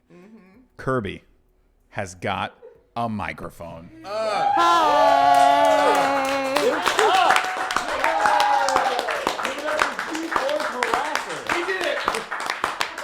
Can we get a Kirby spam in the chat, please? Also with a cess clap, if you guys don't mind. That'd be really, really helpful.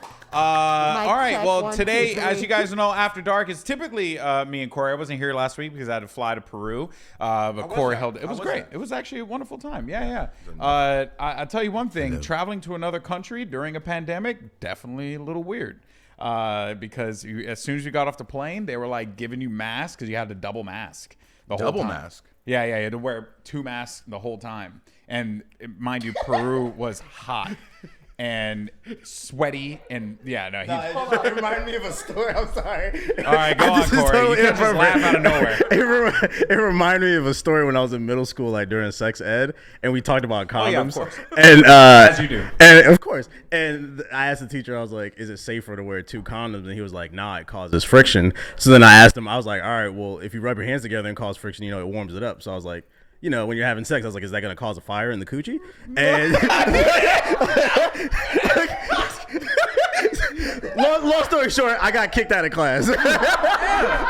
Of course you did. What do you think's gonna happen? Just burst into flames? Get a towel. How old were you that happened? That was probably 7th grade. What was it, 13, 14, something like that? That's fair enough. You technically should have known anything. I was curious. So you saying the double mask just made me think of that. I'm sorry. Yeah. So what happens is you get friction in your face, and then you light on fire. Then you spontaneously combust. You turn into Endeavor. We get it. No, it was trippy though, because every place you went to, well, for one, everyone was wearing masks. So I went to Texas for the esports awards. No one was wearing masks. At all, right? Nope. Thankfully, there was no COVID outbreak that I know of from esports awards, unless they're not saying anything. Dun dun. But then at Peru, it was just this clear difference between how the 2 regions treat it. It's insane. But what was even crazier was as you walk into every store, there's a guy standing outside whose sole job is to just spray your hands with alcohol. And that's all he does. So it got really annoying after a little while. Can you deny the spray, or do you have to accept? No, you have to accept the spray. You literally have to walk in. If you got gloves on, if you got it, you have to put your hands out. You gotta get sprayed. If you deny the spray, they'll chase you down and spray you down. Oh god, like you're a cat in their store just going around. It's just going like this, yeah.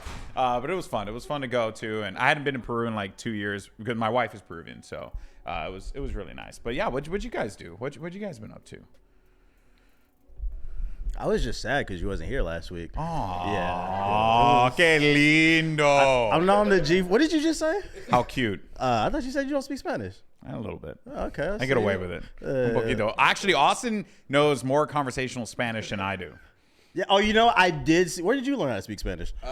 In school, and then in college. One of my very good friends was from Venezuela, and they lived in Spanish language housing. And so whatever language housing you lived in, if you didn't speak that language, you had to put $1 in the jar. So $2.50 deep, I was pretty fluent. Nice. Wow. Speaking of, by the way, Kirby put this here, and I'm fairly certain this is for Gerard and for Corey. Well, no, she has a mic. Now she can explain herself. Oh, yeah, that's right. Kirby, go on, explain yourself. So we have this in the office. No one's put money in it. Frost actually put another Post-it note on the back of it in the response. She did. So why don't on you the take front, your mic it says off, swear your mask jar, off? because our talent like to drop multiple F-bombs per show. I'll just cover it in case, but I don't know if we can. I don't think I've Frost dropped said it. F that, so. I have a question. No, you can't. I know what you're going to do. I know what you're going to do. What is the value of swears per jar? I don't know. Do you want to What's the dollar amount? set the standard? Do you want to set it? Dude, I never. It's very funny. Corey said it's fascinating that Gerard's carrying I cash, never by carry the way. cash, which is why I'm like. Do you want to set the precedent? You tell me. What is it? I think. Oh, what? Can we see? Can the chat help us put a money equivalent on each curse word? So obviously, F-bomb is going to be more expensive. Yeah, but don't spam the chat. Don't say the curse word. Thaddeus on Twitch says $5 Don't spell the word because out. every F-bomb. Because this stream is technically sponsored, so I say shit a lot. Can I get it for free? Okay. It's not sponsored. Not. Okay, we're just doing some awesome stuff with homies. Okay, great. You said F-bombs are a hundo? Hey, Alex, do you want to tell chat what awesome stuff we're doing today? Yeah. So you guys remember back in the day when this show was a tech show, It lasted for 30 minutes. And, you know, we had something going, but then we quickly realized it just wasn't going to work. We brought a blender. Where's our blender, by the way? It's literally right Leslie, could you pass me the blender? It's right next to you. No, we can't. This man's right there. yo, you got to zoom in with your glasses, my guy. Have we covered the brand? We covered the brand? So we were, you know, it was a tech show. But today, we're actually doing tech. We're doing tech. Woo! Don't get comfortable, though. Don't get comfortable. Don't get comfortable. Because we have Leslie joining us from AMD, and we are going to be building a computer. We got another superstar in the building. Oh, we got another superstar. We got Miko in the building. Or the technician. Hi, how you doing? Hello, I'm doing good. You doing good? Oh, it's a microphone. Hi, I'm doing great. What's going on? Are you guys building something? Yeah, we're building a computer, and apparently this is a show. And we're all here. We're trying to figure it out as we build a plane in the sky. Okay. Yeah. Do you want to sit down? No, I'm just gonna go just say hi to everybody, pat, and then I'll just. You want to say bye to chat? Goodbye. Can I ask a question before you leave? Yeah. I see you've got chips and Cheez-Its in your hand. Yeah. Is there a favorite one, or are you just kind of like an assortment? Hot Cheetos, okay. Okay, hot Cheetos. Oh, yes. S-tier chips, okay. S tier. Doritos A tier. Doritos A tier. Which kind of Doritos is? Let me find out you a ratchet. You talking about hot Cheetos. What's going on? Let me find out you and the Cheez-Its, what tier is that? It's B plus. Cheez-Its are B plus? Yeah, B plus. Wow. Yeah. Okay. It's gonna be my little dinner. That's the dinner. Okay. Pre-dinner. That's actually the dinner of streamers everywhere. Yeah. So yeah. You had fun with Kevin on the loop? Yes, Kevin's so funny. Yeah. Contrary to popular belief, he is funny. I learned so much about him. Yeah. During that segment, I learned about his bowel movements. Kevin's bowel movements. We've been talking bowel movements all day. I learned about his childhood past. Yeah. His childhood bowel movements. We were just talking about bowel movements. Do you use a bidet? Oh yeah. Do you use a bidet? I have a very, very aggressive bidet back. What the hell does that mean? It's really. Yo, it's like she got a Blastoise shooting in her ass. Like, what are you talking about? That's what it feels like. Okay, let's go. Yes, exactly. And y'all want me to buy that? She just unsold me. I'm good. Oh my God. Thanks. Well, thank you so much for coming. Appreciate it. It's good to see you. Good to see you. Bye, chat. Say bye. Say bye to the technician, Code Miko.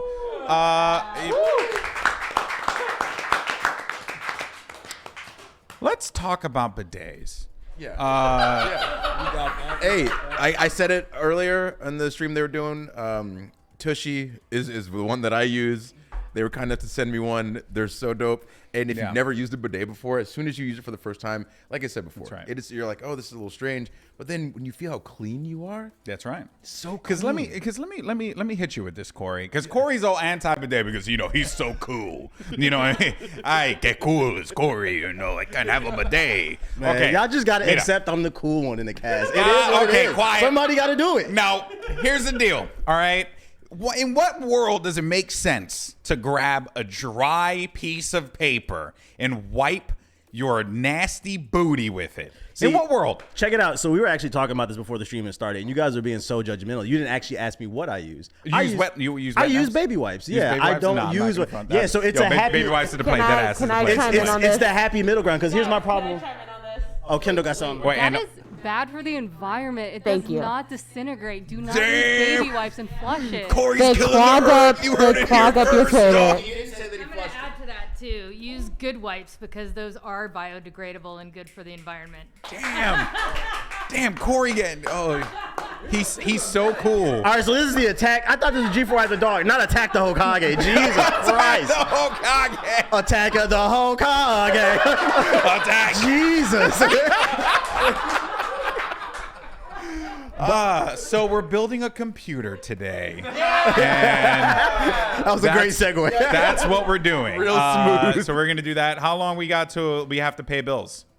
Now? Great. Hold up. Hold on. All right. Corey. We didn't establish how much a Corey, curse word you was said as well. you said shit twice. That makes God. me 3. Someone said 350, so that's $10. I'll put $10 in the swear jar. What'd you just say? What did Christian just say? You said Jesus? That's not a swear word. That's not a swear word. To some people, it is. Yeah, no, I think we're good. I We're think good. we're All good. right, $10 in the jar. We're starting out strong. So the S word is 350. So the S word is 350. F bomb is 10. Yeah. Well, he's got 50 cents towards his next curse. well, speaking of making money, we're going to go to a quick break. When we come back, more G4 After Dark. We're going to build a computer. Don't go anywhere.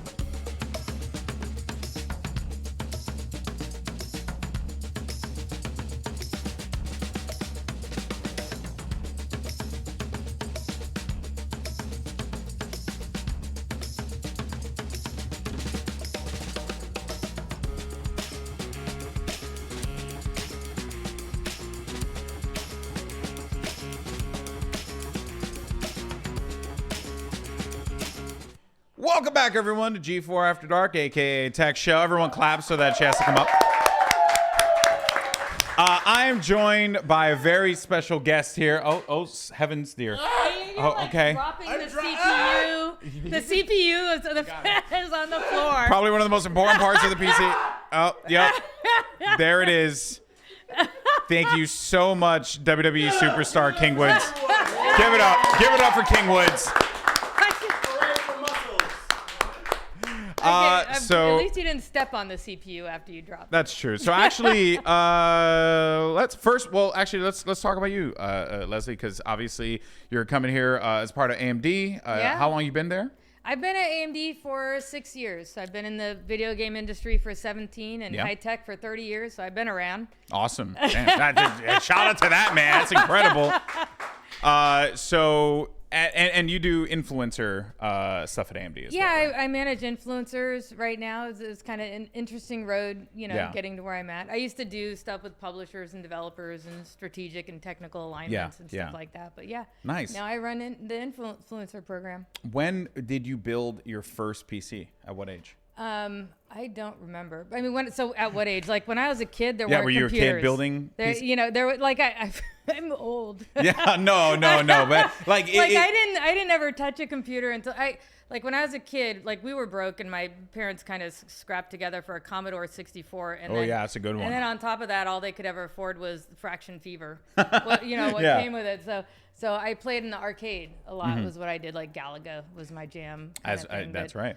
But in terms of building PCs, like my career in high tech, I started by managing computer stores and service centers in higher education. So UCSD, Stanford. I was at Stanford for 5 years. And so it was more of, while I was managing the store, when things would happen, I just kind of go in and get get my hands dirty and help in the service center, and that's awesome. how I started kind of getting to know my way around both PCs and Macs at the time, and how to troubleshoot. And well, all because that. like you didn't really have the flexibility to go on like YouTube and find a tutorial Not for then. it. Yeah, No. And also too, I think the parts as well were very advanced back then. Like now they're very much consumer friendly. Yeah. Back in the day. Back in the day, it was.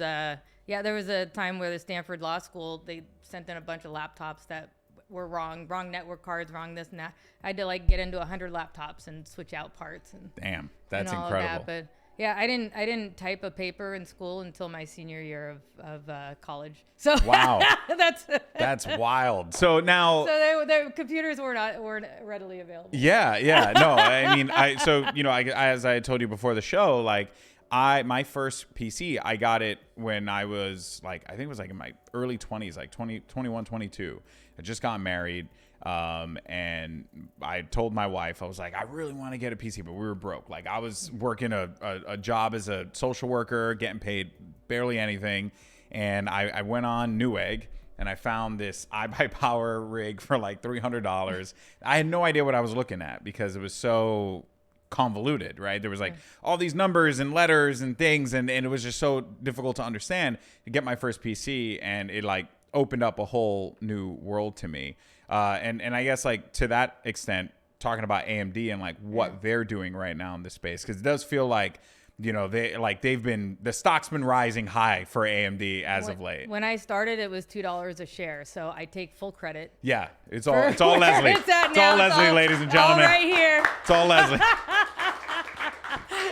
Yeah, but no, it really is incredible how like the market has evolved in such a way, but it's also it becomes so much more consumer friendly. Yeah, and actually, I've never bought a PC. Oh, a pre-built. I've never bought a pre-built. Wow. So yeah. I guess And there's nothing wrong with that, by the way. Like there's nothing wrong with that. Yeah, there's nothing wrong with that. There's nothing wrong with that. Like a lot of people do it. Exactly. My first PC was a pre-built. I mean, shout outs to the OG like Dell XPSs that were there back in the day. That was my first PC. I bought my own PC, with my own money when I was in my 20s, but my mom had one that she got from work, and for some reason, her job gave her a Dell XPS gaming PC, which is like the weirdest thing. But she never let me use it because she was afraid of work and and also she was afraid of what her teenage son was going to find on the internet. Yeah, and how that would look out. And chat rooms. Who remembers Yahoo chat rooms? By the way, Yahoo chat rooms. Oh. Anyone have a boyfriend or girlfriend in Yahoo chat room? My wife and I. ASL, yo. My wife and I met on Yahoo Personals 18 years ago. Yeah, but back in the day, That's amazing. That was the only way women could meet women. That was the only online source was Yahoo Personals. Was the only ones that allowed women to meet women or that's whatever incredible back then. Yeah. So let's talk about your journey real fast. It's quite fascinating. So you were at NVIDIA. And for then 12 years there, for 12 years at NVIDIA. Then you went over to AMD, and now which is like, it's almost like like to use a wrestling reference, it's like going to WCW and then leaving and joining the WWE or something like that, which is pretty cool. I don't know anything about wrestling. That's fine. You just know him. I just know Austin. You changed factions, I've essentially. never watched anything. Yeah. But yeah. No, it was. I mean, at the time it was.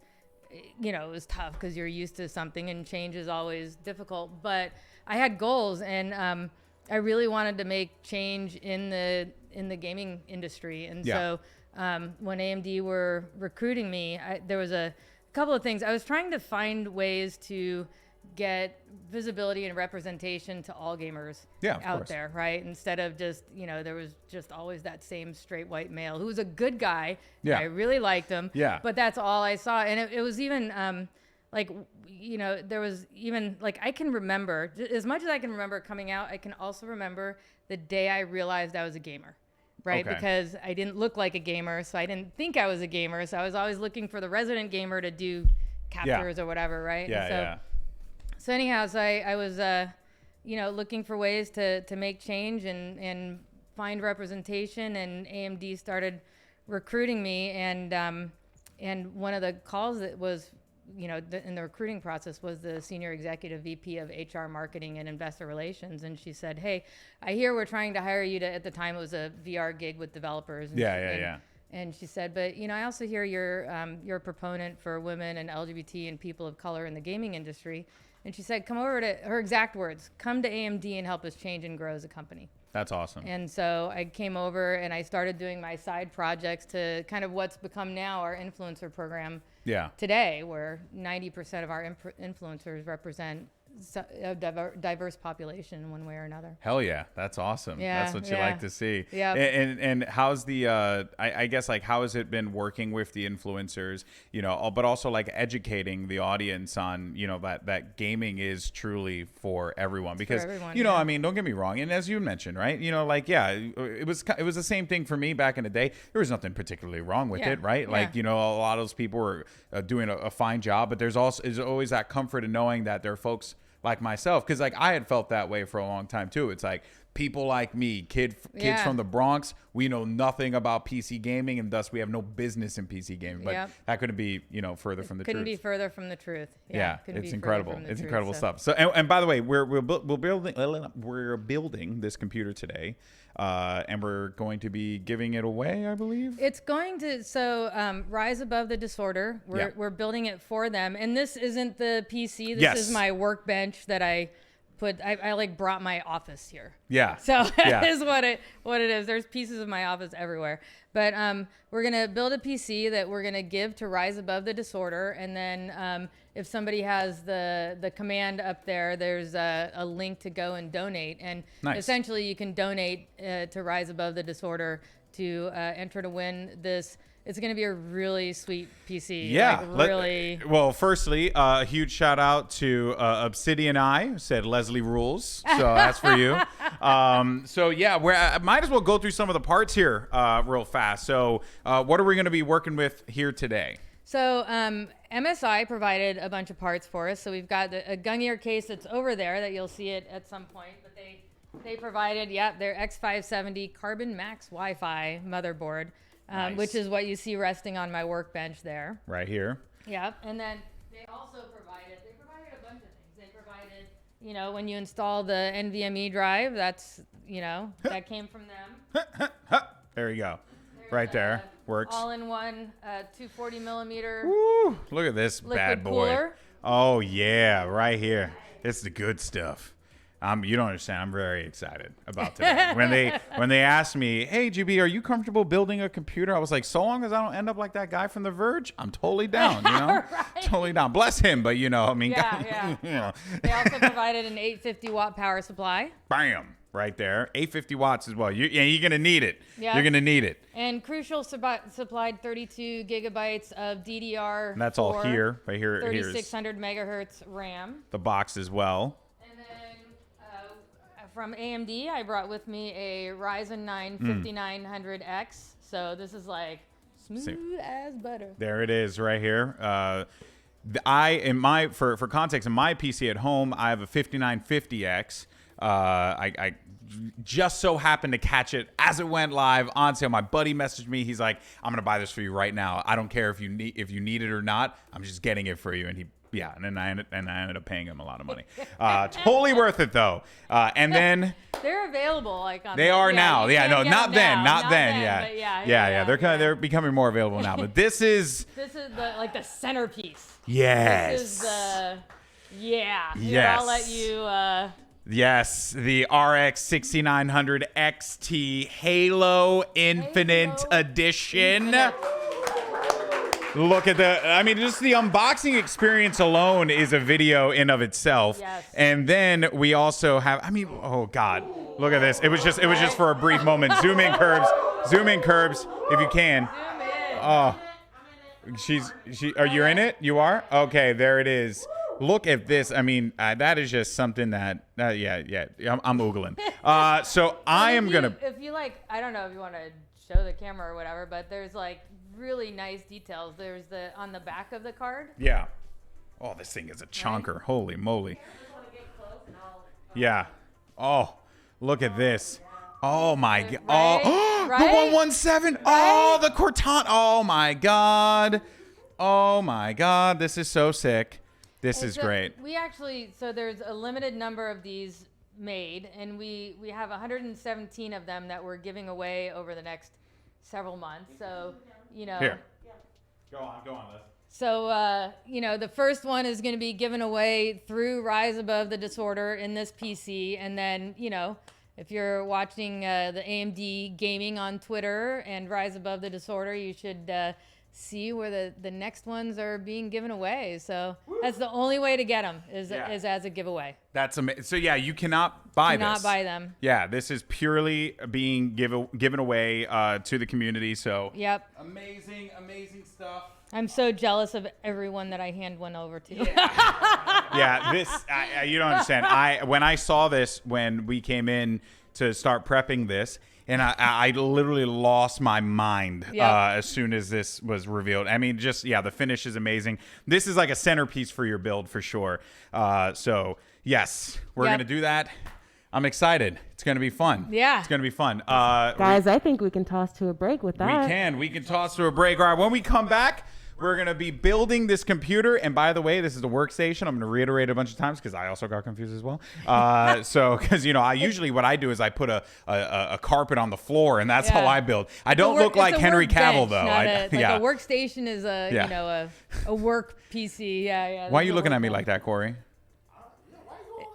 Because why you all up in my business? Anyway, guys, we're going to take a quick break. When we come back, we're going to build a PC on this very real tech show. Don't go anywhere. Yes.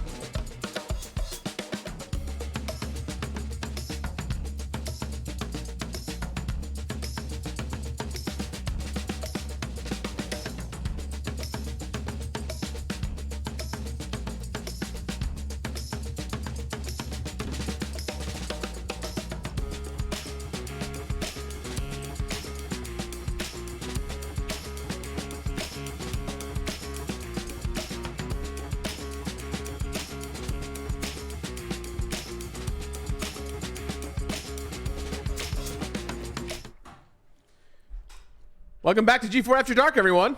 Yeah.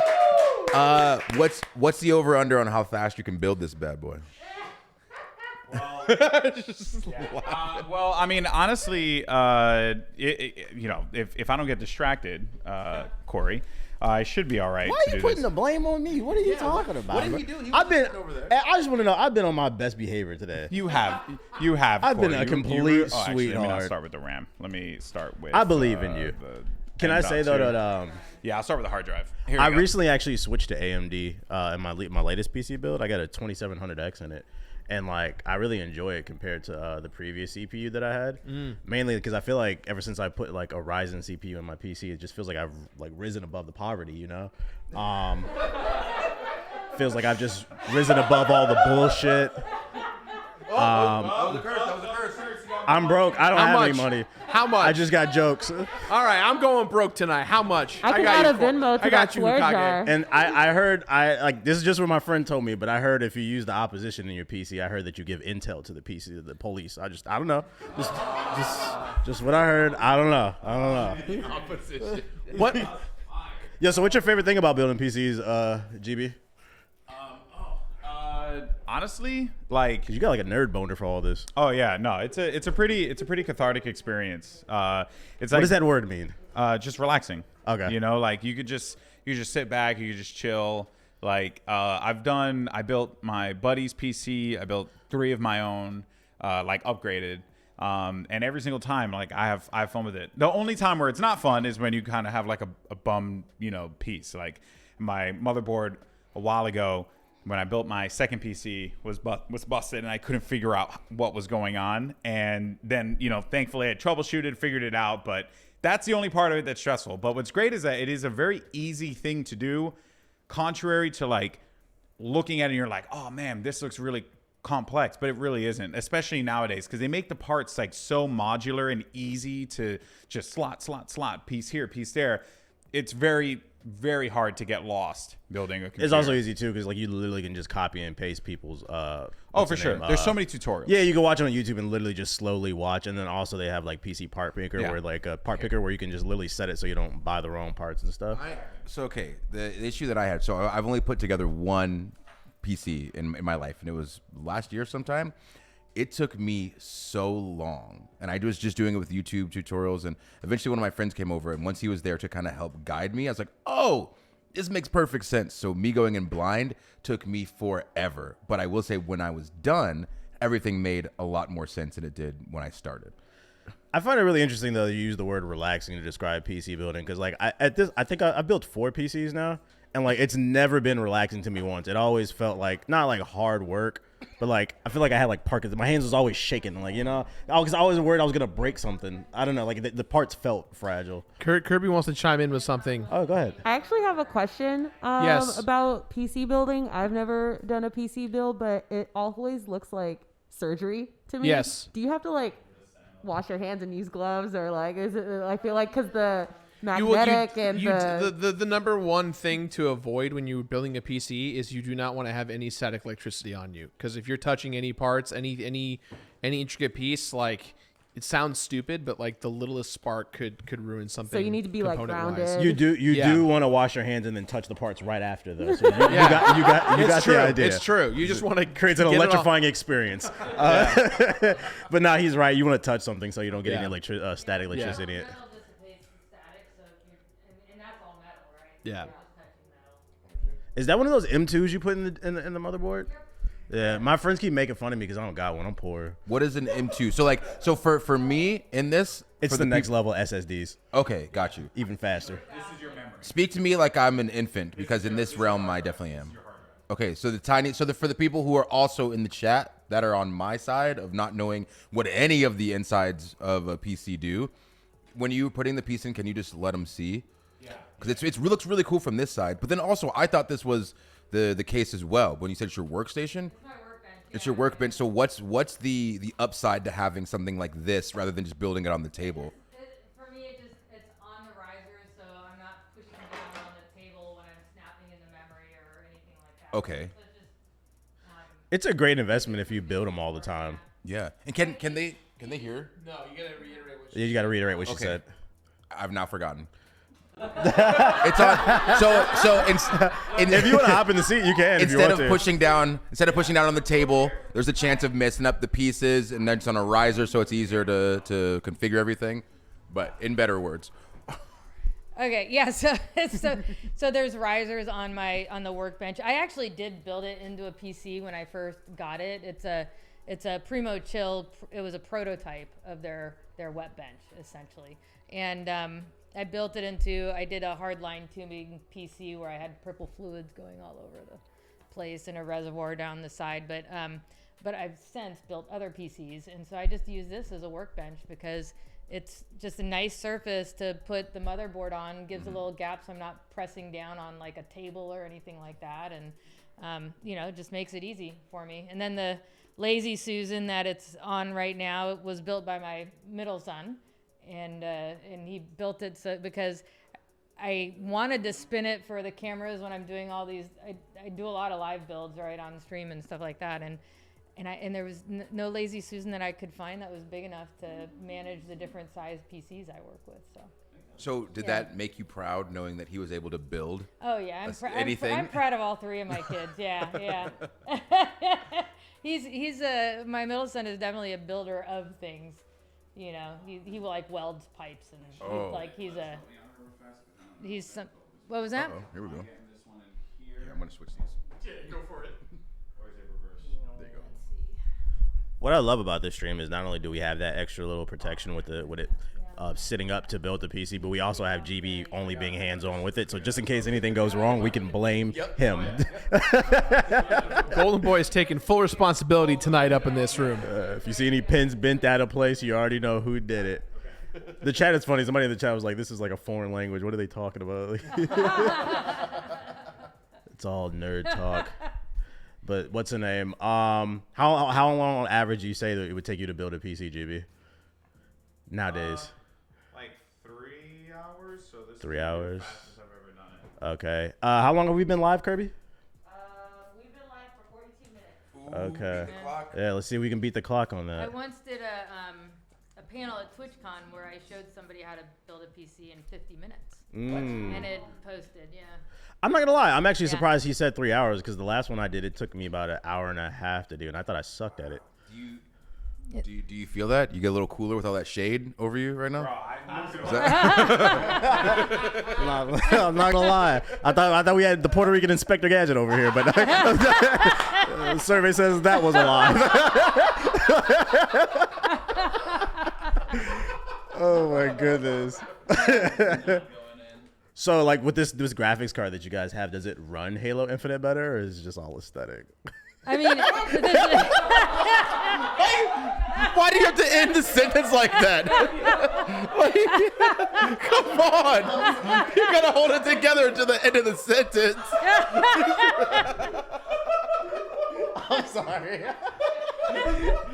I'm sorry. I gotta get my jokes off. I'm sorry. Corey, Yeah, I need you from to the be benchmarks nice. I've seen Today so- is Halo's birthday. Isn't Yeah. it the special day anyway? So you should be nice. My favorite part is that the official AMD Twitch is in chat, and they're just like, rude. Yeah. Just rude. Flat out rude.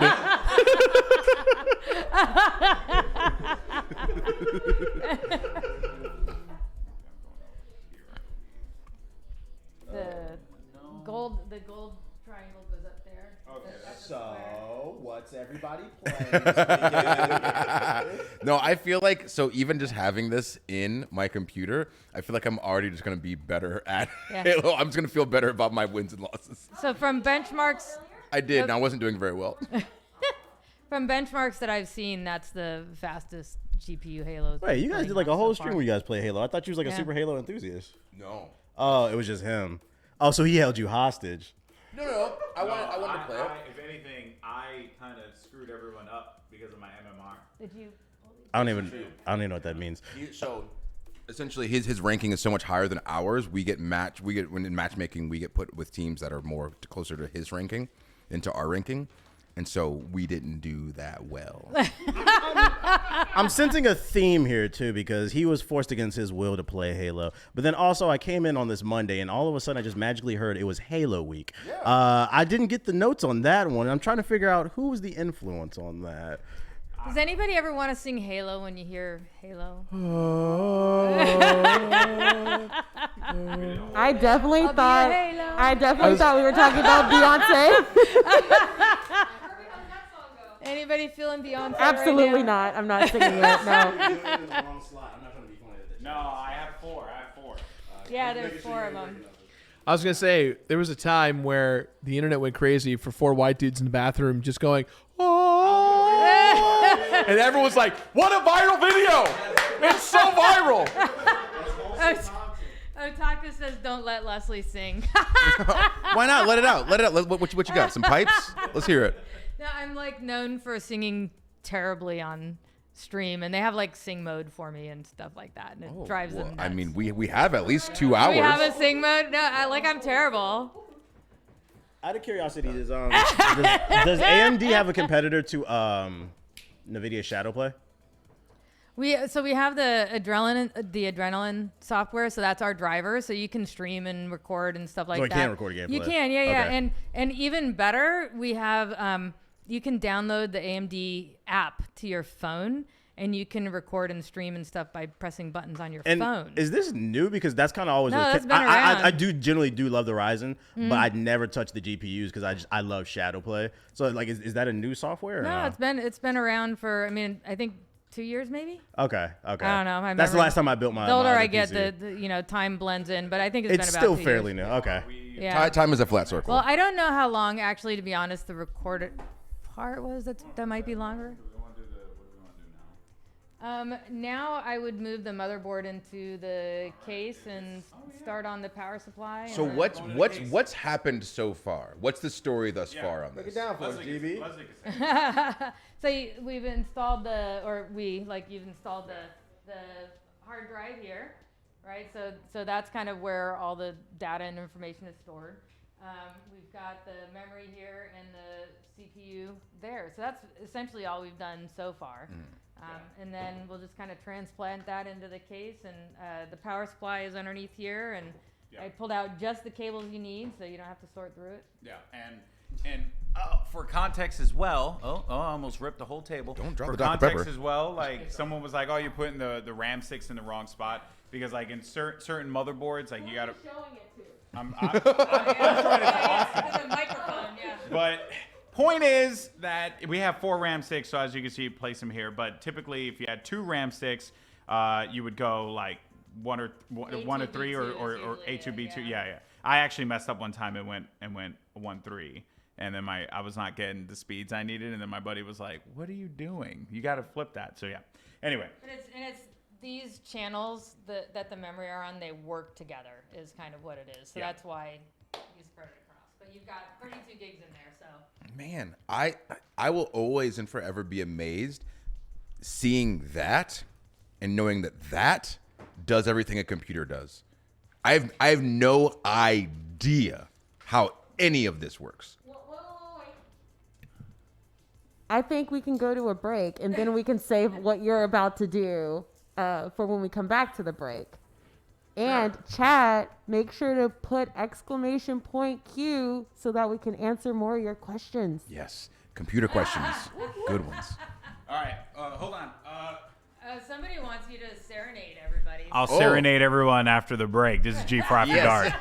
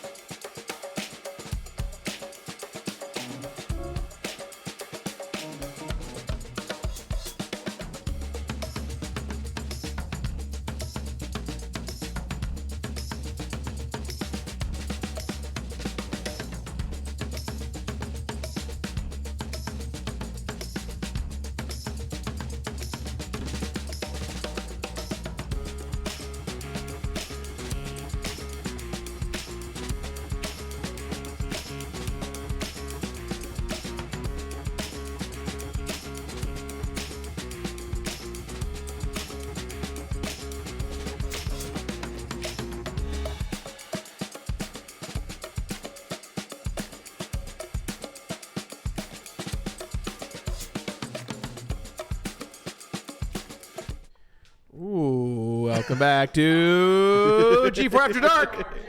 Yeah. Woo. Yeah.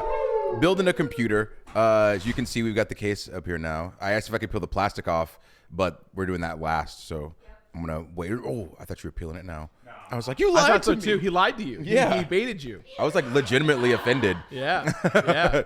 So right now, you guys are about to do what? Put everything you've made already inside of the case? Everything we've done here we go. Everything that GB has done, we are about to put in the case thus far. Nice. Hey, in the chat, I'm just curious, how many of you have built your own PC or a PC for someone else or helped someone build one? One for yes, two for no. I've probably personally built about 20 PCs in my lifetime. Yeah, for friends, family, myself. But man, oh man, it's gotten easier over the years, hands down. Now it's so much more accessible and so much more fun, to be honest. But back in the day, when you're spending all this money on these parts, and you still are, you're terrified. It's like holding a child. You're like, I don't want to drop this. Yeah. I'm going to ruin everything if I do. Here, buddy, because I care about you. Oh, Take what? all the blue tabs and peel it. Oh, yes. I built 40 PCs just in 2018. 40 in 1 year. See that blue tab? Pull that. Okay. Get it really close to the mic for ASMR. Oh, yeah, here, come here. Oh, yeah. Here we go. Just like this. Just like slow. Sweet. One more. Okay. Ooh, Chad, here we go. We're gonna pull off some of this plastic, and it's gonna. Oh.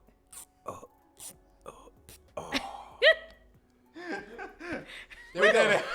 I wonder if people heard that. He had to. Ooh. Oh, that's 350. That's 350. Ooh, you cursed. You said a curse. 350. No. No. I saw a bunch of people put ones in, so most people in the chat, I feel like, have built one. There were a couple of twos, a couple of people with ones saying they helped a friend do it. This is a process. Now, again, I'm going to keep asking chat questions. Was this a daunting task for you when you built your first one? Were you nervous? Because I was extremely nervous when I built my first one, and I will be extremely nervous if I ever build a second one. Because I just feel like there's so many components, but people that build them for a living, it's simple. It's wild to me. We got to give a shout out. Golden Boy came prepared. He's going scuba diving for parts. Oh, so someone said they cried mid-build. Mid-build? Mid-build, just a cry. I feel you. I almost did that. Wait, what did you just put in there? What was that thing? The flashlight. A magnetized flashlight. Yeah. Leslie, here, you take over. You got this on lock for everyone. Yeah, we'll share this. Yeah.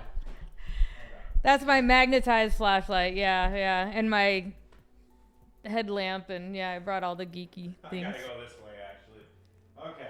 Where are the screws at? Here? So this. In this bag here. Hold on. I'm digging this flashlight. So, okay. So that. No. Well, I mean, the headlamp is dope, too. I think you should wear that out. In public. Yes. Yeah. How do you do? Yes. Yeah.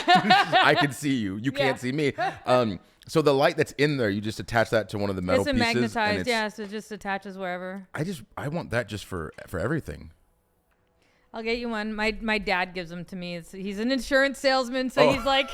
I thought you were gonna say he builds them. No. He's like he's got all these like pens with lights and magnet flashlights, and I'm like, I have a perfect use for these. Stick them in my cases. So question, Leslie. Yeah. The contentiousness of building a PC comes down to one thing for me. I think everyone in chat agrees. How much is too much thermal paste when it comes to applying to a CPU?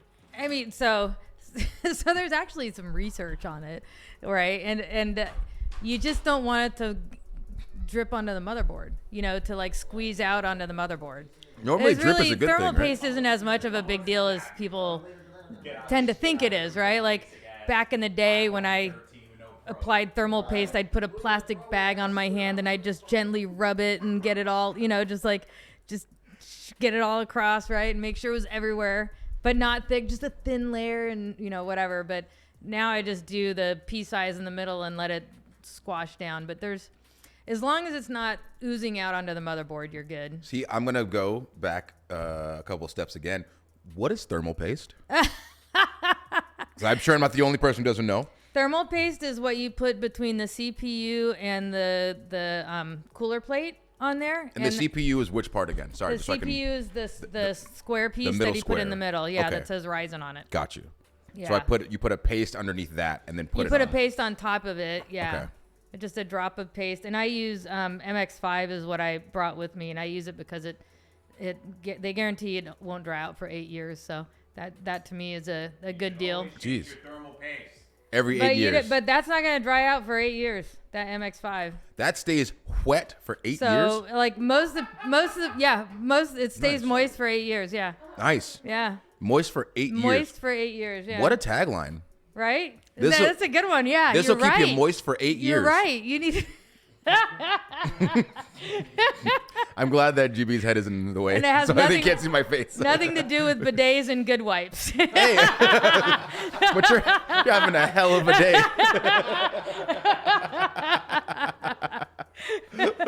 But what it does is that's kind of the compound that helps pull the heat off and into the CPU cooler.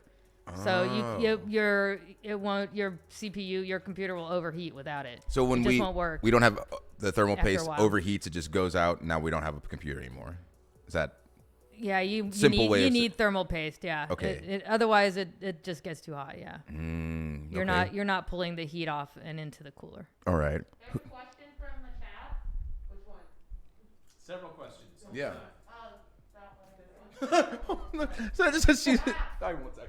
While they get it together, let me ask you: do you feel like it's absolutely necessary in this day and age to have liquid cooling? No. I mean, air cooling is fine too, and there's box coolers that are really nice. Like Nocturna has some really nice box coolers, and we have the Wraith cooler for that come with the 5600Xs and all of that. So those are fine for most people's use. They're fine. I just like the way this MSI cooler that we're putting on. It's a liquid cooler and it looks really nice. And my PC at home, I have an in-win case that has an 8-bit display on it that right now I have programmed to flash purple and white because I'm all about the purple. And then I put tubing in. So I put in a liquid cooling system where I have purple fluids running through my PC. It's just fun. Okay. Yeah, I think it's based off your needs probably, because if you're just playing League or Valorant, you probably don't need nothing too crazy. It might be the more intense games, like the ones that you want to run it on ultra. But I just would want to say I really love that GB over here is looking like Dig Dug. I just absolutely love it. We have another question from Miss Nixie. For liquid cooling, will Golden Boy wear scuba gear? Yes. All right. He needs a mic. He needs a mic. Yeah. Let me just say, everyone at home, this is very stressful to build a computer in front of a couple thousand people, and on top of which not be judged like the Verge guy. Do you know about the Verge guy story? I know. Yeah. I don't know this. Oh, dude. You know the Verge guy. So tell the Verge guy story to Austin. So I don't remember the details. I just remember he did a horrible job. Oh no! I can't remember what the problems were. It's been a while. Do you remember what he did? I just remember he set it on the table, and he basically put all the parts in backwards, and it took him a long time to do it. I remember. Yeah. I remember things being backwards. I think there was something with how he did the thermal compound, which is really hard to mess up. Yeah, it really I feel like is. He slathered it. It's really hard to mess up. I feel like this is a compound. very hardcore topic, and it's one of those things you want to get your best on these type of jobs, especially with the internet, because they ready to cook you. Yeah. Do the cooler? I would probably do the cooler last. Okay. I would probably go to the power supply and then attach all the case cables and power supply cables. Let's do that. That's kind of my method. I know you're feeling a little tired, but use the fact that you're almost Onyx to inspire you. Get this PC running. You can get back to that high rank. I did also, too, can we move this table? GB, could you build over here? Sure, because I'm tired. So if y'all can move for me, my back. Yeah, we'll scoot you over. My back. Do you want You're doing great. You're doing doing great. Everyone in chat give some love to GB. He's carrying the stream right now. He's doing great. He's doing great. And on that note, we'll go to a break while Austin attempts to not break the set. All right, guys, we're going to go to a break. When we come back, the build continues. Wait.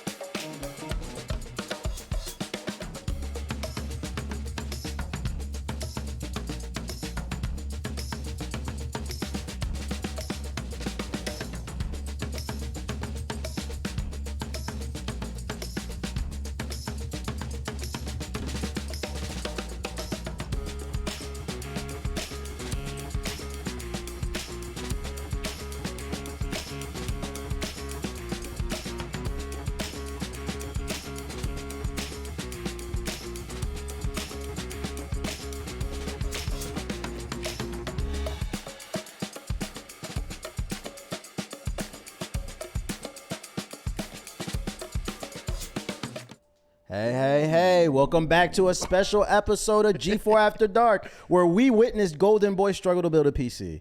I had a question for you, Mr. Xavier Woods, because you've got a show this Friday. Yes. Will you be drenched in baby oil?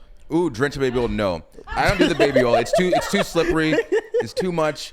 At best, I might spray some water on my body, but other than that, I usually go out dry. I like to work to get wet. Yeah. You know? Yeah. Lots of people just come out wet. Yeah. Their hair is just covered in whatever, conditioner, baby oil, water. I can't do it. Oh, I got a serious question though for you when it comes to the wrestling stuff. Yeah. What goes into the thought process when picking your costume? So for me, I want to make sure that if a kid who doesn't watch wrestling walks past my action figure, they go, "That's really cool. I want that toy." And that in turn makes sure that kids who do watch wrestling think that it's cool AF already. For sure. But then too, there's this thing called the airport test where if, let's say somebody who's like 6'7" and just 350, they walk by you in the airport, you go, "Oh, that's somebody. They probably wrestle or play football or something. Something catches your eye." I am not of that size, sure. so I don't elicit that response off first glance. So you got to be more flashy to stand out. Exactly. Yeah. So that at least that's what I tell myself in my brain. So if I'm wearing two different color shoes, one, yes, because I want to keep my collector Sonic the Hedgehog edition shoes good on the shelf, and so I wear two different ones.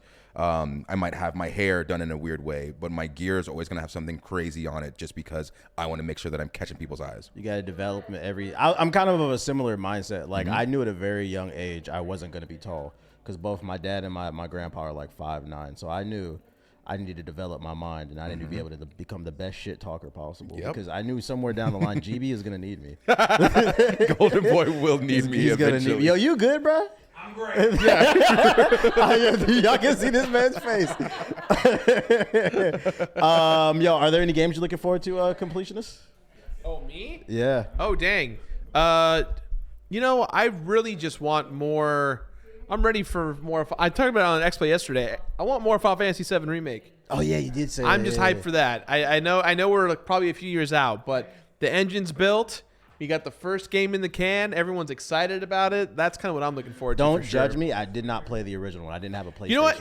That's okay. Honestly, I think Remake is designed for those folks who don't want to to go back and play the original. And if you play the original, you kind of get to enjoy all of the Easter eggs and the laurels of what FF7 is. But Remake, I think, is doing a great job so far of modernizing it and letting everyone play it. That's one of those games I'm happy I didn't rage quit, because I almost rage quit it in the beginning because I wanted to play it like it was Devil May Cry or Bayonetta. Oh, yeah. And I kept mashing the buttons. And then once I understood the ebb and flow of the combat, it became really fun and the story kind of hooked me. Yeah, I think that, so to go off what you were saying about Remake, it's almost like, have you ever tried to get somebody as an adult who's never watched Dragon Ball Z to watch Dragon Ball Z?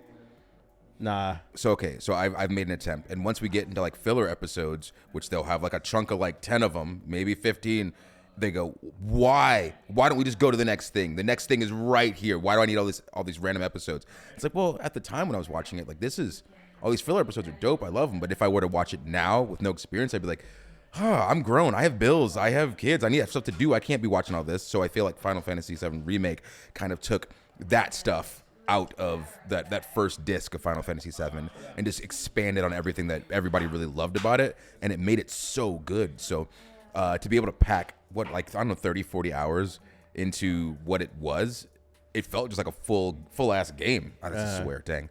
Like a full game, but it was really just the first part. That's not a swear nowadays. You're fine. It doesn't count? 2021? No. If it's on TV, it's fine. Okay, perfect. Yeah. And this is after dark anyway. Yeah. So you know what you signed up for, chat. They said not to start a console war, but what console do you guys play the most? You know what I'm going to say, and you're going to get real mad. I play Sega Dreamcast. I lied. I like the Dreamcast pop because I meant Saturn. Sega Saturn. Yeah. I was really, because I was like, no, I'm not. The Dreamcast is a classic, but the Saturn, like, what are we talking about here? To me, that's like the image of Pan from The Office. Like, it's the same photo. Yeah. Totally. I was gonna say Dreamcast legitimately. I gotta go Super Nintendo. Gotta go 16-bit. It's my favorite. What about you? I would probably say GameCube. The way I interpreted that question though was I thought he meant like of the current generation or maybe like last. But if we're going all time, I would say GameCube. That was my favorite one. I mean, I'll put Sega Saturn against anything of today. Try me. It had Panzer Dragoon and Knights. What else did it have? Clockwork Knight. Virtual Fighter. Yo, this man got a nerd boner over here. See? Raging.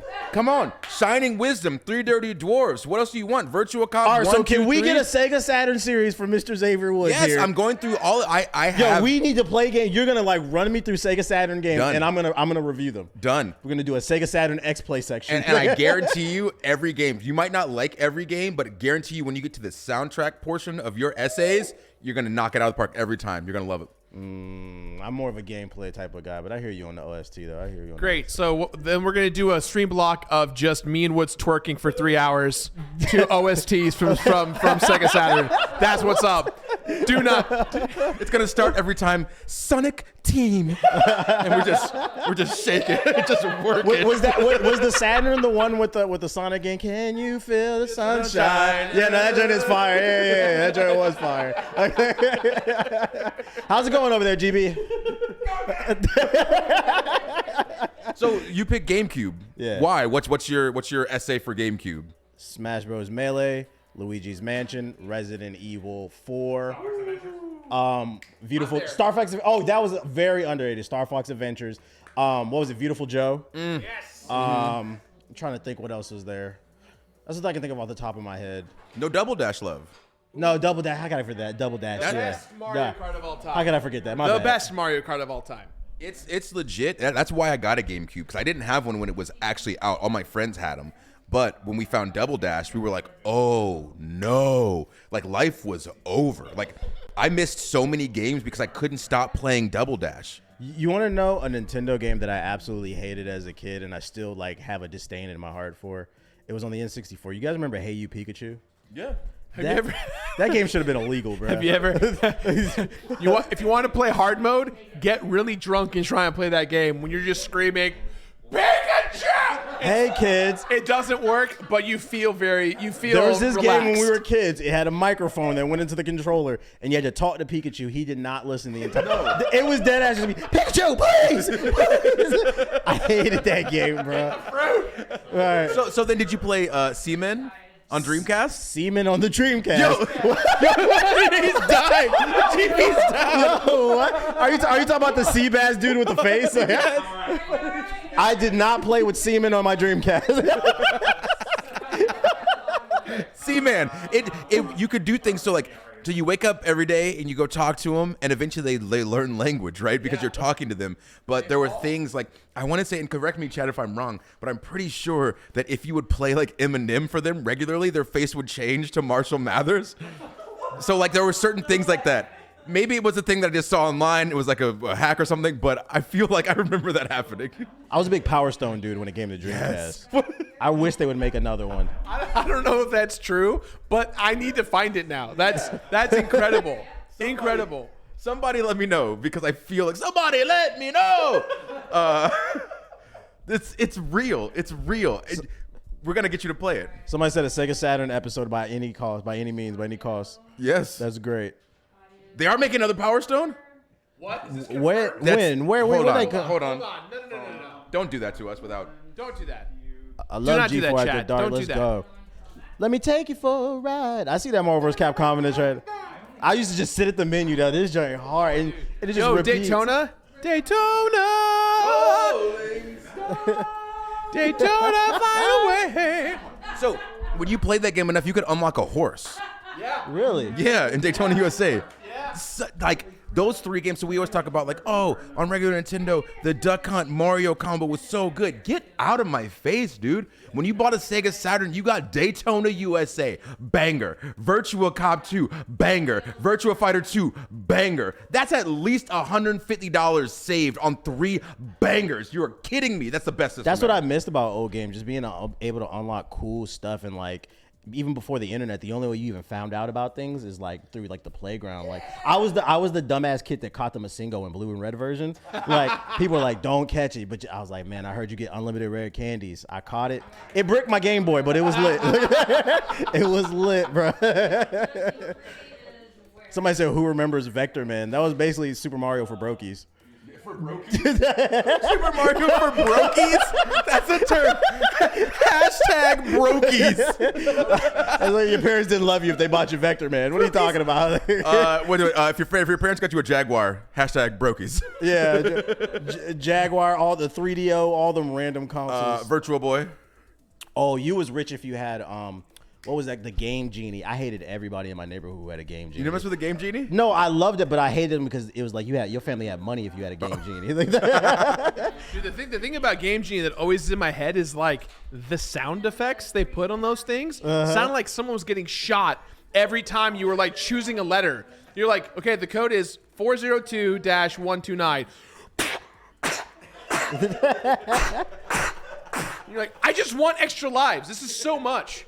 Have you? Because I know you play a lot of 2D games. Have you ever played any of those those Game Boy cartridges that come from other countries, usually Asian countries, and they'll have I remember that shit blew my mind as a kid. One of my friends, I think he was Filipino. He brought it back from his country, and it had 50 games on one cartridge. I was like, how is this legal, bruh? That stuff was classic right there. Oh, yeah. So I don't know if this is I feel like I haven't found a confirmed, but there's lots of articles talking about a possible Power Stone 3. We need that. Does owning a PS Vita make you a brokey or a hipster? Both, ironically. Okay. Because it drained your wallet. Okay. And then it also made you hipster. Fair. I was going to say, because I have 2, and one of them is an orange one that I got in Japan. I was very excited about because I love Vita. So I'm actually a Vita fan. I have one as well. I have the OG one, the OLED screen. They were ahead of its time with the OLED screen. Yeah. I always said. Sick. It was so beautiful. It was so good. What held the Vita back was not just the lack of games. I think would have saved it if it had the triggers instead of the touchpads on the back. Yes. The 2 triggers. I didn't like the control scheme, and then just more games. This is a fair point, but there's a game, DJ Max Tune Technica, that the touchpad has. It's the best use of the touchpad on the back that I've seen in a game. Mm-hmm. So it's a rhythm game, and you got to tap the notes on screen as they go past. But some notes will be different colors, so instead of tapping on the front, you tap on the back. So you're essentially banging a little virtual bongo. Yeah, it took advantage of the actual controls. Yeah, it's a very great use of that touchpad, and I don't think I've seen another game that implements it like that. But my guilty pleasure that I didn't tell anybody I used to play, like, because this was like high school, was it was on PSP and Vita, I think, the Loco Roco game. I think that's what it was called. The one where like your little silly putty that would roll around. It's Loco something. I don't know. Chat will correct me because I'm terrible with like names. Yeah, but that was low key a good one. Ooh, y'all talking about Project Justice? Yes. I don't remember that. There's okay. I feel like there's a lot of games. We should get together and everybody puts like 2 games in. We might not know them. We might know them, and then we let chat pick one and we play that one. And yes. Are you talking about like a show and tell with video games? That sounds great. That feels like an X-Play segment. Yes. Show and tell. 5 minutes to show your game. We show some footage. You talk about it and tell everybody why they should play it. And then we decide which one we're going to play that day. Is that it? Hipster School. Yeah, that's it. It is Loco Roco. Okay, I'm not bugging. Yeah, the chat was saying. Loco Roco. Okay. Yeah, that was a really cool game. Would you guys want to see another PlayStation All Stars? I would think they got to change the mechanics, but I do want to see them take another shot. I think PlayStation All Stars. I wish people bought it, even though the first one was like not what everyone wanted. I love the idea of there being a platform fighter for PlayStation, just because of all of their stuff, and they had to learn, right? Like, imagine like they tried to go after Smash at a higher level. They didn't have to. They could have done a basic N64-esque first entry, and they were like, "We're going hard," and everyone was like, "No, you didn't copy the homework exactly the way that we wanted." But now we have like, what is it? The Nickelodeon All Stars. We have Multiverse on the way. Yeah, Multiverses. Yeah. It's gonna be so sick. Isn't Nigel Thornberry in it, bro? The Nintendo one? Come on! Isn't it voiced by Broadway Tim Curry? He's Tim Curry. So you're telling me that me missing them making a Fern Gully game so I could play as the pollution Tim Curry, but I get Nigel McGinnis. This feels like a production meeting. Not Nigel McGinnis. He's a wrestler. Nigel Thornberry as Tim Curry. Come on. They just announced Garfield. Yeah, they announced Garfield. Yeah. Bro, and you know that Odie Assist is coming in? John? Oh, yeah. Bro, Look, this is what I would have wanted. This is what I would love to see if I could get the twins from the Rugrats, but like as the ice climber type character. Yeah. I said, as soon as I saw it, I said, Phil and Lil are about to be wobbling people. They're gonna be so mad. That would be amazing. Who do you want, chat, in Multiverses? Their like recovery is like boogers, like trying to get back. Someone said Garfield's gonna be broken. That's great. Nah, Shaggy's broken. Yeah, somebody in the chat said it feels like a production meeting. How you feel about that, GB? Oh, it's Pope. What up, Adam? Man, I shouldn't have worn makeup. Yeah. Can we talk about here? Can you get on mic and talk about the fact I've seen you wipe sweat from your brow like 7 times this already? Man is woo. I made a few mistakes today, everybody. We can't wear branded clothing, so I wore a sweater. That was dumb. That was my first flaw. Then they were like, "Oh, do you want to get makeup done?" Because obviously there's no hair to do. And I said, "Oh yeah, sure, I'd love to." And the makeup's peeling off of my face now. So I'm really trying just not to get the. Also, that's just a really cool thing. PC got a little So it's boner. been a day. It's getting hot for that Halo card. Let's go ahead. Yes. That was so confident. Let's go ahead and take a break so GB can go take his makeup off. You can cool off with a refreshing Dr. Pepper. Cool And off you guys with in a the chat, refreshing Dr. Pepper. be workshopping who you want in this game. Then we'll talk about it when we come back.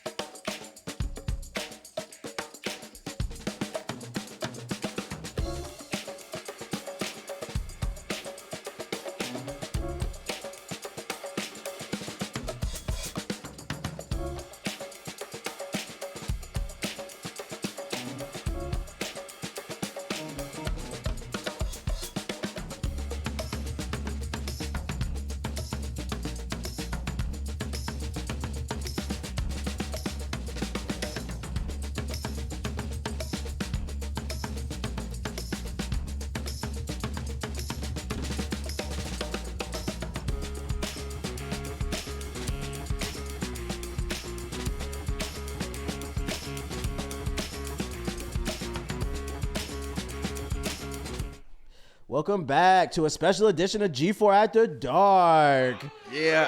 Where we get to watch GB learn as live that he should have probably prepared a little bit more for building a PC on stream. There was a reason why I said I'm going to let him do it. But we have breaking news. Breaking news. From May 25th, 2017. Wow, 4 years. Breaking news. Well, we weren't around.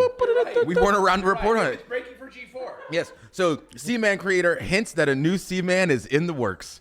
The Dreamcast sequel we've all been dreaming of. Thank you so much. So, hopefully, in the next few months, that drops. Here we go. Nobody? No excitement? I never. I'm ready for. It. Is it? What do we think the sequel is going to be? Like Seaman, more seaman? Is that what's going to be? What is it going to be? More sea, more man. That's Kirby's the tag talking. on the box art. More sea, more man. Guys, real quick, for those that are just entering the chat, do you guys want to tell chat what's going on? Who do we have here? What all of this is for? So currently we are, and by currently we mean GB, we're building a AMD-based PC, and we are joined by the lovely Leslie from AMD. And it has slipped my mind, but this PC build is going to a charity. Which charity is it? Rise Above the Disorder. Rise Above the Disorder. Mental health support for anybody worldwide. And it supports mental health. If you need mental health support, you can just call them and they find you. Yeah, if it's Rise Above the Disorder, and it's mental health support. And so if you need mental health support, you just call them and they hook you up with the right therapist. It's like, I belong to Kaiser and it's kind of a crapshoot what I get. Do I need to owe something to the jar? Is that an okay word? No, we gave up on that. We're all broke. We gave up on it. That's the worst that I ever swear. Bring the mic over. This is a fun little learning lesson. So with CPU fans, because now this is the part where we're at with the fans. Let me do this real quick. Okay. What is the rule of thumb? You want the logo out to shoot out, or is it the other way around? Well, it depends on where you're putting it on the case. So the way that this case is set up now, and it's the way that I usually do it, is the fans have it, with the dragon, like the front part, facing out, right? And so what that's going to do is it's going to pull air in. Yeah. So that's intake. And then this you can see the backside out this way. And we're going to do the same there, where the logo will be facing inside the computer.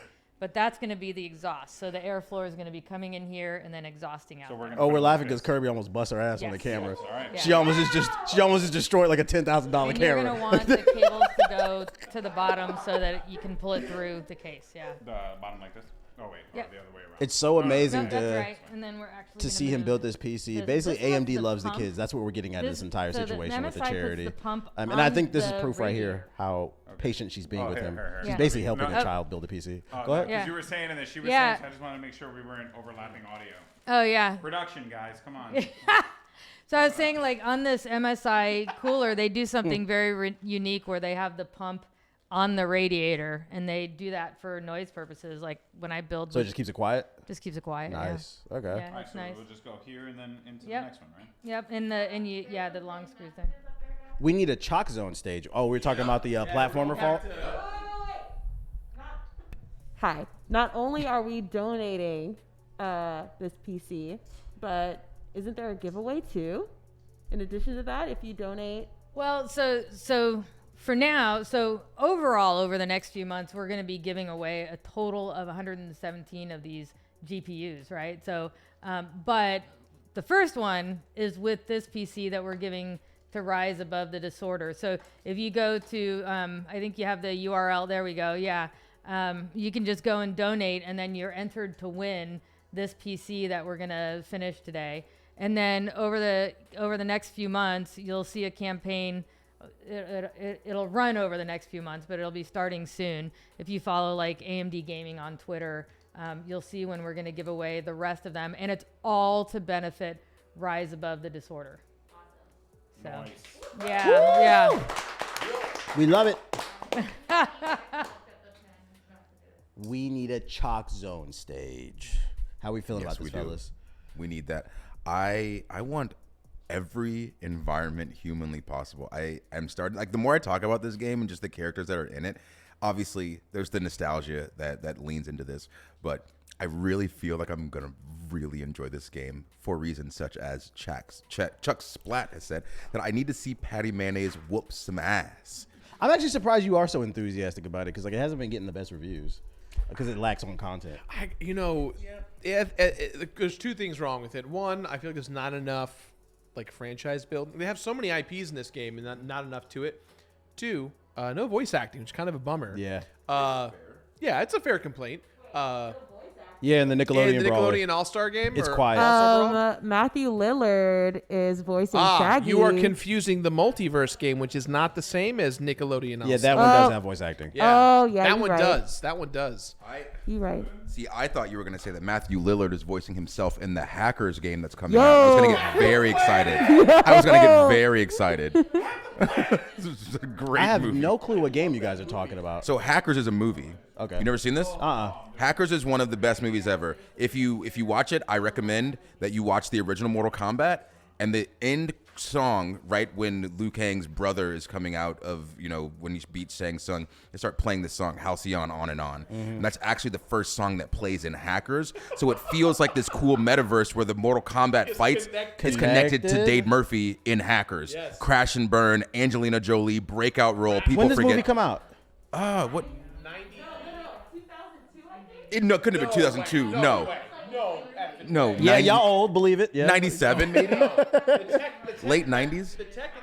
The tech in Hackers is very like floppy disks. It came out in 1955. At one point they're at a 95, party. 96, 97. Nobody 95. knows. It's 95. It's Yeah, 95, because okay. at one point they're at a party at Angelina Jolie's house, and she's this crazy hacker, and I remember It's a them, Watch Dogs type of movie? in like the loosest sense of the word. Yeah. So they're all geeking out because they're like, oh man, 56K modem. And you think about that now, and you're like, what? That's your pictures download. There is a scene where they hack the internet itself, or like a company, from a telephone booth at the subway. That's how they thought the world would be. Remind you how far things have come. One of my favorite lines in the movie is the female villain who has no idea what's going on and just starts saying keywords, just like, was that cleared, Kirby? Modem, CPU, overload. I don't know what's going on, and it's great because that's the whole movie in a nutshell. Because they really, when they're hacking, you know how in the Matrix you go into the Matrix and you do all this stuff. They're essentially, this was like the first. This is very 90s. The first version of that. I love it. But it made me think, man, if I'm a hacker, then I'll see all this cool stuff when I'm hacking, and then I realize, oh, it's just letters in DOS, and I'm not good at this. My favorite hacker is Felicity Smoke. I used to be in love with her. It's also available to free to watch on Amazon YouTube? Prime. Oh, word? Yeah. Oh my God. Will Duff just watched it for his movie night, I think, like 2 weeks ago. So. Oh, no. Yeah. Wait, there's a G4 movie night? No, just Will Neff just watched it on his own stream. Oh, yo. Okay. Next stream block when you're in town. We'll just watch Hackers. Yes. Let's do it. How does that work? You're just going to play the audio or something? No. They on Amazon Prime now you can stream on Twitch movies. Oh, yeah, you can. So you could do the movie. I thought it was just shows. Okay. No, so there's a bunch of movies, and as long as people have Prime, they can just watch the movie with you. And I used to watch Jackie Chan movies, would be on Twitch. But people that don't have it would just find the movie and wherever they could watch it, and they'd ask for time cues every like 6 or 7 minutes, Okay. so that everybody is on the same wavelength. Allegedly. Yeah, allegedly. It's great. It's great. Yo, GB, how we doing? Doing great. All right. Just making sure. I think Can we get chat back? Oh, Yeah. Oh, I forgot about that thing he had on his head. Was that called R something? It was the head strap and the little piece of glass right here, and there was games you would play. I didn't see it because she moved the trailer. Yeah, rewind it to What's where the he's head strap hanging out of he's the talking phone about? booth thing. So just Because I thought you were talking about GB for a second. I was like, it's a flashlight. Oh no, Like it's a freaking flashlight. It's like the same thing. Oh, that's a PS4 headset. No, not that. That's the default one. Here, can you rewind to some, Kirby? Kirby, you're looking for like a single like Frame. Anime, Yeah. No, like anime eyeglass. Anime eyeglass. Eyepiece thing. Let's see. The power level scanner. Yeah, right. So pause it. That. You remember that? No. Okay, somebody in chat can't see this, right? Okay, here. Yeah, Judge Dredd ass shit. Take a photo of that. Tweet it on Twitter. You guys, hey kids, remember this? Actually, can we move that? Because chat might be talking about it, and we just can't see it. Yeah, does anybody know? We just used the magnet thing. Oh, so good. Oh, we missed. Oh, the catcher. It's called the catcher. Tiger Oh, R-Zone. that's what that's for? Oh, that's cool. We're gonna come How back much to does this. that cost? I think it was like $3 or something Oh, I'm like about to look that. on Amazon. Lord knows when I open my PC to clean it, I need one of those because I always lose the screws. Yeah, I just swept the floor until I felt it That's hit dope. hit the end. That's one of those things like you don't know you need it till you see it. Yeah, right. It's Yeah. a beautiful thing. We found it. Yes, thank you, chat. It was the Tiger R-Zone. Here you go. I remember that name. I do remember that name. So did you play games with this or something? I played a few. I tried, but it was kind of rough. It looked like that Nintendo system that made people go blind. What was the red one? The shitty The one? Virtual Boy. Virtual Boy, yeah. It Just kind of make looks like a you one-eye puke. Virtual Boy. Yeah. So this, if you guys in the chat don't know what they are, it's legit like a head wrap that Golden Boy has on, and then one piece that comes over one of your eyes, and you can kind of see like the little LCD display, kind of, and there's a controller attached to it. So legit, you're just walking around. It was like the equivalent of what like an Oculus is, but like in that time. Yeah. So what did he use it for in the movie?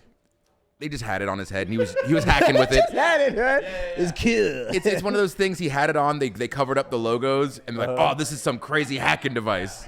Yeah, I'm actually interested in watching this just to see kind of what the computer culture or what was perceived as computer culture back in the day. It looks interesting.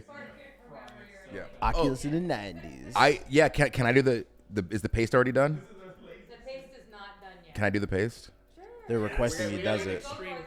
We got to get an extreme Don't treat it like for that toothpaste. We need to take a break. So let's prepare the paste, and then we'll come back and Prepare the paste.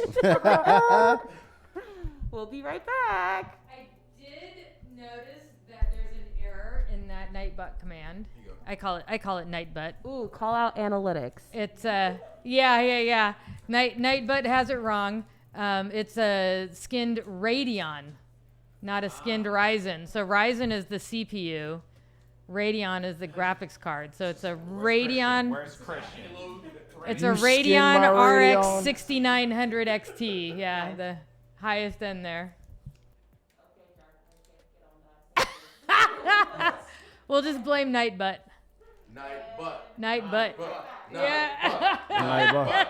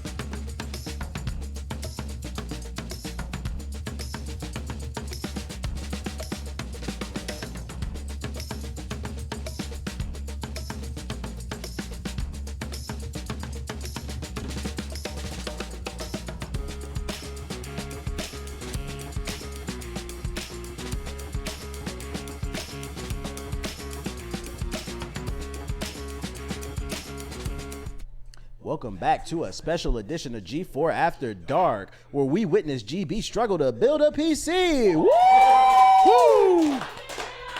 You got it. You got it. Ooh, is it It's pace time for time? the third. All right, while we're doing this, I want to give a shout out to the Yeti, my homies in the chat. Love you guys. You make some great shirts. Yeti.com. We love you guys. Shout out to since we're giving shout outs as well. Shout out to my boy Ace. Apparently somebody just saw his ad before they got in here. Shout out to the GB. You want to share with the world how you're feeling right now. Give us a play-by-play. Bro, I'm so sad because you guys are having some dope combos and I could not be a part of it. But I'm also having the time of my life building this computer. It's a very stressful thing to build a computer in front of a couple thousand people and people inside of here as well. But I really have enjoyed it. And of course, Leslie is a phenomenal teacher. So that helps out. And Austin right now is in a Santissimo. He's okay. You got it. You got it. Get the magnet. Giant brutish hands. Oh, it's plastic. Oh, Lord. Has broken the thermal paste. Yeah, it's right underneath. Lift it up again. Lift it up again. I just saw it. Lift it up. And it's right there. You should be able to grab that. So, but yes. you know the beauty of this all, though, you building this PC? It is a lot of pressure on you, but whether you realize it or not, even if you don't fix this and will build it to the time limit, you still did it faster than what you've done before.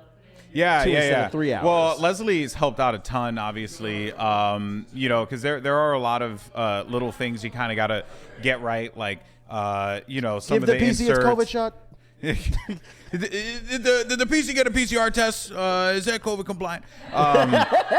They're like a lot of little like doohickeys and stuff. You just gotta, just make sure you get the slots in right, some of the plugs and stuff, so that this way you can have I'm using terminology that may not make PC people happy, but and by the way, this is going to be posted on Austin's Twitter more than likely, so make sure you guys are following Austin Creed Wins if you aren't on Twitter, because he's more than likely going to post this here. But yeah, so the pace has been completed. The PC has been Congratulations, boosted. Austin.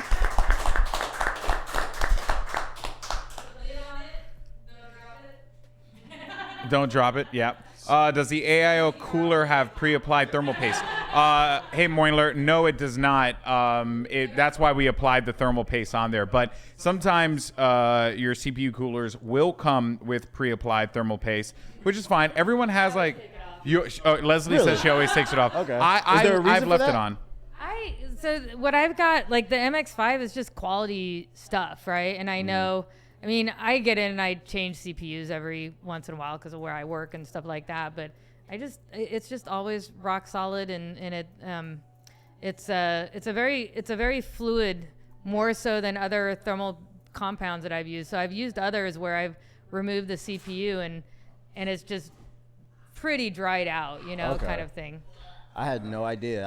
Even the Ryzen I used the default. And when it comes with the default stuff, I don't know what that stuff is. What's the name of that brand you said you used? This is MX5 by Arctic. MX5, that's easy to remember. Yeah. The thing is, though, is that I can send you a link. It's okay to use the normal stuff. Like, no one will get mad at you, but if you want to, it'll work. Oh, thank God. It works. Yeah. Future-proof your stuff. For sure. MX5 is good for the long. The default is maybe 5 years. That's 8. Maybe 2. Yeah, Two? exactly. Okay. I was just gonna say, 2 years. Yeah. We gotta get that MX then. Okay. Yeah. I'm not mad at that. No, I like this. I always wipe it off, and I have below there, and this is also if we make a mistake or whatever. But I have you can use rubbing alcohol to remove it in a paper towel, but I have a Arctic Clean stuff that I use to wipe it off. We're learning. Kirby says. What do we do? You can't get in trouble. It's G4 After Dark. That's the excuse for everything. You know what this is. We have some big news in the chat. We just dropped some exclusives for Halo Infinite. So nice. First come, first serve. If you get it, Get them. That's so funny. The Miata MX5. We love it. What's the ETA over there? We just screwing that in and boom bap. Exclusive drops. There's the codes. Exclusive. Halo Infinite. Exclusive. Grab it. Let us know if you got a code, because we want to see it happen. And if you see people on G4 playing Halo, that means you better get on and play with us. That'd be so funny if they claim those codes and it's just for multiplayer. Wait a minute. No. Have you guys messed with the campaign? Not yet. Yeah. I'm not gonna lie. I don't know whether or not I want to touch it. I've never been a Halo campaign guy like that. I've been too busy working here. You're not wrong. You're not wrong. Like, It's I wild. haven't been able to play a game in a long time because I just watch you guys play. That is the irony of being in the games industry. Once you get into it, you talk about games more than you play. Yeah. I know. You're too busy playing games to play games. If It's there's- a real weird problem. What game is sitting in your library that you haven't gotten around to because you've been working and talking about games? Cry. I may or may Far have not Cry. was supposed to be playing Sifu, but I passed out when I got home. I was really excited, but just old. So I'm looking forward to playing allegedly that maybe. Yeah, it's very weird. And I started getting into this when I built my YouTube channel, up, down, down.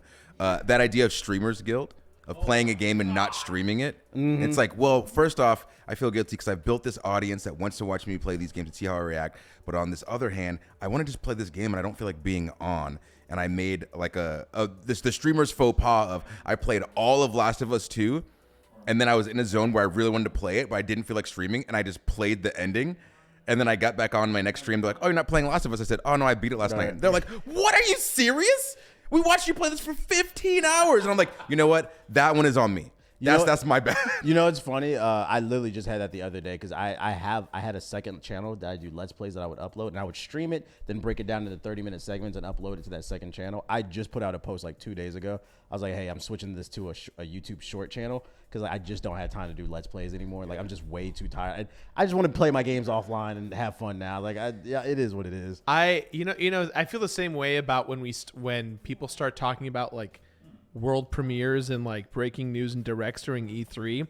I love getting with friends and watching the directs and whatnot, but there's this weird thing of like, oh, I should like go on Twitter and be like, oh my god, this game I knew that was coming is finally coming, and you realize that everyone's doing that, and you're like, oh, I don't want to talk about it. I want it for me, and then you open your Twitter feed and it's like, oh my god, it kind of like killed that passion because you kind of feel like, oh, I should talk about this because it's my job. I should share it. Yeah. But everyone else is doing it for you, and you're like, I'm good.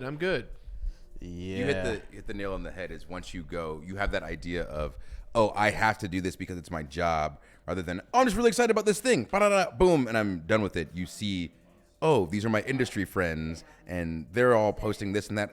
Well, I should post something because it'll ride the search wave engines, and like I need these numbers because I got to make my deal for this month. And it's like, man, what happened? And that's for games that you are interested in. I think it's even worse for games that you're not interested in. Yeah. Because once you establish yourself as like a voice in the industry, people are like, "What do you think of this game? And they can't believe you're not interested in it. Yeah. And it's like then you start to feel a little bit guilty. It's like, oh, so should I try to? But like, I know I don't enjoy Soulsborne games. I know I'm not the right person to review Elden Ring. Yeah, exactly. And I think that's okay. And that's something that I've realized in the past like year or so is that idea of, no, there's no way for you to know every game. So for instance, Final Fantasy 14, I freaking love this game. Do I know everything about it? Absolutely not. Do I know like 5% of it? Probably not even that. I enjoy playing the game, and I probably got 200-300 hours in it, and there's so many things I don't know about it. And I know that somebody would probably speak up to say, oh, well, you don't know about this fight or that fight. And it's like, no, but I love the game just like you do. And it's a different. I'm in a weird place. It's like I'm a gameplay first type of person. Yeah. And then when the story is great, it's just kind of like a bonus to me. So I tell people one of my favorite games of the last 10 years has been Bayonetta 2. I couldn't tell you shit about the story. Yeah. I don't know what's going on. All I know is I enjoy doing the combos and slowing down time. Yeah. Have you but talked it's like to- people try to make you feel bad for that. They're like, I'm just having fun. What's up? Have you talked to Avalie about this? I hear her talk about it. She's a super fan. I avoid her with those conversations. Just because I know, I know, I'm like, bro, I don't know what happened to the story. I don't get it. Sorry, I think we had was there a faux pas over here with the computer a second ago? Yeah. Here?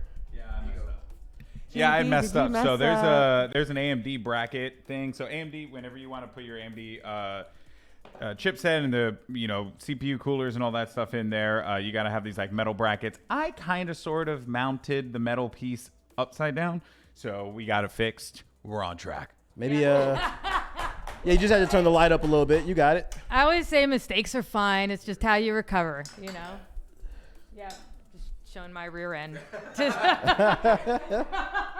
Do you? I got yelled at by my friends. Yeah. Hey, you know what?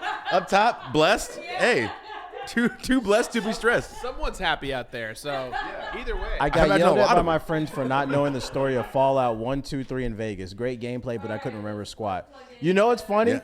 I love Fallout 3, 4.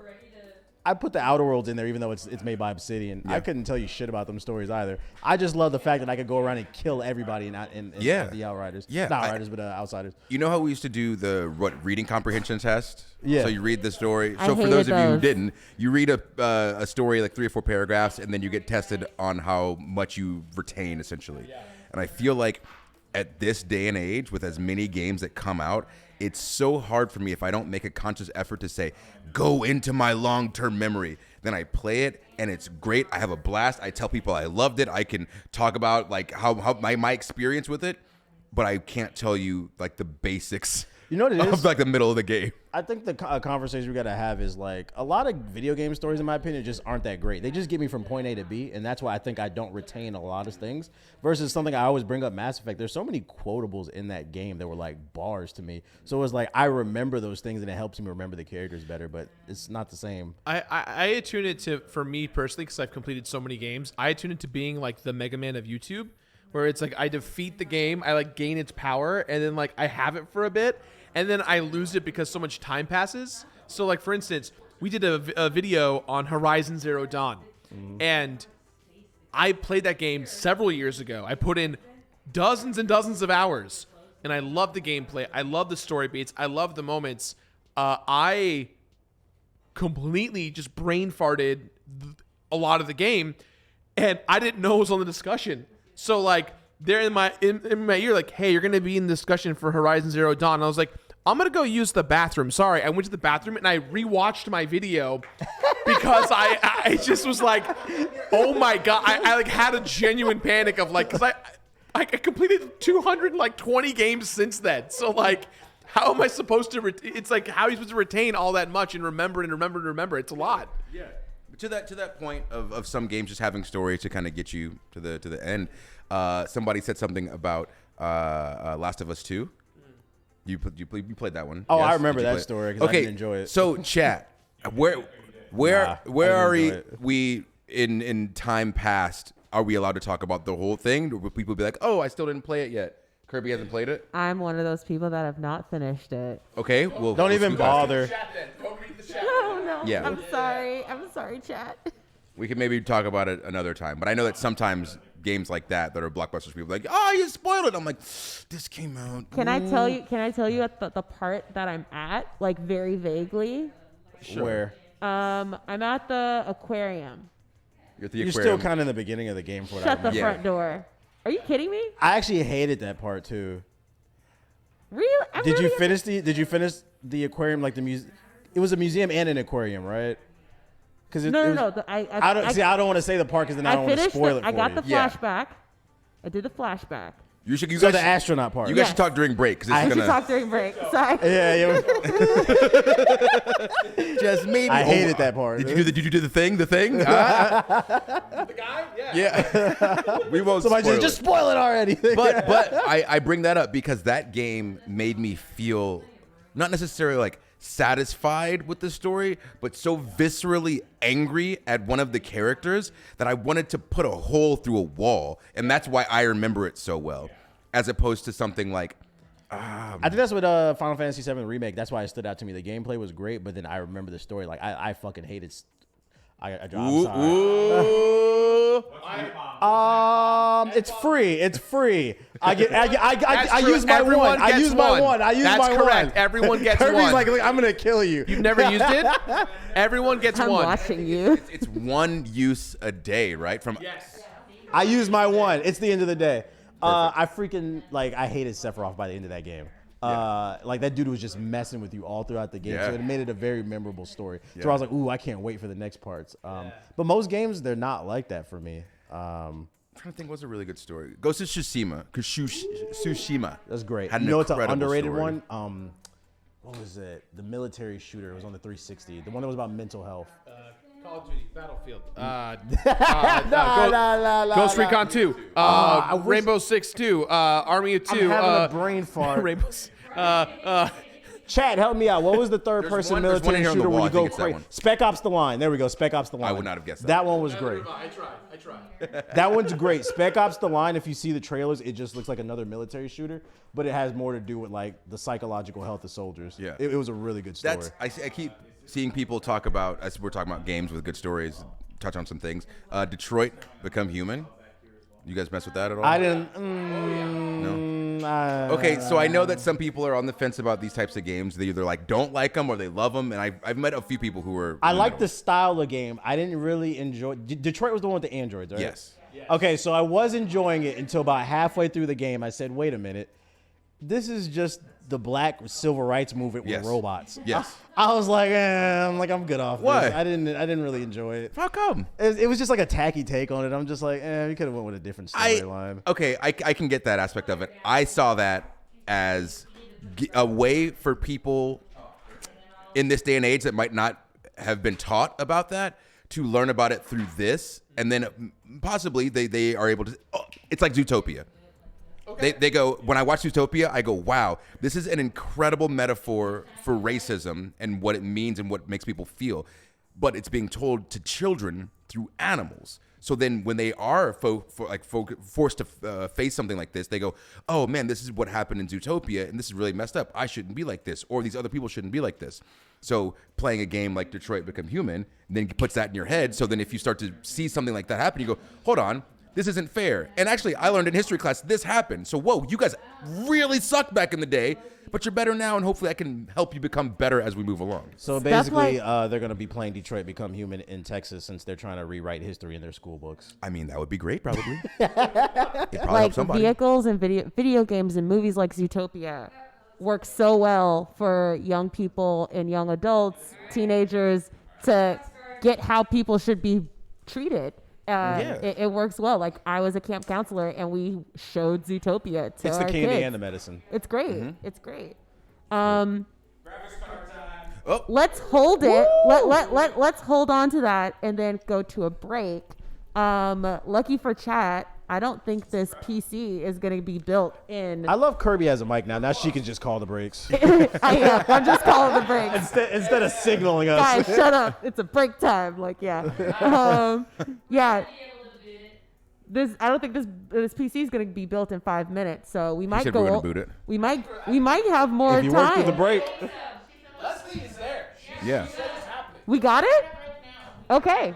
Then let's go to the break. Back up. We'll be right back.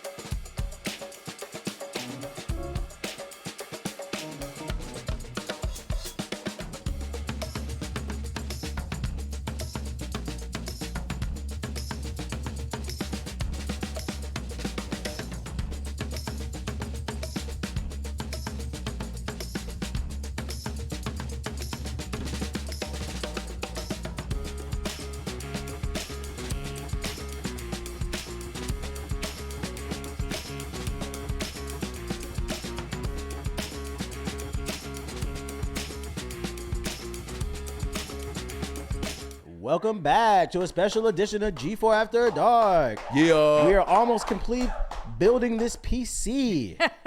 We're almost there. We're in the final stretch. GB's got it. He's got his handy dandy tools. He's moving as fast as he can. Graphics card is last. Yes, that ma'am. Beautiful graphics card. And I think we should run late just so we can look at the graphics card longer. Okay. Boot it up and look at it when it lights up. Because it is so nice.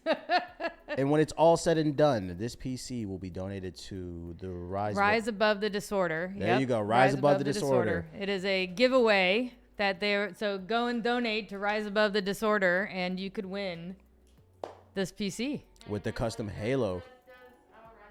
Rise Above the Disorder is a nonprofit for mental health support. So anybody who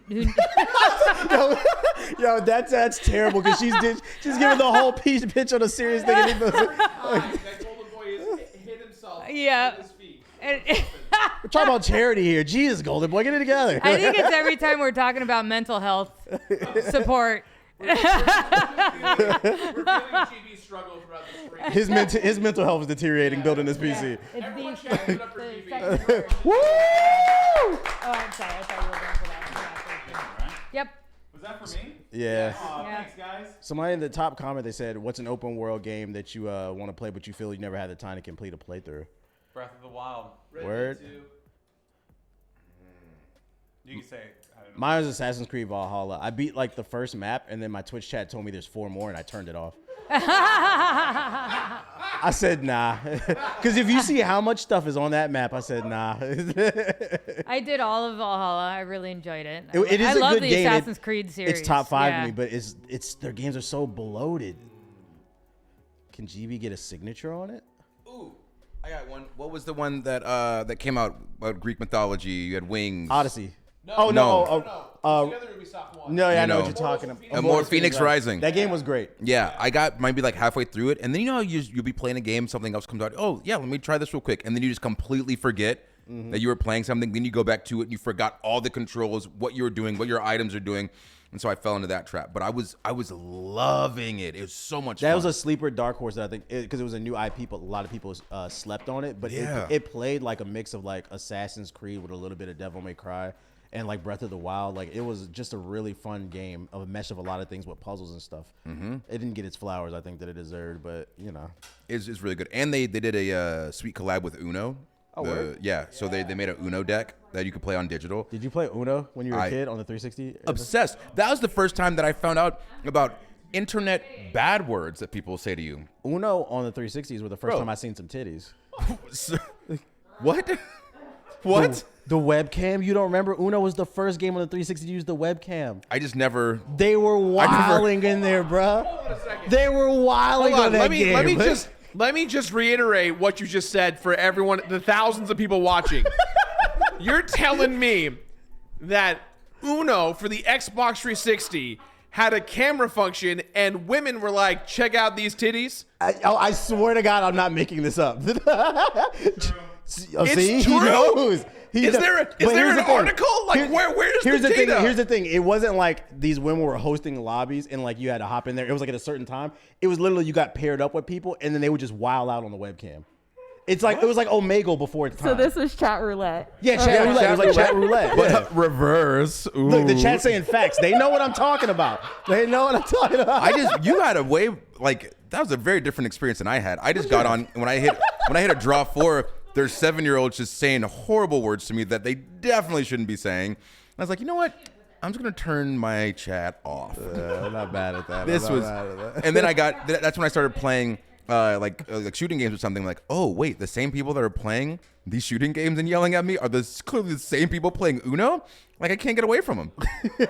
I'm on my Xbox and my mom's downstairs, so I can just say all these crazy words to you. Even though I know you could beat my ass if you ever saw me because I'm 7. Right. And I shouldn't be saying this word that I'm saying to you. I love the idea that, and then maybe this is a series that we do for After Dark, where we just get Woods on Xbox chat and just try and get someone to be like, I'll whoop your ass in real life.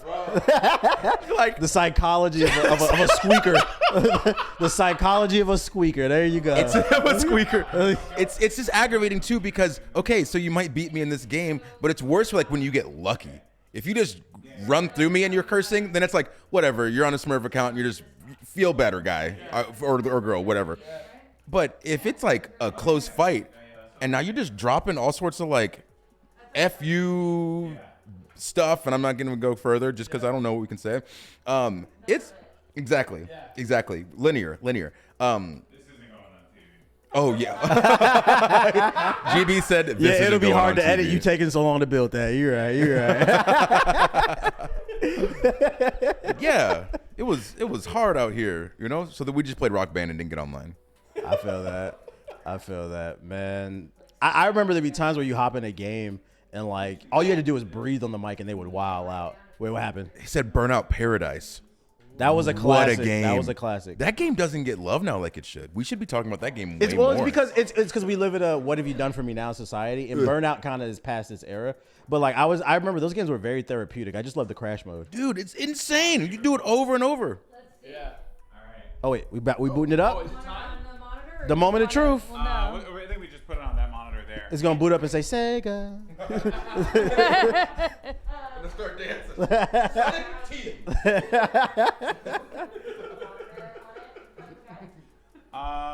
This big table. Whoa. Did someone say that Burnout was released on Switch? Yes. It was. Like Burnout It was a Paradise? remaster, I think. It's a remaster. It's not a hundo on Switch, great, but like it's serviceable. You better off probably getting it on PC. I think there's a PC version. I'll take serviceable. Yeah. I love to be serviced. So. That was worded weird. No, it wasn't. No, it wasn't. I said exactly how I needed to. I know what I'm doing. I'm a professional. This is my first After Dark stream. I want to say this is my new favorite thing in the world. Hey, we appreciate you, Abe. Yeah. Woo, woo. Giggity, giggity in the chat. One's in the chat. If you believe that this computer will work and it'd be glorious. 2s if you don't. I want to see who doubts us. I'm going ones. I need it to work because this man's face is just really concerned. I need it to. I'm really rooting for you right now, as much as I like to clown you. Yo, if we one take Jake this, I will donate 10 gift subs to chat. Whoa. All right, here we go. And then if it boots up, hashtag in the chat, hashtag we're not the venture. 3, 2, 1.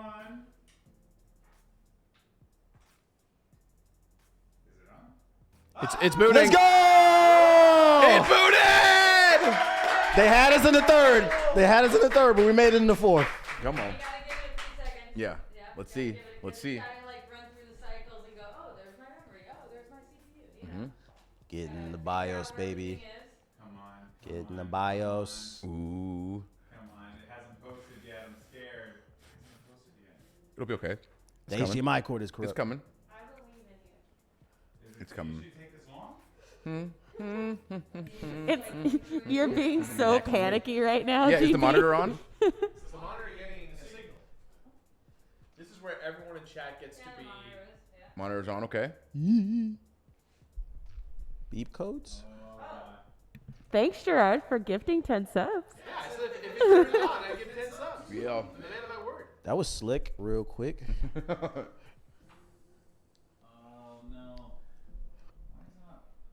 Let's see. Now we troubleshoot. That's what it's all about. Ooh, is the monitor on the right input? Does it have inputs On the GPU? Or on on the monitor? Because other. It's alive! It just was taking its time to go through. Yeah, I saw you, Shira Yasha. That thing was breathing like Yeah. That thing was breathing like the black kid from Malcolm in the Middle. Cher, Stevie. But we made it, baby. In the BIOS and then here we go. There it is. Yeah. Look at it go. Give it up for Golden Boy.